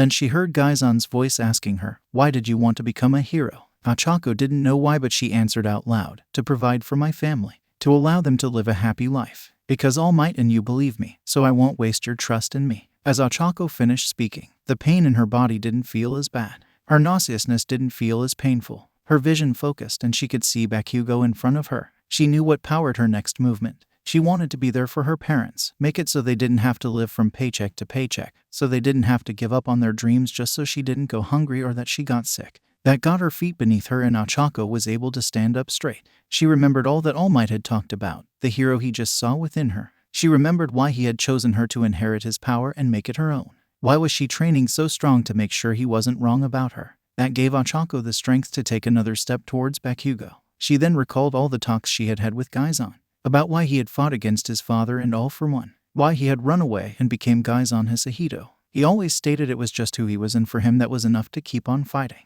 If Gaizan could continue to fight against his past, to right all the wrongs his father had, for justice, then Ochako could keep on fighting. So one day when it mattered, she could continue to fight to keep the peace. That made Ochako yell, and with her next step, One for All rushed through her body. The tight feeling she got in her muscle wasn't noticeable, and she didn't have to even pull the mental image of the hotel to know she was stepping out on the 6th floor. So as Ochako pushed her foot into the ground, rocketed towards Bakugo. Bakugo must have heard, because as he fired off his quirk, his head dropped down and he looked over at her. As the explosion reached the first bit of debris, Bakugo realized this had all been part of her plan. This massive attack had just been a distraction to allow her to get in closer. But Bakugo refused because of an obvious distraction, so he began to bring his hand down to defend against Ochako. Yet he was too slow. Ochako had initially planned to tackle Bakugo, but she realized that wasn't going to work, nor would it be humiliating enough. So as Bakugo brought his hand down to defend, Ochako got in close and slapped Bakugo across the chin. She made sure that she made contact with all 5 fingers at point. And the moment she felt zero gravity take hold, Ochako drew back her right fist and made sure her muscles were as tight as possible. Then with a yell, Ochako released a powerful uppercut in Bakugo's jaw, lunar launch. The next second, Bakugo went flying up into the air, but not without first yelling, "Not $! King again." And since his explosion had destroyed all of the debris, the sky was clear as he went flying. He continued to scream as he went higher than May had sent him. His scream brought a small smile to Ochako's lips as she fell to her knees, One for All strength leaving her. Her edges of her vision were starting to go black, so Ochako fought with everything she had left to start awake. She held a deep breath until she heard, "Bakugo has been forced out of bounds. Your Uraraka wins by ring out." With that, Ochako's stomach released all it's contained onto the arena. Ochako didn't care if she was on national television, even worldwide television, as she fell to the grounds. She barely had the sense to fall to the side so she didn't lay into her own vomit. The moment Ochako's face embraced the ground, she took a small breath and then fell unconscious. It didn't take long for the medical bot to arrive and cart off Ochako and Bakugo to be healed by Recovery Girl. As the two disappeared on the stretch, Gaizan stood up. The movement caught the attention of everyone in Class 1A. They all looked at him with varying looks of humility and worry. Some of them nervously gulped as he looked at each of them in turn. They owed him quite a bit of time. But then Gaizan sighed and his shoulders relaxed. "I expect payment by the end of the month." I accepted cash or credit. Gaizan then turned and headed up the stairs. Yet before disappearing from sight, he stopped and called out, "Come on, Kirishima, I believe it's time for Machai." Kirishima grinned as he looked at Mina. She just shook his head and waved him off, so he jumped up and hurried after Gaizan. Yet before either of them disappeared, Momo asked, "How did you know? How did you have faith that your Uraraka was going to win, especially when we all bet against her?" Gaizan stopped as he stared blankly up at the hallway. His mind raced as he thought of a lie to make Ochako's win believable with just zero gravity. He thought about the move Ochako had yelled out. "It's simple. We've done some private training together. Is that all you were doing?" Minda asked, and Gaizan's head whipped back so off that it looked as if someone had punched him. His stare turned cold as his eyes fell on the G-Midget, freezing said G-Midget in place. "Training? What do you mean by training?" Denki asked, trying to get the heat off of his friend. "Lunar launch. It requires a bit of control and concentration, and the timing is very specific for activating and deactivating zero gravity," Gaizan said, pulling the explanation out of thin air. He would have to inform her of the explanation for future lying. "Then why not come to me? My music background helps with timing attacks," Jiru said. "I don't know. I asked her why she wanted my help in general, and she said I could provide a unique aspect into using her quirk," Gaizan said, partly telling the truth as he had been a great help in controlling One for All. "But why did she think of you in the first place?" Todoroki asked, thinking that since Gaizan was All Might's son, He could help boost her standing in the class. Gaizan sighed. Because I'm the strongest. Because I'm the one that faced Ironmonger and Nama with a smile. Gaizan then finished walking up the stairs and disappeared into the hallway. He regretted saying that the moment he escaped his lips. Among other things, he didn't want to liken himself to All Might. He could never be the pure symbol of peace All Might was, and the seemingly knowing glances from Todoroki didn't help. But also Class 1 was still treating the USJ like a bad dream. And they should be able to live life like that for as long as they could. Jin didn't need to be the one who told them how harsh reality could be. Luckily, Gaizan was brought out of his brief funk when the all-shining light of optimism of Kirishima walked beside him. Kirishima leaned a bit front and smiled at Gaizan. It was more than training. You want to end up in the wall like Minta? Gaizan asked, flashing a look at Kirishima that told him he was walking a dangerous line. Kirishima had recently gained some of Gaizan's respect, and Gaizan didn't want him to lose it so easily. Sorry, I didn't mean it like that, Kirishima said as he straightened up and knew he needed to choose his next few words carefully. Maybe a bit. I think something unexpected happened, such as, you've got a bit of a crush on Uraraka. You even called her Achako. And getting matcha. She's mentioned that to be her favorite snack a few times, and you're not known for getting sugary snacks. I've only ever seen you drink zero sugar soda, Kirishima said, with a knowing look. Gaizan stopped dead in the hallway, cursing himself within his head, enough to make even a sailor want to wash his mouth out. Adi, through training with Achako, unknowingly developed a crush for her. He was going to get matcha, and it was meant for Achako as he knew she wouldn't come out unscathed. Gaizan sighed as he hung his head a bit. What gave me away? He could guess what gave him away. Besides the recent slips, not much. I have been friends with Mina since elementary school. Gaizan lifted up an eyebrow. Mina, did Kirishima not just explain how he knew about Gaizan's crush since he called Achako by her first name? Shut up. It's not that kind of relationship. She is practically my sister. My recent income says she doesn't see it that way, Gaizan said. Kirishima's cheeks turned red to match his hair. Please don't. Gaizan just nodded and let Kirishima continue. She's a die-strong romantic, gossip, drama, rom-com movies, everything. You spend enough time with her, you learn to pick up on that sort of stuff. So my warning, tell her to keep her mouth shut or she's going to spill everything to the rest of the class. Gaizan dropped his head and in an only slightly sarcastic tone said, if Ashido talks, I'm going to kill her. And no teacher can stop me. While I'd rather not see my best friend lowered to her grave early, I'll keep a shovel handy. And dude, with your quirk, I could see you going toe-to-toe with All Might. You helped him defeat Namo, Kirishima said. Gaizan started to grin and Kirishima's sweat dropped. Had Gaizan gone toe-to-toe with All Might? Wait, you didn't. Gaizan gave a dry chuckle and said with a straight face, got curious and asked, let's just say Recovery Girl was not too happy when Japan's #1 hero had his butt dragged in by a high school. Kirishima froze. Gaizan had faced Nama, but that was after he had to handle the Ironmonger, and Gaizan had withstood punches even All Might had felt. Wait, really? No, I was the one dragged in, Gaizan said with a chuckle. It had been after Achako had been dropped off at Recovery Girl's office. All Might brought up how Achako's handle over one for all might take longer than expected as each passing made the quirk stronger. Gaizan stated that one for all probably affected each user differently, and to help Achako grow, he needed to have a sense of how strong she could become. While All Might explained Achako would be stronger than him in the end, Gaizan said that didn't matter because Achako wasn't there yet. After a small back and forth, it ended with Gaizan dragging Toshinori back to the gym. They came to an agreement that All Might would punch Gaizan, but with only half of his strength. Gaizan took the punch straight to his gut and stumbled back a bit. His quirk had been completely empty, and with that single punch, Gaizan knew he was near his limit. But then Gaizan felt nauseous. Getting punched in the gut by the strongest person will do you. But before he passed out, he mumbled, well, DMN, how is All for One still alive? Toshinori told Gaizan how mad Recovery Girl became when he dropped Gaizan off. I can't say how strong the punch was, but I felt like I held the power of God for a bit, Gaizan said. Then he and Kirishima laughed a bit. They soon arrived at a matcha stall, and after a quick order, Gaizan was handed a large box and slipped the needed bills to the worker of the stand. With receipt and box in hand, Gaizan and Kirishima walked down the levels to the ground floor and then headed to Recovery Girl's office. At the nurse's office, Gaizan knocked. Recovery Girl opened the door and looked up, her neutral expression turning into a frown at the sight of Gaizan.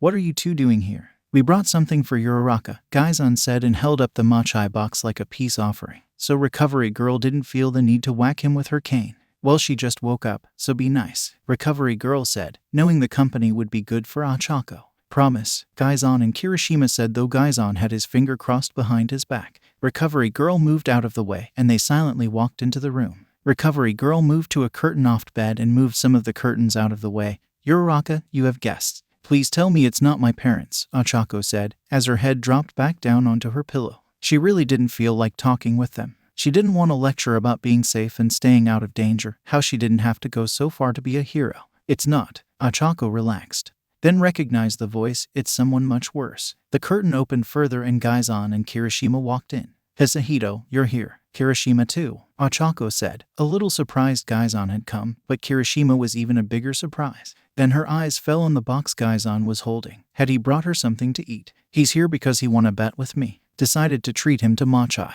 Gaizan had to hold back a laugh as Ochako's eyes went wide at the mention of matcha. He thought about saying she didn't get any, but the pleading look in her eyes broke him. Here you go. After setting the box on the small table to the side of the bed, Gaizan opened and handed Ochako a few pieces. Ochako took the handful and quickly popped 2 into her mouth. Thank you. So what exactly did you bet? Ochako asked, and then she threw another matcha into her mouth. Well, I bet 1,000 yen you would win and Kirishima bet 500 yen, Gaizan said, as he took a matcha and took a bite out of it. It was too sweet for him. He couldn't understand how Ochako would like them so much, but he downed the rest of it, then motioned to Kirishima to have some. Sorry, that's all I had in my wallet, Kirishima said, rubbing the back of his head as he grabbed a matcha and then took a bite of it. While he was one for more of a spicy sweet, he could see why Ochako adored matcha. Don't forget you mainly sided with me because you trusted my judgment, not your raka, Gaizan said, lightly jabbed his elbow into Kirishima's side. What did everyone else bet? Ochako asked, curious about the class's stance on the fight. Kirishima got a sheepish look on his face and rubbed the back of his head. Well, everyone else bet on Bakugo. We both earned 10,050,000 yen. Kirishima then popped another matcha into his mouth to make himself shut up. 10.10 million. Ochako nearly passed out. The only thought keeping her from doing so was finding out who. Yaoyarazu, Gaizan said with a shrug. She thought everyone would be betting around there. Aoyama was the closest with 10,000 yen. Are you going to accept the money? Ochako asked. Yeah, I'll have some fun with the money, Gaizan said, though he really didn't need it. He didn't have a large stash hidden, but he still gave a small grin that Ochako didn't like. What he had planned for the money. Ochako figured it better if she didn't know. Plausible deniability might be needed. I'll have to think about what I'm going to do with my money, Kirishima said as he, in all honesty, was not expecting to win. Sure, he bet with Gaizan's, but he trusted his judgment. But still Kirishima figured it could be a long shot, and yet it seemed everyone was going to pay up. If you don't want to accept the money, you can give it back. For me, I'm taking it to teach a lesson, Gaizan said as he looked over at Kirishima. And which lesson is that? Ochako said, tilting her head in confusion. Always vote for pink, Gaizan said as he looked Ochako in the eyes. He realized he did have a crush on her. She was strong and good-looking and Gaizan had seen a fighting spirit like Ochako before. He didn't want to press Ochako, as she might not feel the same way. But then Gaizan focused back on Ochako's eyes. Screw it. If it was awkward afterwards, he wouldn't say anything and he was sure Ochako wouldn't say anything. Kirishima would know better than to keep his mouth shut. So with that, Gaizan leaned forward and embraced Ochako on the forehead. Ochako paused mid-bite from the embrace. She had not been expecting that, let alone from someone like Gaizan. What was that for? Ochako looked up but couldn't help but be drawn into Gaizan's yellow eyes. There was so much strength behind them, strength she felt drawn to. I'm taking a chance, Gaizan said, then without looking away pointed a finger at Kirishima. You tell anyone, you'll be joining Ashido in her grave. Kirishima nodded, but then Ochako put a hand on Gaizan's shoulder, and instead of trying to pull Gaizan down, she pulled herself up and embraced him on the cheek. Don't ruin the mood. Besides, if Mina told the whole class, Gaizan won't be the only one she had to worry about. In the rest of the stadium, the crowd was getting the announcement if Todoroki and Midoriya could make their way to their waiting room. The arena should be fixed in 15 minutes. To work out his nerves, Izuku stood up and went for a walk. He still had the gauntlet, with the armor and boots on, so as he walked he noticed some people taking photos of him. As he got a bit hungry, Izuku stopped by a small snack that was selling mixed nuts. While Izuku pulled out his wallet, the owner dismissed it and got the snack for free. The owner explained he was already a big fan of Izuku and explained how his daughter would be trying out for the support course next year and how he was sure she would be looking towards Izuku and his friend Hatsum for motivation. Izuku thanked the owner and decided to leave a few yen in the tip jar. Izuku then viewed the stall and began eating his snack as walked through the hallway. As he was almost finished with his snack, Izuku began looking for a trash bin to dispose of it in. Yet that search was interrupted by a big source of heat coming up from behind him. Support student, I've been looking for you. A voice called out and Izuku was frozen in place despite the owner of the voice being known for his fire quirk. Izuku looked over his shoulder and came face to face with the number 2 Endeavor. I watched your fight against the Tape Kid. Your quirk is pretty impressive, able to create so much kinetic energy and release it from your hands and feet. With that, it is almost like you're the next All Might. Well, actually, sir, Izuku started but was interrupted. But you're far from the power he holds, but a good indicator of the future. It's my Shoto's duty to pass All Might and become the next #1 hero. It's what he was born to do. His match with you will be a good test to see how much more training he has left, until he becomes a hero I've molded him to become. So hit him strong and don't hold back. If you can get him to use his flames, then I'll be in your debt, until he becomes a hero I've molded him to become. Echoed through Izuku's head. He couldn't get it out of his head as it was too similar to others he had heard. It's good to have a dream, but your goals should be realistic. Your quirk is so weak, you'll never become a hero. It's not who you are. You'll never amount to anything. It would have been better for you to be quirkless, then you would at least have an excuse to be so weak. Every day, everyone trying to tell Izuku his dream as if they knew it better than he did. As if dream were meant to simple and easily attainable. Yet that why they were called dreams and were up in the sky with stars. They were meant to be simply unattainable, so it was only through strong work and perseverance that they were achieved. That's all I wanted to say, don't hold back, Endeavor said and continued walking. As Endeavor walked past, Izuku dropped his snack and his hand shot out and grabbed a hold of Endeavor's arm. Izuku normal strength wouldn't have stopped the number 2, but the gauntlets had a tight grip.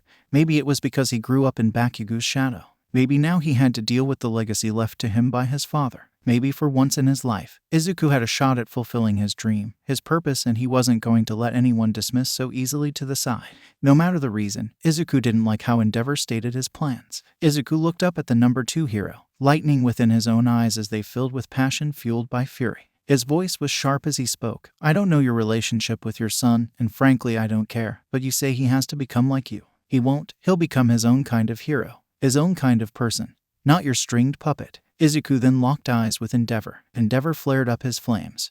But it didn't frighten Izuku. He grew up going against Bakugo's explosions. A little heat wouldn't scare him, and it helped that the metal covering his arm and the paints it was coated with were heat resistant, so Izuku barely felt any heat. After a couple of seconds, Izuku released Endeavor and walked away. Izuku had to keep his eyes focused forward so he didn't look back at Endeavor. Izuku didn't know why he said it, but right before he disappeared around a corner he said, I'm not All Might and your son isn't you. With the announcement that the 15-minute break would soon be over, Izuku headed to the tunnel. Present Mike's introduction fell on deaf ears as Izuku walked out of the tunnel. He walked up the steps and met Todoroki's eyes. They were ice cold, while Izuku's were a piercing lightning bolt. Endeavor thought he could push his dreams onto his son, but everyone thought they knew Izuku's dream better than him. Screw them and screw Endeavor. He was going to shatter Endeavor's dream by beating his son. Izuku had been debating whether he should get his whole suit, but Endeavor had stopped him from getting it.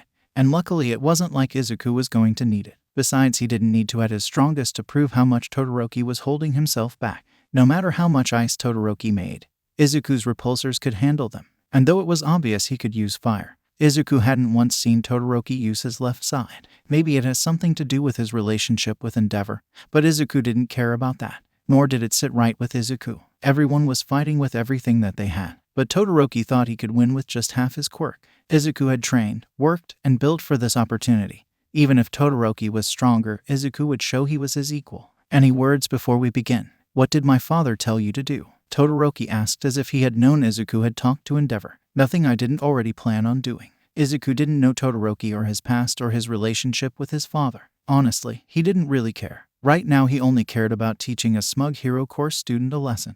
Begin. As always, Todoroki was quick to the draw, and he sent out a large wave. Izuku judged the wave and said, 20%. The arc reactor instantly increased its output to 20%, and as Izuku brought up both arms, the arc reactor pushed the energy out to the repulsors. 2 beams of energy shot forward and blocked the large ice wave from going any further, yet at too much force for Izuku to hold his ground, but some short burst pulse to the boot aided him. 5%, Izuku muttered as the light mist covered the arena. Izuku then shot up into the air. Todoroki spotted Izuku and sent an ice pillar after him. Yet Izuku dodged the ice pillar by backflipping and pressing one of his arms against the pillar. Izuku broke the pillar part with a blast. Come on, try something new, Izuku called out and then dropped down towards Todoroki. Thinking fast, Todoroki created an ice dome around him. Yet Izuku simply pressed his hands against it and broke it with a blast. Before the broken ice had a chance to hit the ground, Todoroki created an ice pillar under Izuku's feet and pushed him into the air. Izuku had to accelerate his mind to find the right time to jump off the pillar and be in the air by his own choice. The same trick isn't going to work twice against me. Try something new. No, Todoroki yelled as he sent an ice spike at Izuku. I refuse to use his quirk. I will win this with this ice. I don't need his quirk. As Izuku unleashed his blades, he dove down towards the ice spike and carved them into pieces. Izuku flipped himself around and landed with his feet under him. Izuku came out from the couch and looked Todoroki dead in the eyes. Seeing the lightning jumping behind Izuku's eyes reminded Todoroki of the fire that was always behind his father's. That made a heat build in Todoroki's body, but that heat quickly turned cold as he took a deep breath and sent out a mass which forced Izuku back into the other side of the arena. Izuku slid back using his equipment, then stopped himself before he stepped out. With his balance back, Izuku held his hand and blasted the ice before it could get any closer and pushed him out. You think you can win with only half of your quirk? How is that fair to anyone? We're out fighting with everything we got. And you think you can win because you were blessed with a powerful quirk? Todoroki sent another ice pillar that Izuku met head-on with a punch, resulting in his arm becoming encased within the ice, training day in and day out, working until our bones ache and we sweat BLD, becoming better than we were yesterday. That's what I had to do to get here, and I'm not going to stand here and let you, someone gifted with a powerful quirk, think I'm not a challenge. Izuku forced his hand up and yelled, 15%. The repulsor encased in ice responded by melting the ice surrounding Izuku's hand and then unleashing a blast that broke the ice pillar. I can and will win only using my mother's ice. Todoroki yelled and sent a large glacier. Izuku rode the glacier up before extending out his right blade and cutting off the top. He kicked off and sent it flying towards Todoroki. Day in and day out, training in any way I could, improving in any way I can. And as an old friend used to say, don't you dare look down on me, Izuku said, as Todoroki easily dodged and sent more ice after Izuku. Izuku retracted his blade and blasted the ice apart. As the ice fell, Izuku kept himself in the air,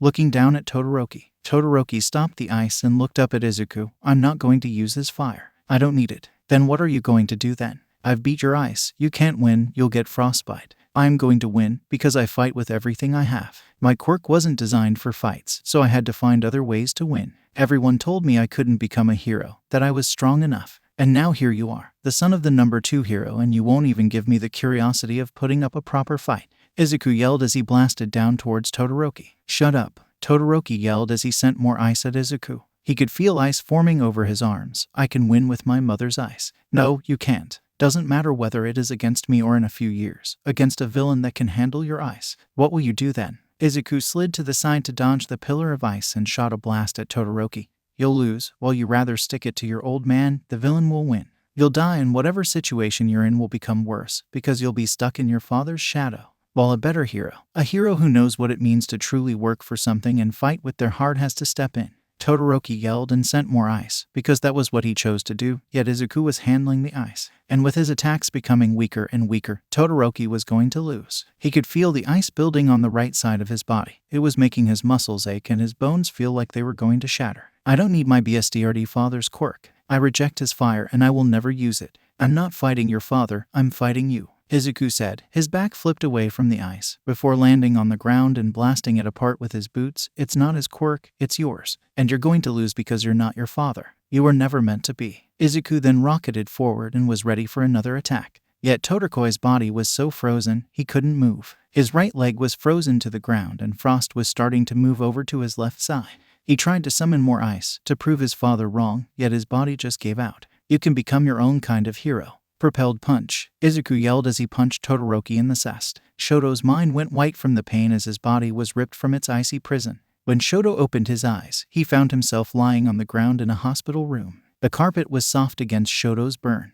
Bright sunlight came through an open window and warmed his body. He slowly got his hands and feet under him and got on his knees. There was a bed and some books lying on it, but Shoto's attention was directed to the window. Sitting in a chair staring out the window was Rei Todoroki, his mother. It looked like she hadn't noticed him, but then she said, "Shoto." Her voice was broken and sounded like she was in a panic. Shoto hadn't seen his mother since Endeavor had broken her and taken her to the hospital. Shoto picked himself up and walked over, only to fall back down to his knees. He held his hands against her legs. He wanted to ask and beg for forgiveness, but it took a few moments for Shoto to find his voice. Once he could, he cried and said, "Mom, I'm sorry I can't become a hero. Not like him, like someone that broke you. I failed to win with your ice." He laid his heart for judgment and didn't care if he lost. "Since when have I wanted you to become a hero with your ice?" Like that kind-hearted kid said, "It's neither my ice or your father's fire. They solely belong to you, Rei Todoroki said as she slowly brought her hand up and then rested it on her son's head. Shoto looked up, but his mother was still looking out the window. He still couldn't see her face. I've always known you would be powerful, and I'm sad you're limiting yourself.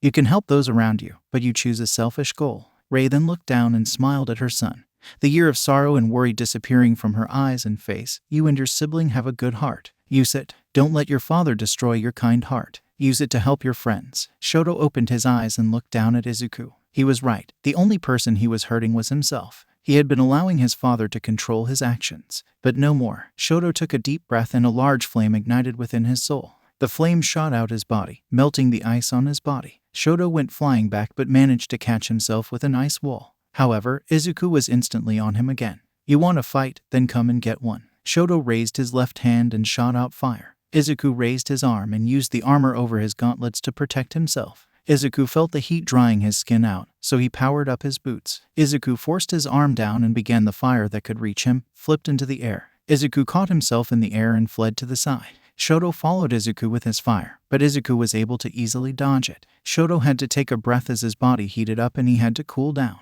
Izuku took these few moments to get back to the ground. They were now both back in their original starting position, but now both were ready to truly fight. You handled my ice, but you won't win against my fire, Shoto said. He condensed the heat within his hand as much as he could before he aimed it at Izuku and released it. Shoto expected Izuku to try and defend himself or dodge out of the way. Yet Izuku just stood there. And then Shoto noticed a glow building underneath his cest. Before the fire could reach Izuku, he puffed out his cest and yelled, "Unibeam." A large glow began to build under Izuku's shirt, and then a massive beam of energy erupted out from Izuku's cest and met the fire. Not only did it hold the fire out, but it pierced right through it. Shoto could feel the intense heat coming back at him and he had to jump to the side to dodge. Izuku's unibeam hit the stadium wall and burnt a good hole into it. Shoto then refocused as he heard Izuku yelling. He turned around only to get hit in the chest. Shoto tried to save himself, but with so much heat in the air, it was difficult to form an ice wall that he didn't simply go flying through. Shoto flew over the edge of the arena, then a few seconds later became embedded in the wall, right next to the hole from Izuku's unibeam. Shoto took a breath but then had to spit out BLD. The stadium fell silent. No one could believe it. Everyone was stunned. Present Mike for the first time was speechless. Endeavor thought he was having a nightmare, that he had been drugged. Izuku Midoriya, a lowly student from the support course, not only made history by earning second and first in his way to the third event. He had fought against not just one but two hero students, the latest being the prodigal son of Japan's number 2 heroes. Midnight's eyes jumped between Shoto and Izuku. She couldn't believe her eyes. She thought the strength coming from Gaizan was hot. Izuku had stood his ground and won. Midnight didn't try to fight against the warm feeling inside her chest. Yet she still had her job to do. TT Todoroki has been knocked out of bounds. Midoriya will move on to the next round. With that, the dam broke and everyone in the stadium and outside of it began cheering. Yet Izuku paid it no attention.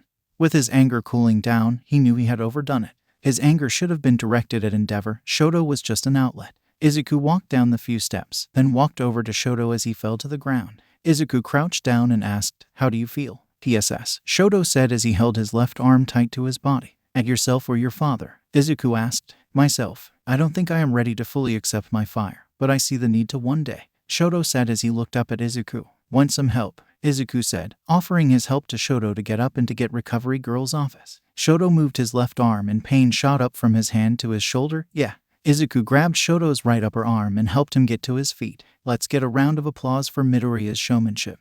Helping his opponent less than a minute after trying to tear him apart, Present Mike said, and the crowd got loud. Midnight's eyes were starting to become heart-shaped. The two boys walked to the tunnel and disappeared from view. As they walked through the hallway, Shoto looked over at Izuku and said, "So you want to get transferred to the hero course?" "It's always been my dream to become a hero, but like I said, my quirk isn't designed for fighting. I failed the entrance exam, but I'm more than willing to play catch-up," Izuku said. Defeating the son of the number 2 hero could help with that, but Izuku kept that to himself. "Well, you have my vote, and I'm sure you have Ciro's too," Shoto said, then grimaced as a bit of pain shot through his shoulder. Izuku had hit him strong. If his quirk was that strong, how could he have possibly failed the entrance exam? "Well, thanks for the vote of confidence." Izuku chuckled as he rubbed the back of his neck. "What exactly did my father offer you?" Shoto asked. He knew his father wanted him to use his fire and would do anything, pay someone off to force Shoto to use his flames. Seems Endeavor owed Izuku a massive check. He tried to offer me something, but I think I told him to get lost. I think my exact words, his own kind of person, not your stringed puppet, Izuku said with a worried chuckle. Bet that ticked him off. Shoto said. Yeah, it did. Izuku was never going to forget Endeavor burning eyes as he bored into Izuku's soul. But it also fueled his longing to become a hero even more, even adding the number 2 pro hero to the list of people who thought Izuku couldn't make it. And somehow you're not burnt. Shoto said he remembered how some reporters asked some not-so-friendly questions. The only reason they were left without damaged equipment was because Endeavor made sure not to show his true self on camera. I think my gauntlets scared him a bit. He compared their power to All Might's. Izuku said. He couldn't before, but now he could see the comparison. The raw power and strength behind them. Even without the repulsor, the suit was designed to dish out some heavy attacks. I think he thinks it's my quirk. It's not. Shoto believed that Izuku's quirk was firing off concussive blasts, and he used his equipment to direct the force. Again, how could someone that powerful have failed the entrance exam?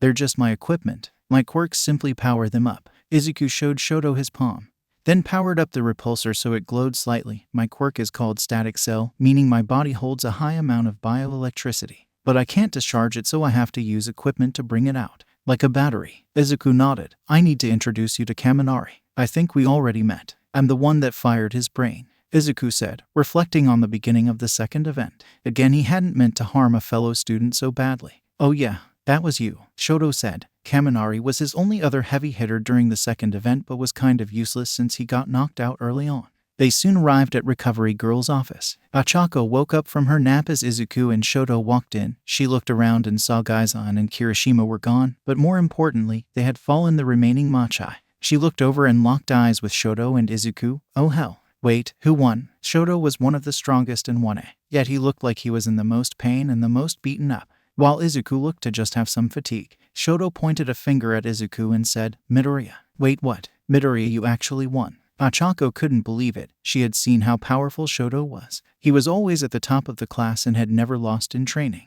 Well, Todoroki wasn't using his fire for most of the fire, and my repulsor handled his ice. Though there at the end, I thought you had me, Izuku said as he helped Shoto up onto a bed. Does that mean you're using your left side, Todoroki? Achako asked. If Shoto was this strong with just ice, how strong could he be with both? Working towards it, Shoto said. He had a long way to go to come over his past and gain control over his fire, but now he was working towards it, instead of abandoning it. Well, now it's Shinsu versus Yaoyorozu, Izuku said. He hadn't seen Yaoyorozu in action, so he couldn't judge the fight. For that fact, he had only met Shinsu earlier today. Midoriya, well, I'm sure you want Shinsu to win. Yaoyorozu is the smartest student in Class 1A. Her quirk allows her to literally create any non-living items. If she's figured out how Shinsu's quirk works, then it's game over for him, Achako said. Izuku took a breath, then dropped his shoulder. Well, I guess it's the end for me. Yeah, even if you beat Yamomo, you still have myself or Gaizan, Achako said with some confidence and a bit of warning in her voice. Yeah, I've seen you guys training.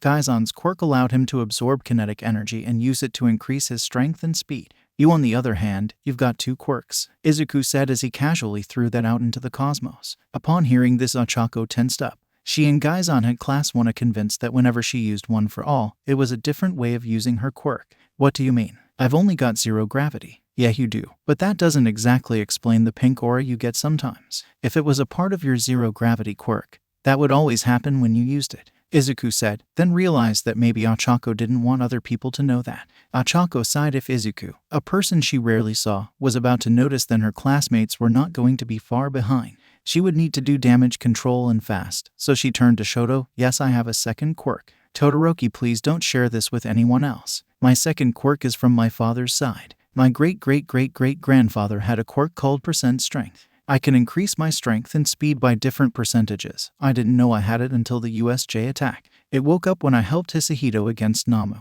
That's why I chose him to help me train in secret. At the time I was afraid to show it, because it was new and I didn't exactly know you guys too well. But you shared it with Hisahito, Shoto said, inclining his head towards Achako. That's because his quirk is similar and he's taught how to control my second quirk. I don't have complete control over it. I want to be able to control it before I talk about it, so please don't share this with the class, Achako said, really hoping Shoto would take the lie. Then for some reason, Izuku stepped in to help. Well, if you even need some support equipment to help minimize damage to yourself, swing by the support department, though I hope you get a handle on it, Izuku said, and Achako thanked him for that offer. Shoto nodded and said, I guess in a way I have 2 quirks. I don't have great control over my fire. How about we learn to control our quirks together? Ochako released a breath of relief. Shoto took the lie, and now she and Gaizan could begin working on convincing the rest of the class. Sure, let's become better heroes together. Well, I'll leave you two be, Izuku said, then turned to leave. See you in class, Shoto said before Izuku left. Izuku laughed before he walked out the door. He never pegged Shoto to be an optimist.